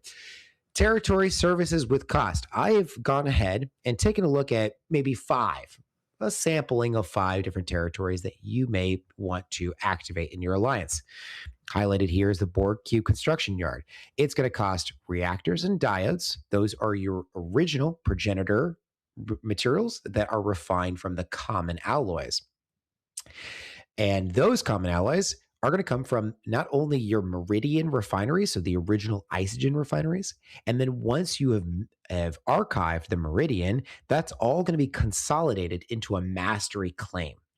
The fact that there is a mastery claim now is actually a big benefit for players because it is going to be consistently getting 40,000 common alloys every single day. And that's a huge thing because it was kind of tough to kind of keep those refines up. So I would push a lot of players, if you're at least Ops 58 or above, go ahead and archive that Meridian as soon as you can. It's going to give you a very good drip, and you don't have to worry about mining the original Isogen anymore. It's also going to come from the 1-star raw Isogenite, which anyone Ops 25 and up can get started on. So this one's going to cost you 500,000 reactors and diodes. Now, you may say, hey, that's much more expensive than any service we had before. Maybe 440,000, 430,000 was the most expensive service we had before. I can tell you that's more expensive. Why is this service going to be more valuable than anything else we've had? Well, it's a new service. They're higher quality, especially the ones that provide a buff, including you currently have a PvP Apex barrier, one that you're eyeing in your alliance service options. That goes up to 13,000. Huge. They're more expensive, but you're also going to be getting more because you're adding to the Meridian Mastery Claim, which was your only source before. Okay, moving forward, the new parts here are the uncommon alloys, which can be refined into condo and relay. What you're going to need week to week could change. So this is a part where you're going to ask your alliance to refine just enough for the service that you need. And then you tell them to hold off on refining anything else until you discover what you're going to want for the next week. And you can say, hey, we got to hit this goal. Help us hit this goal. Go refine a bunch of relays now. Lastly is the refined Isogen we talked about. 1, 2, and 3 stars. Those were existing beforehand, and your alliance probably has a large stockpile. It's the 4-star that is new.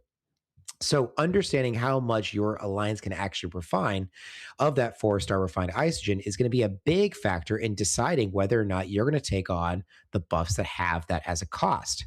In this case, of the 5 options, the advanced PvP Apex barrier, which we just said 13,000 is huge for a G7 player. 10,000 is also huge for a G6 player. But it's going to take a lot of this material that may be really difficult for us to refine. So there you go. There is your services. Those are some sample costs.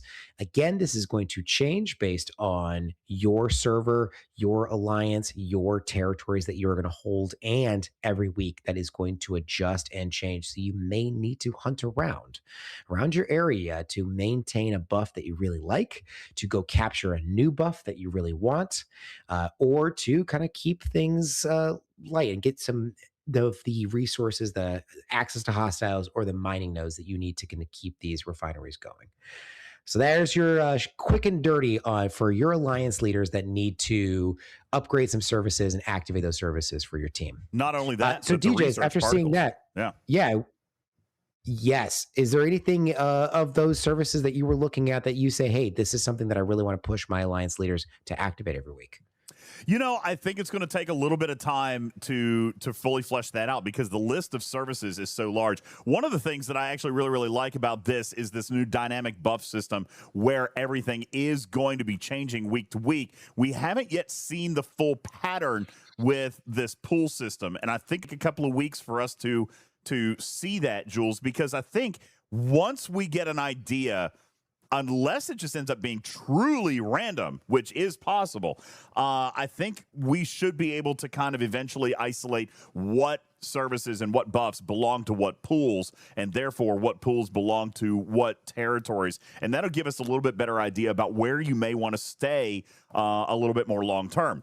On the other hand, there's going to be alliances out there that are going to chase and move around a little bit more frequently because, after all, that's what we asked for years ago, was a rotating service system that allowed alliances to move. I still think, Jules, that there's going to be a lot of alliances that don't move, that kind of settle in. But with this new model, if there's even one alliance that is tempted to move by this dynamic buff system, then that is already going to create a little bit spicier dynamic in territory capture. As far as the services, to be perfectly honest with you, I am probably still going to be looking at sourcing type services for players who are looking for ship parts and things like that. Obviously, you guys know I've got a vested interest in reacquiring my junker, and for all intents and purposes, and I don't know this to be fact yet, but I'm going to go with it.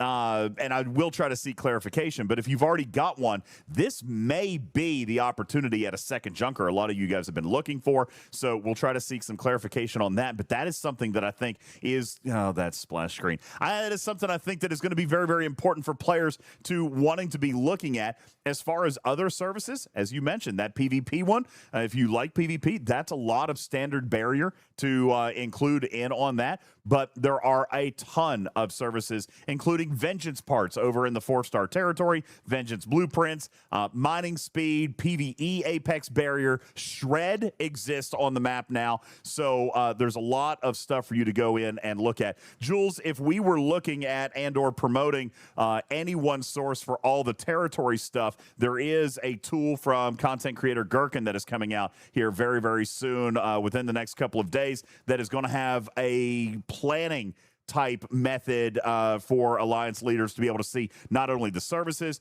the particles, territory times, and so forth, that is coming up here in just a couple of days. You want to show us about that? Yeah, this is just a early beta version of that. I know Gherkin's working really hard on providing a high quality and interactive experience for all of our territory planners. But yeah, this is territory.lol.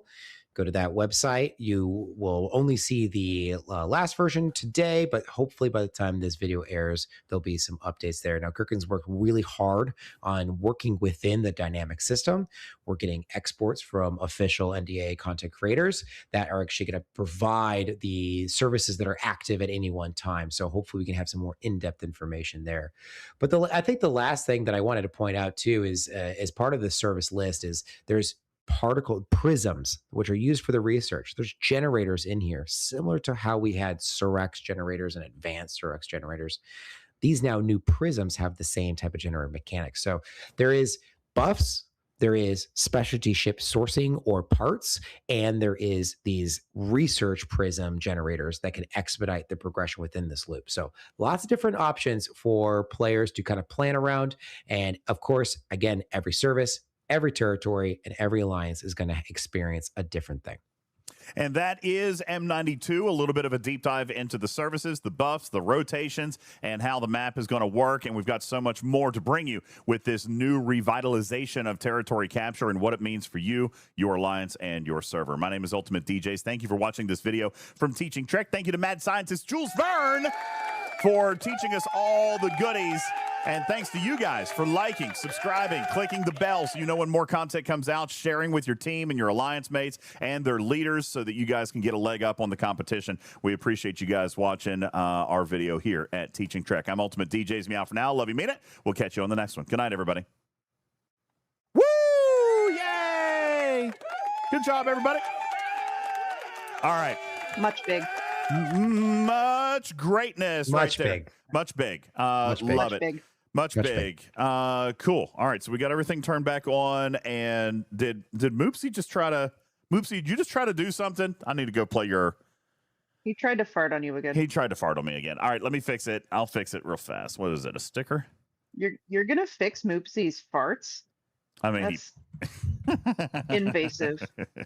Agreed. But I am about ready to end. So let's open up this last second or this last section right here for questions for you guys for the live studio audience. Do you guys have questions about anything that we talked about here tonight or anything that we can?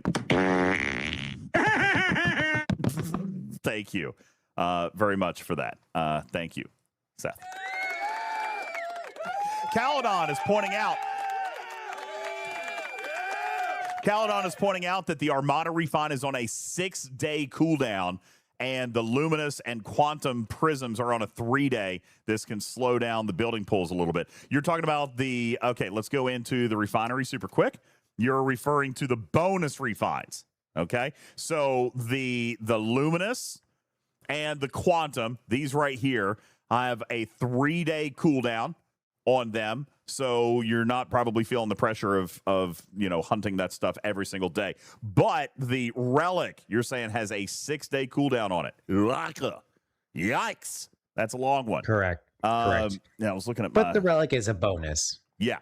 Yeah, they're not, I mean, they are obviously a part to the loop, but they were always described by Mr. Tiger as bonus refineries. I have that in my notes right here, that the Quantum scraps, the Luminous stuff, these were all bonus refines. The Isogenite is meant to be your primary source of stuff. But yeah, that was something that Tiger had mentioned to us from the very, very beginning.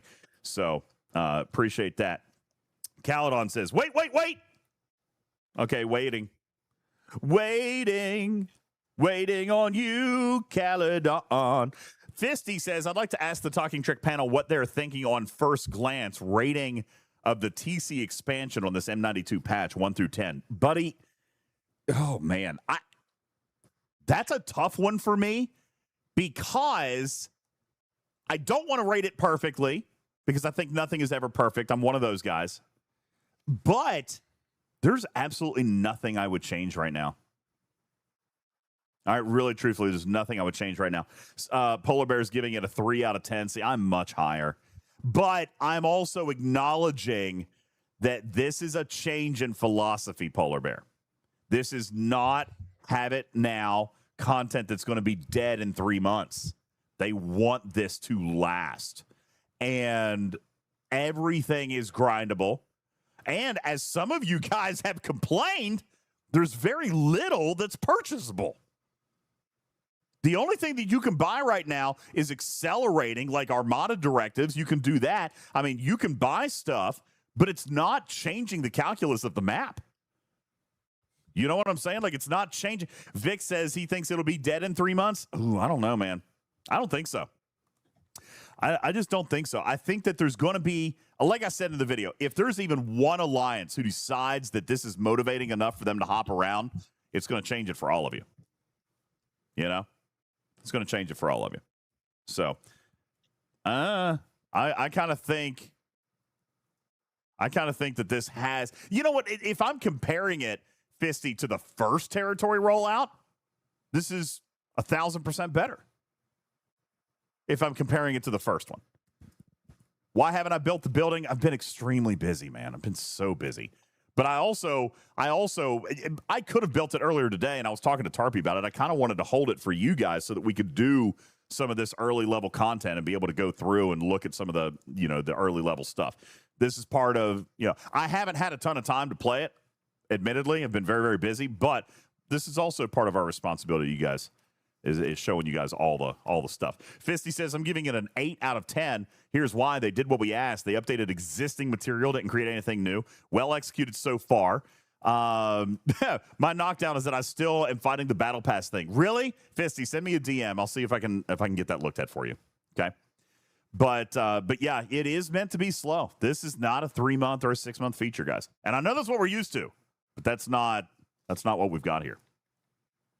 It's not what we got here. So, anywho, any other questions for Jules or Tarpy? Well, we've got the experts here. Spock's asking for an update on Alliance tournaments. I have no update on Alliance tournaments other than what I've already told you. But I don't have a date or anything like that.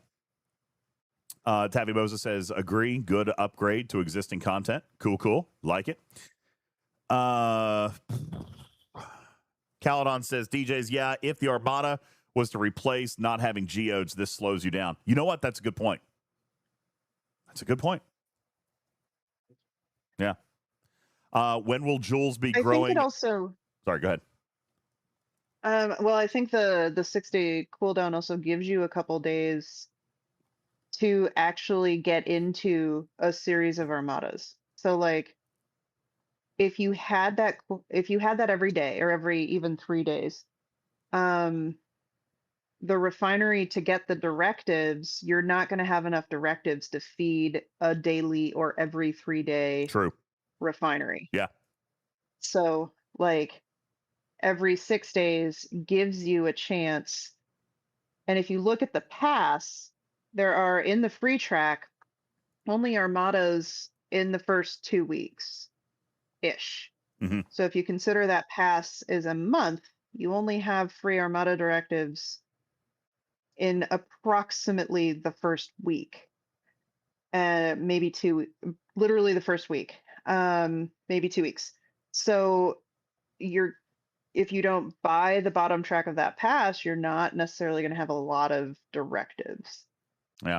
One thing that we are gonna talk about, Tarpy, and I don't know when we'll have time to do it. Hopefully this week sometime, is the new monetary value of the Territory Capture Battle Pass. They've definitely changed that this month, and some players are liking it, some players are not. The calculus has definitely changed on the Territory Capture Battle Pass, so we're going to have to talk a little bit about that. Here's the short version. Is the value there? Sure it is. But is it within budget? Because they really amped up the paid track as far as monthly budget goes, Tarpy. So we're going to have to, that's going to be a personal question. But as far as the contents of the paid pass, it's definitely there. So we'll have to talk a little bit about that. Plus, the new Elite and Mythic passes have some math updates to them this month. So we'll take a look at some of that. But yeah, as far as free to play goes, that is correct, Paulo. The 3-star Isogenite Refinery and the free track of the Territory Capture Battle Pass. Those are the only sources of your directives as of now. All right. Chala says, Jules, is it better to duo, solo, or group the Armada? Great question. All right. Punch over to my screen share. You got it. So there's only 3 types: 65, 70, 75. Moopsy in this chat earlier was saying it takes basically 6 max vengeances to take down a 75. So if that's already off the table for you and your alliance, then ignore that. And you're only looking at the comparison between the 65 and the 70. Can you one ship solo the 70? In my testing with a tier 14 vengeance, yes, I could loot crew a 70 and still take it down. But that's different because that's the level that my ship and buffs are at. So it's better for me because I have no chance of defeating a 75, but the 70 I can do no problem. So it's going to be different. Plus, if you are only concerned about relics, the relics are 5 times every level you go up. So it may also be worth, if your group can only take down half of a target's hull, it's still maybe worth hitting it twice to get the more relics out of that loot. So there is definitely some strategies in choosing how big is your group, how capable they are, how capable are you, and what do you actually need out of them. Did you loot crew a 70, really? In the playtest. So I don't know if all of the buffs were active or all the ship abilities were active against players. Yo, chat. I have But yes. Yo, another chat. question for you. Should we do it? Should we Do try you have a one? tier 14 vengeance? No. It's tier 9. But you're gonna die. Oh, let's bet time ice. Yes. Hold on. But Yeah, time I ice. don't have to loot crew it. I don't necessarily have to loot crew it. I could go Armada power. Sure. Like you No, said, the whole point was like you Jules can loot said, crew it. the relics matter, right? The relics matter. Yes, they do. Actually, this will answer the question I was just going to ask Jules. If you can get more than 2 people in your alliance to join, I would appreciate that. Because something we didn't do, as far as I know, during the playtest is figure out how many loot chests there are. Because I know the starter gets a chest. And there may Yeah. there's 2 chests that are available, a host chest and a participant chest. I do not know how many participants are eligible for the participant chest, but it's the same as the host. Exactly. And that is content. Really? Yeah. And that's why I wanted to ask, because Now, when we were doing the are playtest, it was we didn't have more than 2 or 3 people at a time who could be in the armadas. Are there armadas that pay more than 1 participant chest? Is that a thing? No. I didn't think so. Why is that a No. question? Because they 'cause could have. Who knows? changed it. New mechanics. Huh? Okay, fair. Okay. Yeah, no. That's good. You know what? I got to do it. Tarpy, just because we've always done it this way. See? It's a thing. It's human psychology. Okay. It's you have to. I mean, just because they've never done it a different way doesn't mean that they didn't. True that. All right. You still have to prove the negative in All right. this case. Let's go Armada power. And we're not doing a 75. We know we can't do a You should use a 75. Nova. We know we can't do a 75, so we're not doing a 75, but we will do a 70. And you know what? If we're going to bring a bunch of ships, then I don't need Armada power. Do you have a 73 uncommon in your alliance? I have no idea, but I don't really want to run it, to be honest with you. Because a 73 uncommon, granted, with the crew this month, can win a 75. With 0 help from a Nova. But I'll do the poll, but I'm not doing a 75. That's silly. But now we need to form the parameters of our test. And by the way, no, Seth, it's never been the big damage guy. That's been debunked a gazillion times. It's usually RNG. It's definitely not based on damage. Now, here's the deal. Guys, I only have 1 start. So I can't... Is this a 65? That's a 65. I want to find the 70. I've only got 1 start. So I can only do this test 1 time. I can do a solo, or we can run the group that Tarpy's asking for. What do you want to do? do the group. Do the group. Solo. No, solo. Full loot. But we want to do the Die. chest, Jules. I mean, I do succeed. Oh, well, yeah. Yeah, succeed and have someone else tell us about the chests. All right. You know what? There's a plausible solution to this. Why are we stuck here? Why are we stuck there for that long?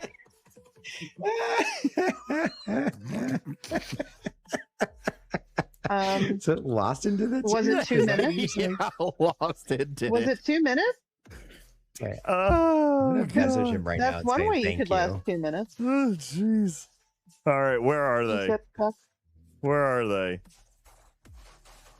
Where are what? The directive packs. Can you buy them yet? They don't exist. Or can you just buy I points thought for they the were already. territory pass? I thought they were already up. Somebody said they were 5 stars Okay, hold for on. $50. Yes. Did you yes, build for your building buying yet? the full unlock, the $100 unlock of the battle pass. Bruh! So you'll get that eventually. There's a mission.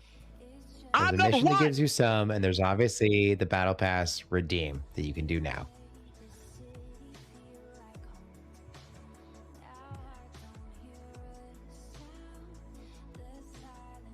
And not that one.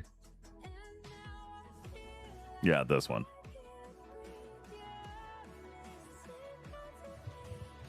You know what? Piss on it. I'm in. I'm in, chat. I'm in. I'm excited about it. I'm in, chat. When you like the content, you'll do it. When I like the content, if I feel like I'm going to have fun, then here we go. Are you paying to do science? I'm paying to do Not science. how the U.S. is supposed to do it. There we go. Tarpy, he can do both. Got our stuff. All right. We can do both, chat. We're going to solo the first one. He can. We're going to solo He can the first die one. in flames. All He right. can die in flames. Toy mice. I'm And then so he can do positive. I'm full of positive energy. Yeah, there's your Yeah!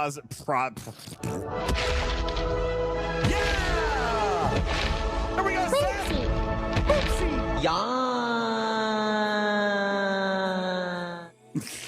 I'm putting it up right now. Okay, can DJs loot crew solo a TC70 Tesseract? Yes, no. Okay. Prediction is up. We'll let it go for 2 minutes. Okay, there you go. It's up. Omega, thank you for your 25 kitty bitties. Appreciate that very much.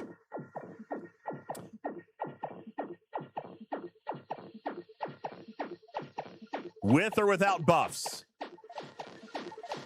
I think we need to go naked. We got to test. All right, we're going. We're streaking and now we're naked? Yep. What? We're going loot crew. Armada loot.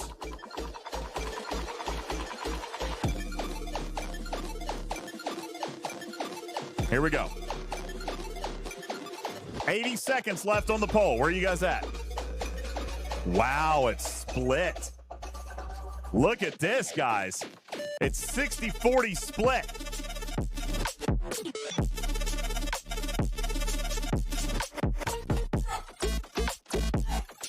I need a comma. Wow. 50-50.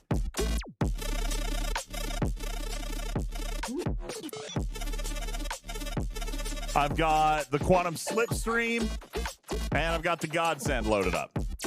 I'm just going standard new stuff here. Oh, shoot. I voted for the wrong one. Oh, no. I am so bad at this. Dude, look at the vote right now. It is so close. 50-50? Wow. You better win this. That's all I have to say. If not, I hope you trust your producer. All right, here we go. Here's the time. I'm ready to start the Armada. Here we go. Kicking it up.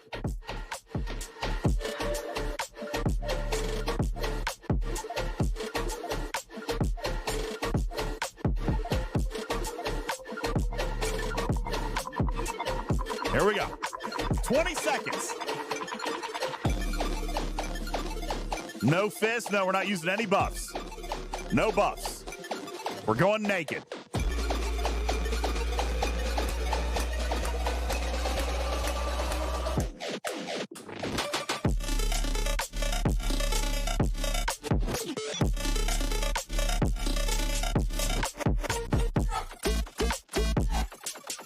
I died. No, I did not either. No, I did not either. I kicked its ass. What? Wow. I win. Well, now we're going home so I don't lose my cargo. I'm going home so I don't lose my cargo. Someone hit him. I'm number one. Someone hit him. Woo! Someone hit him. Nah, I'm going Oh home. man, I'm these going are home. gonna be spicy during incursions. Yo, look at that. Look at all that Isogenite. Let's go. Hey, you can almost build your building now. Look at all that 3-star. Look at that 3-star. That's a lot. Holy bonkers. All right, let's take a look at everything. Let's take a look at this battle log. That's one pull. That's amazing. Oh my God, look how close though. Look how close. 20 round limit, man. You had a 50-50 shot of that actually working. Yeah. The chat was right. Wow. Wow. It doesn't get any closer than that. Wait, go. Yeah, you got to go down to round 20. We got to see what shot you died on. Oh my gosh, guys. That could not have been any closer. Jiminy Christmas. Oh, yeah. So definitely, I would recommend buffing if I was going to solo that. Okay, so there's 1 shot, 2 shots, 3 shots, 4. Jules, it gave me 4 shots. That was the last one, wasn't it? I took 4 shots from the target in round 20. So how's the skin on your teeth feeling? Woo! Holy like after smokes. that. It only has 4 shots. That was the last chance. It only has 4 shots. You literally killed it on the last possible weapon fire. If you missed a single critical, Yes. you would have failed. 1 crit. And I would have made off with Toys Mice. 1 crit. However, Screw you and your crits. Oh, yeah, no, I did kill it. That was victory. Look here. Oh, let me turn off the cat. That is full victory. Okay, look at that. That is no hull. Full victory. That is nuts. And I got the loot. You wouldn't have gotten the loot. All right, well, let's take a look at our chest. I'm blaming shenanigans. This is shenanigans. You did something wrong. What? I didn't see what came in my chest. that's messed up. Yeah, that's messed up. Strider, you're right. I do need a cookie. Give me my cookie, man. All right. Taking a look at next.spox.club, we can see I did indeed get my 4,000 from the chest in quantum scrap. So that was my leader chest right there. So we know that that is correct. There's my Isogenite going into cargo. Oh, yeah. If you shenan once, you shall shenan again. Yes, I had the animations turned off. I forgot to turn them back on. All right. Well, there you go, guys. That, by the way, they do have a 20-round limit. So I would have died. I could have died. Let's choose the outcome, though. Can DJ's Loot Cruise solo a 70 Tesseract? Well, by golly, the answer was yes. So let's go ahead and complete that prediction. Congratulations. Congratulations to all of you who made out with some toy mice. Let's take a look at the leaderboard here. All right. Congratulations. Shouty, yeah. Winning 47,000 toy mice. There you go.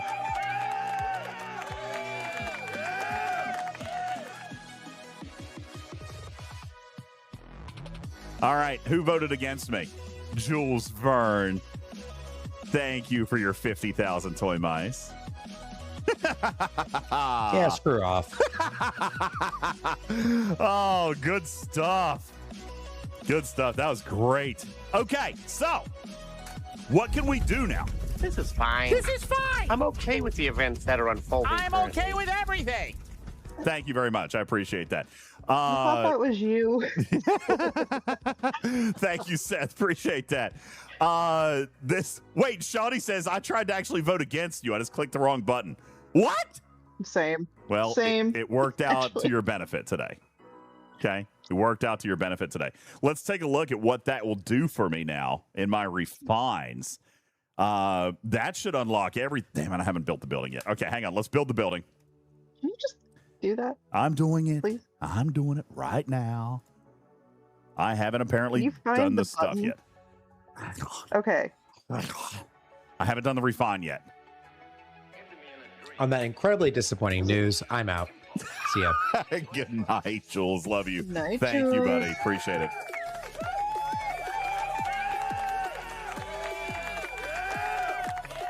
All right, let's build the building.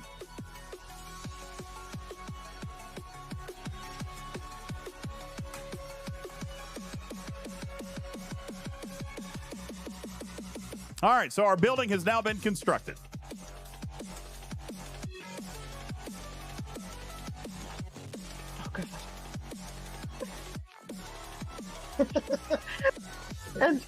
And that's what you're getting sewn onto the backpack?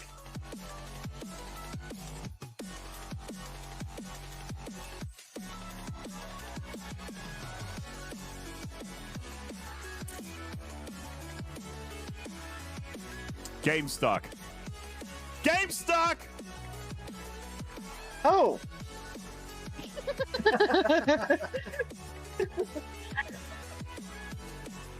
I like it.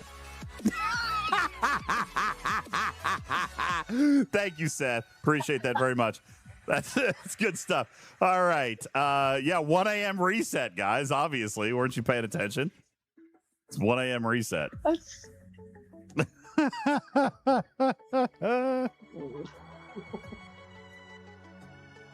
Oh, man. Okay. Hey, Corey, you need cookies? I have a supplier. Jules loves cookies. Loves his cookies. All right. We've built the building.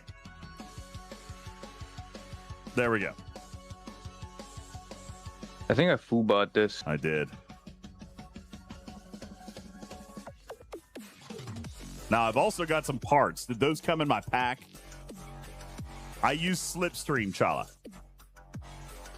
The sync log will show you what was in the chest. Let's take a look.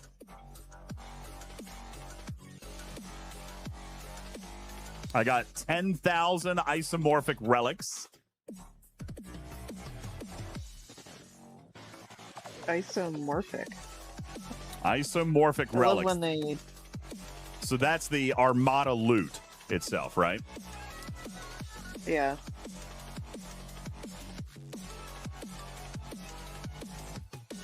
All right. So let's see.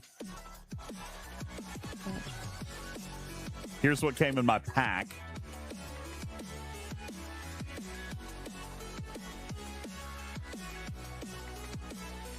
All right.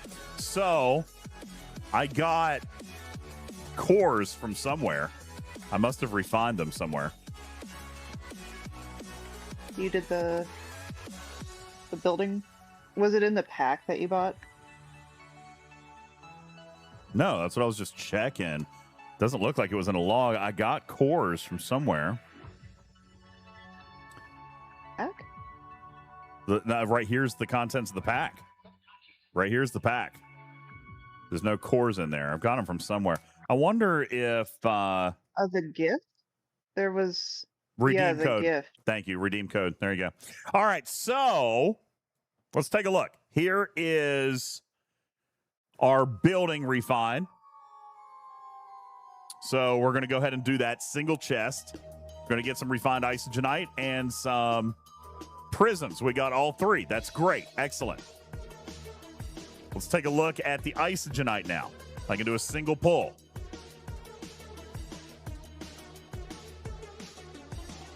Isogenite. Some particles. That's it. That's our 1-star pull. Okay, let's take a look at our 2-star pull.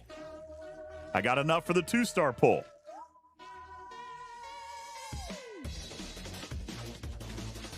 Now we've got chance on the new prisms.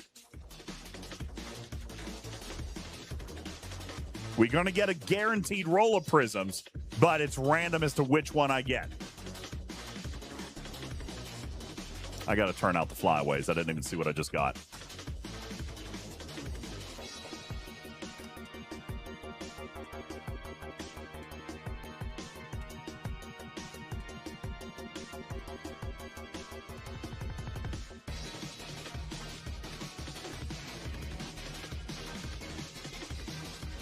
I got luminous.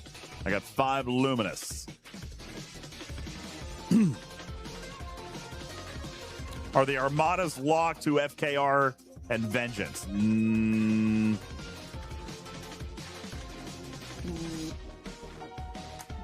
I don't think so. Are they? It's a really good question, actually. I don't think so. Chad is saying no. I honestly didn't remember. You can use any ship. All right, Chad is saying I used a cube. Okay, good. Good. All right, let's go back to the refinery. Let's pull our 3-star. Yeah, I totally forgot to say that during the thing, but oh well. And here is our refined Isogen, our 4-star. We're still getting our refined Isogenite, our prisms. Hey, where are my directives? This is the 3-star refinery. Where's my directives? Hey. It might be level... Oh, I'm at my cap. Look. Yeah. I'm at my cap. That one. So you could... I'm curious if you can pull it twice. So can you pull it once? Yep. You know what that means we got to do. We got to use our directives. We got to use them, Scooby-Doo. All right. So there, we're on cooldown.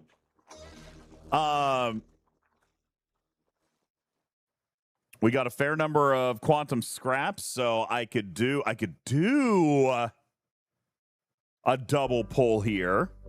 And you guys said that these have a 3-day cooldown, right? Mm-hmm. Well, yeah, I got to do a double pull, right? Yeah. Yeah.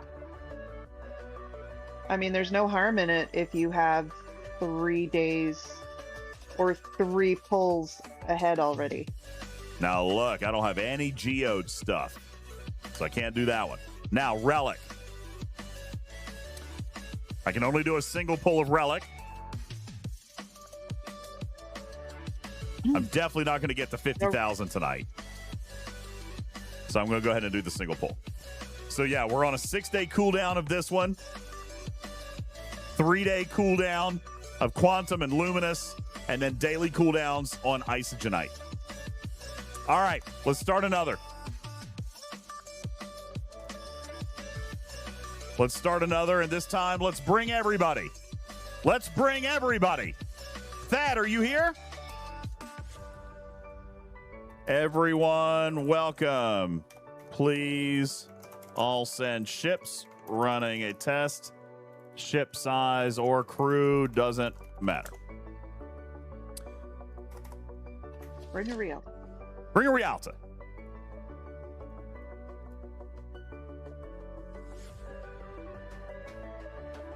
I know, I'm not shielded. Boom, boom, boom. Yo, hey, Fox, thank you for your 15 months. Good morning to you. Appreciate it. Disable the flyover? Okay, I can do that.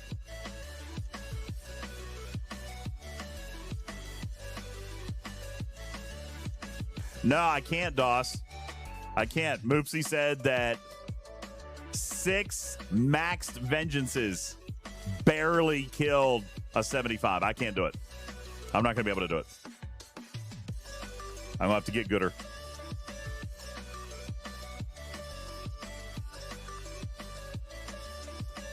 Okay. All right. Looks like we got some people popping up. Yo, Thad, what's going on? Who is Connor?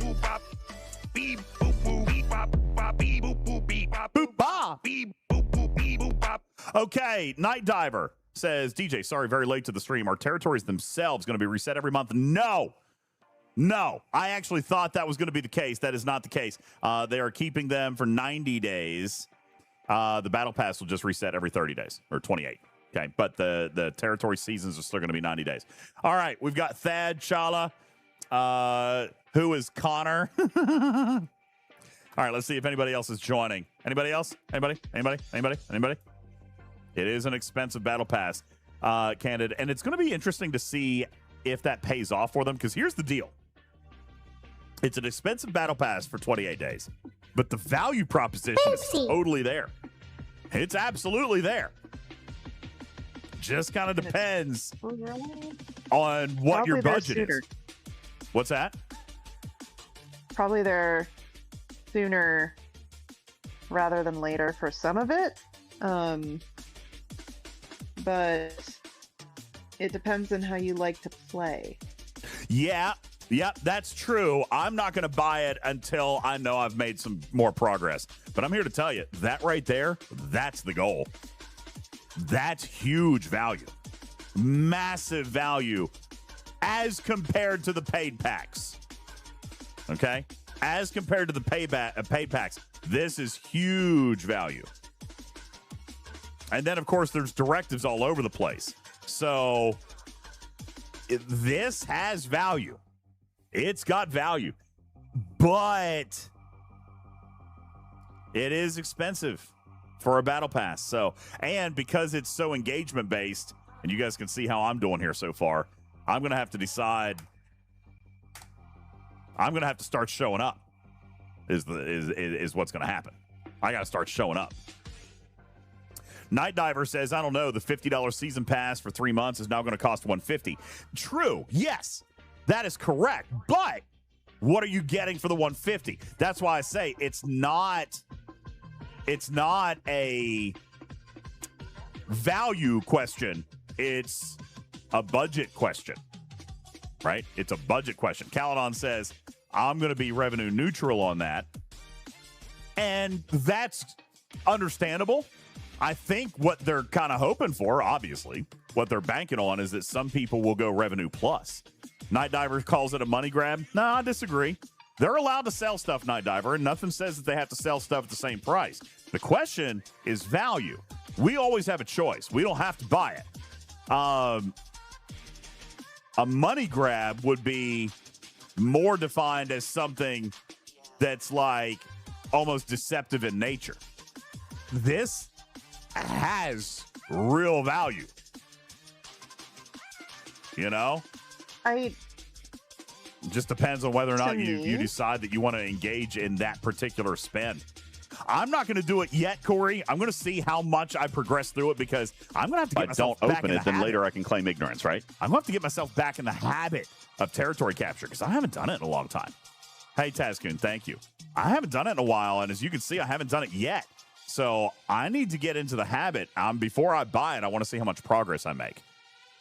So that's where I'm at. Tarpy, go ahead. And, yeah, the thing when I first looked at this, I said exactly what Night Diver said, where it's 3 months of $50 instead of, so it's $150 instead of 3 months for $50. And if you look at what's actually in the pass, I'm guessing that almost no one in the last year or two bought the $50 territory pass. No, but or very, very few people. Yeah.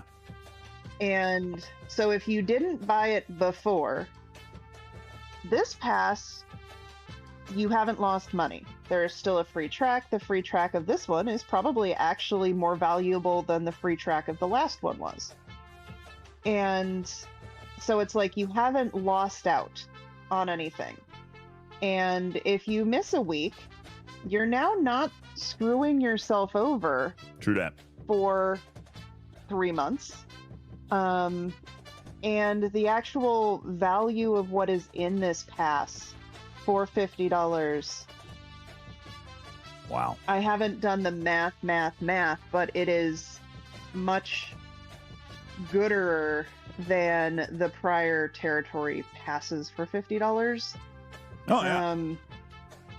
Yeah, like I'm not, after I looked at it for another couple minutes, I was like, the amount of grind this skips. Gooder's a word. If you want to skip gooderer. The The amount of grind this would skip for $50 is actually pretty significant. So, all right, there's my 4,000 quantum scrap. Chala got 4,000 quantum scrap from his participant chest. Does that match the chart? I thought the participant chest was smaller. Okay, it does match the chart. So I got 4. Chala got 4. Anybody else? And look at this. We still went 19 rounds. Holy smokes. Look, people died. We still went 19 rounds. Dude, I'm telling you, this thing is not quite a joke. What's a good crew for farming the adjudicators? Well, that depends, Zen. It depends on what territory you're in, what star you're in. There's an argument for loot crew, but I am finding success with my normal daily hostile grinding crew, which for me is 1 of 11 with Seska Suitor on the side. Kind of depends on what hostile you're going for. I mean, if you're punching up, hostile grinding crew, but there's a significant argument for punching down a level and going loot crew because you can actually earn more. It's faster. But now if you're doing it for an event, like if you need to hit your own level or something like that, then traditional hostile crew seems to work. S&W, when I tried S&W in the playtest, I got my ass handed to me a fair amount. So the Janeway or kind of normal G7 grind crew, I died a lot less quickly. Yeah. Chala got participant chest. Nobody else got any, it looks like. Nobody else got a participant chest, so it looks like we're on normal mechanics there. Thad is going to run another, so we're going to see how...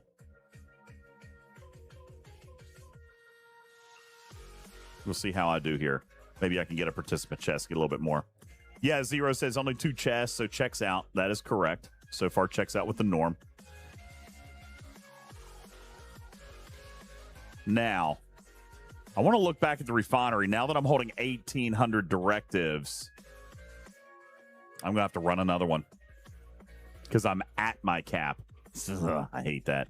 All right, so I've got to run one more. Is there even an event for these right now? Probably not.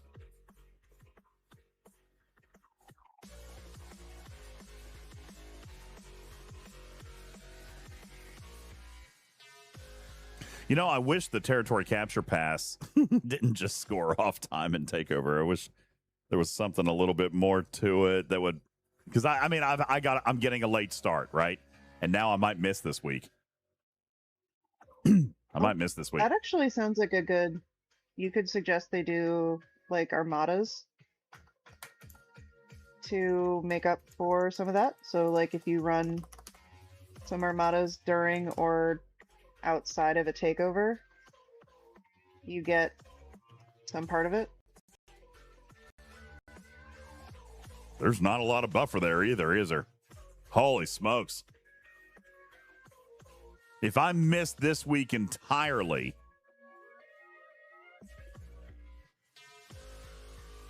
yeah, there's a buffer of only... Oh my God. There's a buffer of 30,000 points. That's like 1 ship. So is that the difference between 7 docks and 8? That's 1 milestone. That's 1 milestone. Holy smokes. That's 1 top milestone.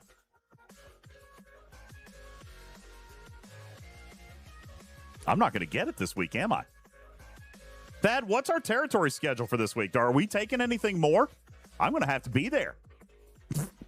Can you imagine the audacity? I've got to actually show up? The hell is you have this? To look at Discord? What? You're going to have to look at Discord. How dare you make me have to play? Why do I have to be there for my alliance? And an alliance feature? God.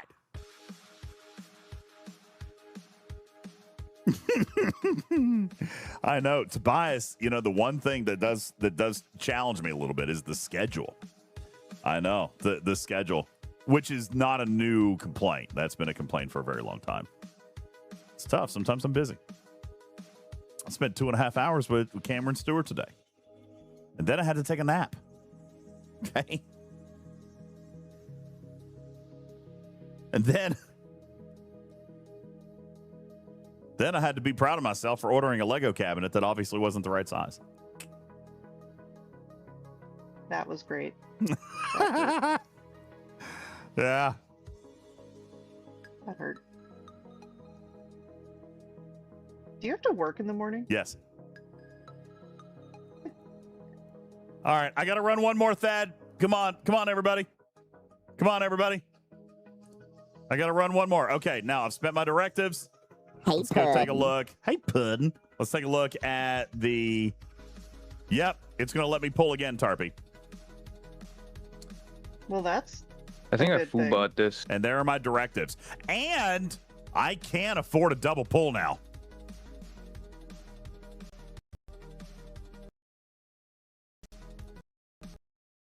I'm going to do it. Why the hell not? Yeah. I am so positive. I'm full of positive energy. More prisms. And that's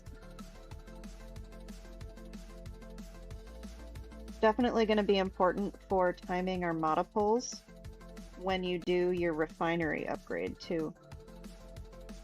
Yeah. Because this is the... Yeah, Game Junior. Upgrade as you go. Which is the same as any overcap mechanic because they're actually two different bundles. This bundle has directives in it. This is a different bundle ID as compared to the one that doesn't have them. So if you're at cap and then you go below cap, you can double pull. You want a joke, do you? Do you? Do you? You want a joke, do you?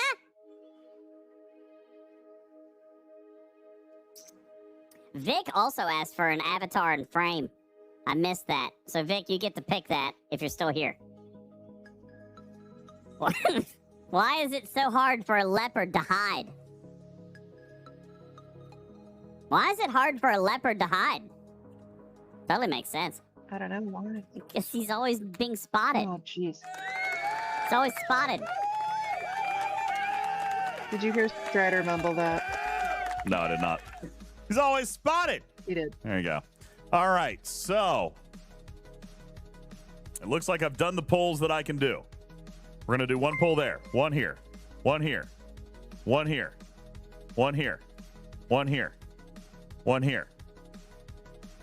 Confirm. Yo, Guffa, thank you for your 7-month reset. Appreciate you.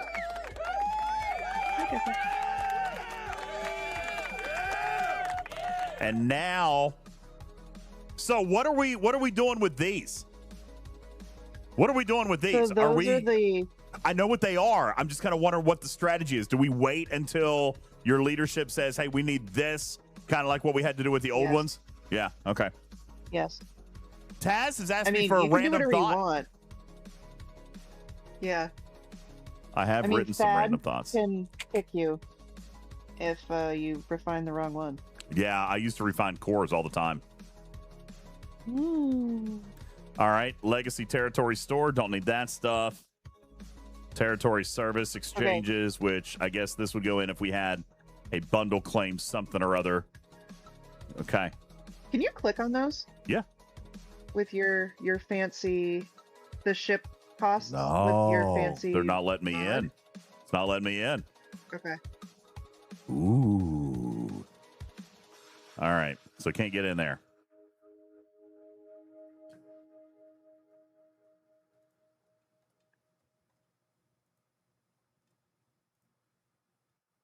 All right, let's see. What random thought? Okay. Okay, now. So I was talking with Noah about this earlier. This might have been, I guess, a week ago, last weekend. I ate some Taco Bell late at night. And I got really sick. And not like sick because of bad food. It was heartburn. The heartburn destroyed me. And so he was talking about, he was like, bro, you got to hang. You know how Noah is. Bro, you got to hang. And I'm thinking to myself, you know, risky behavior. Risky behavior. So here's the random thought, Tarpy. Risky behavior in my 20s included sex, drugs, and alcohol. Now, risky behavior is eating spicy food after 9 o'clock and not lifting with my knees. Honestly, things have changed. Things have changed, man. All right? Things have changed. It's not like it used to be, bro. It's not like it used to be. So anyway, there you go. Spicy thought. Random thought for you. Thank you, guys. Is Vic still in the chat? Or do I need to refund him? I'm just going to go ahead and refund it. I don't see him. Avatar and frame, refunded. There you go. Thank you, chat. Appreciate it. Thank you for your redeems. All right. This is the last one I'm going to do, Thad. This is the last one I'm going to do, and then we got to end stream. Let's see how we did on this one.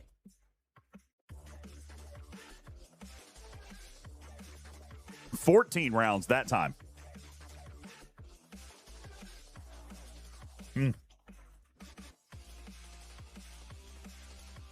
16 rounds on that one. Huh. Okay.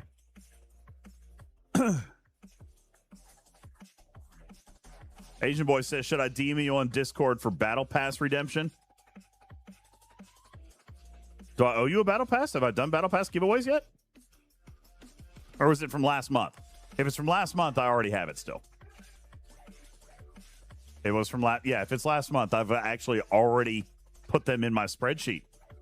I was very ahead of the game because I had to do J-Babe's packs. So I did J-Babe's packs, and I went ahead and did the battle passes that I had. Quick reminder, if you've made... Lizard. Quick reminder, if you have made it to this part of the show, then I feel like I should remind you to go check the Spam It room so that you can get entered for the Lego Enterprises. I finally started that, Tarpy. It's up. All right. And beep, boop, boop, bop, bop, bop, beep, boop, boop, beep, bop, beep, boop, beep, bop, beep, bop, bop, bop, beep, boop, boop, beep, boop, bop. I have finally launched the giveaway for the Lego Enterprise sets. Okay. But it is set to go for, I basically put it up for an entire week. Yep, I decided to do Spam It, Polar Bear. I was going to do something different, and I was going to do YouTube comments, and I should have, but this was faster, easier, and what you guys had asked for. So here I am doing what the players asked for. Vic says, is the Spam It for one winner or two? So it is set for one winner, but I can do multiple draws. The reason I did that, Vic, is in case somebody doesn't claim it, because international winners have to pay their own shipping and handling. There's literally nothing I can do about that. I thought about making everybody pay their own shipping and handling just to be fair about it, but like that also feels cheap. You know what I'm saying? So I decided to do it that way. So question, would you ship it to Canada? Buddy, I'll ship it anywhere. All right. But international winners have to pay their own shipping and handling. Unless you're in the Vancouver area, and then I can bring it with me. Or if we end up going to Toronto, I could bring it with me. I'm willing to do that. I'm totally willing to do that. But if it's somewhere else, you'll have to pay your own shipping. So if somebody won and they didn't want to do the shipping, then I left it so that I could do a redraw. Okay? Plugster said, is it pre-made or is it still in the box? No, baby, it's in the box. 2 of them, still sealed up, taped and everything. 2 of them, brand spanking new. We got 2 of them, brand spanking new, that we're giving away. So there you go. It's a 7-day contest. You guys can go in and enter. All right, you can do it either from the Spam It room, or I think you can also do it from this web link. There you go. Somebody click that web link and see if that works. I'm pretty sure you can do it from the web link.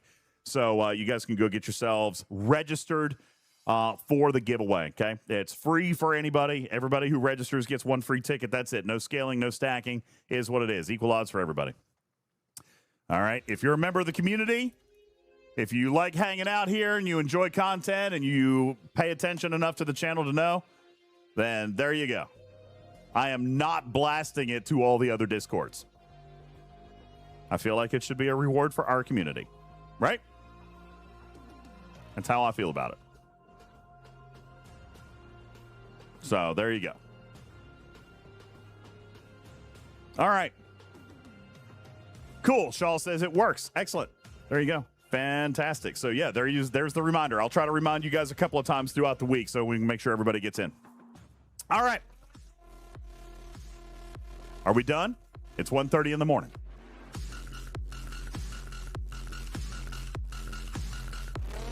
Have you explored enough? Don't make fun of me. I was enjoying exploring. I felt like you were leading me. You were like, it was like I had a dog leash on. And like I wanted to stop and I wanted to smell the pee. I wanted to stop and smell the pee, and you were just jerking on my neck. Now I'm like, no, I really want to smell this fire hydrant. and I'm the producer. I'm supposed to keep you on track. Yeah, well, it was all right. We had time tonight. Oh, okay. It was okay tonight. I appreciate your efforts, though. I sometimes am a cat that cannot be herded. Oh, Guffa says no. I can put the bowl of cat food in front of you, and you will decide whether or not you want to eat it because you're a cat. That's right. Guffa says nope. I think you're a little mad about something, Tarpy. What did DJ do?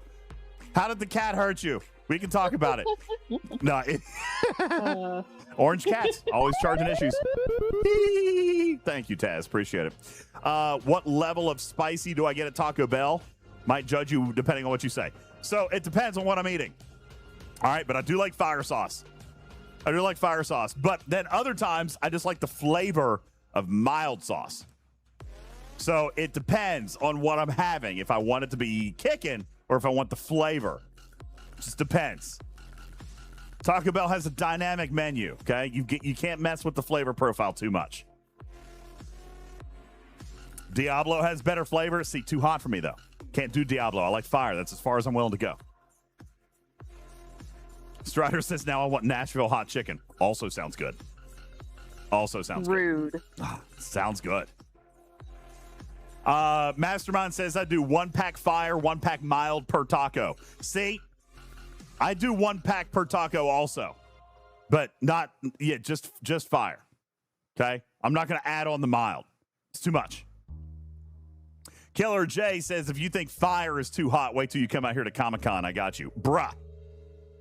No, I am so excited. Yes. No, I don't do hot things. Yes. Okay. I almost lost my life one time. I almost lost my life once. I ain't doing it again. All right. You don't do hot things. I don't do hot Got things. it. No, I don't. Tarpy, no.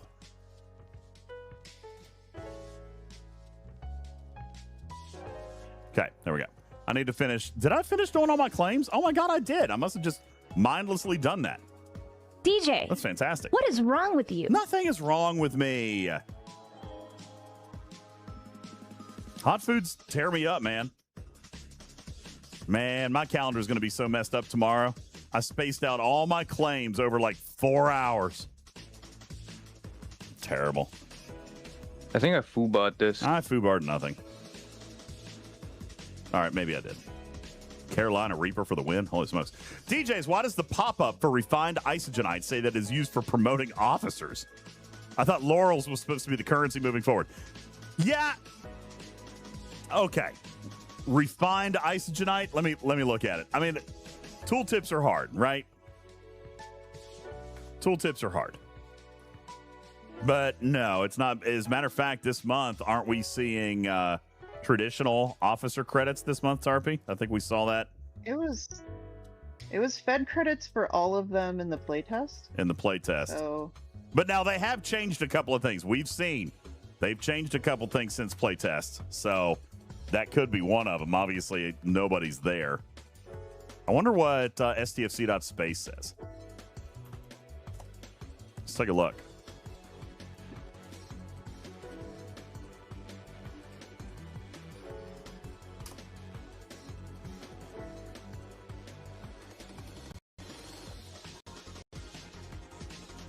Operation credits. So, yeah, I don't know. But I'm enjoying duo waves anyway. Me and my wave partner did 3 of them today. We did 3 of them today, and I want to do more tomorrow because I've still got all these claims that I got to work through. That I still have so much surplus. Look at this. Not that one. Hang on. Academy. Look at all these. Look at all this surplus that I need to claim. We're just so good. We keep up with our refines. But I need more. I need more. Yes, Aganor, I just did your VIP for a month. Thank you so very much. I appreciate you, bro. I just took care of you. Thank you for redeeming your purple heart. Or purple diamond. Diamond. Let's see. Anything else in the chat? Maxman says I'm out of surplus. Broken Wolf says, what happened to Laurel's requirement for promoting officers? A, don't know. B, not going to ask. I mean, we don't want it to be harder, so don't know, not going to remind them. That's where I'm leaving it, okay? I'm going to leave it right there. Broken Wolf says, okay. Well, I mean, do you want me to? I don't think we should. Right? I don't think we should. I think we should just leave it right where it is. All right, guys. We still got 200 people in the live studio audience, so thank you so very much. I appreciate you all. Matt Hatter says, we done with Fluffer Time? Sure am. Aganor says, did they remove Dry Dog G from the Augment store? My wife's account was at 840 out of 1,000. Now it's just gone. Gosh, I can't answer that because I don't have that pull. Let's take a look. It's in the Augment faction store here. Was anybody working on the extra dry dock? I don't know. Tell you what, why don't you shoot me a DM? Shoot me a DM over on Discord and include your player ID for your wife's account so that I can have somebody take a peek tomorrow. I want to take a look and see. Look, Bubba Dubba says I still have mine. I don't have, and I already have it, so I can't pull it. Agador says I put in a ticket, but no response yet. That's cool. Send me a player ID. I'll take a look. I'd be happy to take a look. Samus Aran says, how about asking if we can have an Admiral and Commodore? An Admiral or Commodore ability to blow up ships on nodes in territory. We have a Fisha on a geode node tonight. Oh my. Boot and loot. You already have the answer. Murder. That's called boot and loot. Nowhere Man says, just have someone from another alliance do it. We've done that before. You know what, though? I mean, yes, that is a less nuclear option. But do you really want that level of ignorance in your alliance?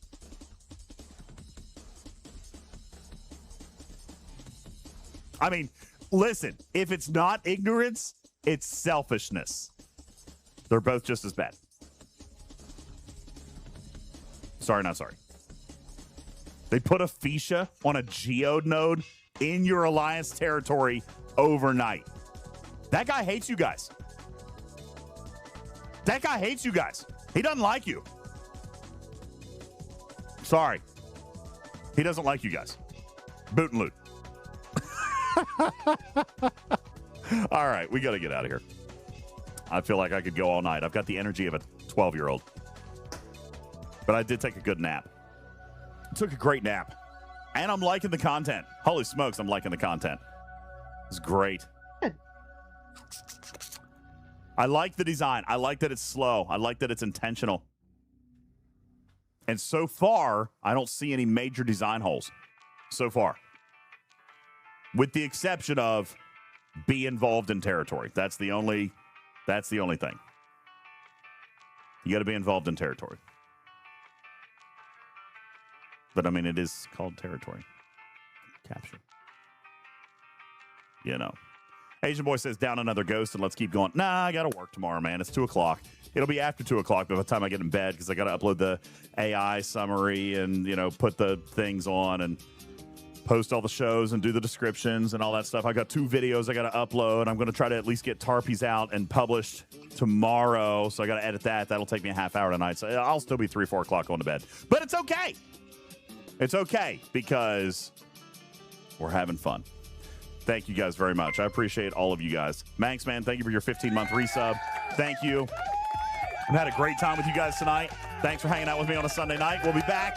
I do intend on streaming tomorrow night, but it depends on the construction of Studio B. And then I do intend on streaming a good portion of the day Tuesday, including a new Studio B, a relaunch of Studio B, and then we'll stream some STFC tomorrow Tuesday night as well. We'll just have to see what our territory schedule looks like. Wednesday will be off. Thursday we're going to try to record a pod, which will be our first one since the arc started. But I mean, just is what it is. And then we'll go from there. Huh? This wasn't a pod for like the last 4 hours? I did not. I mean, I recorded it, but I don't think it would be good for a pod. I don't think. Do you think? It's 5 hours, so no. Yeah, okay. Just making sure you were being. I can't tell right now. I can't tell. Well, you did the Discord stage, so that's the technically. It's a You're pod right, thing. because I had every intention on doing a pod, and then we just hung out. And then you got distracted by exploring and having fun, man. I know. Jeez. What the hell? How long's it been since that happened? Jeez. That's crazy. That you got distracted? No, that I had fun. 5 minutes. Oh. All right, let's see who's online tonight. Albatross.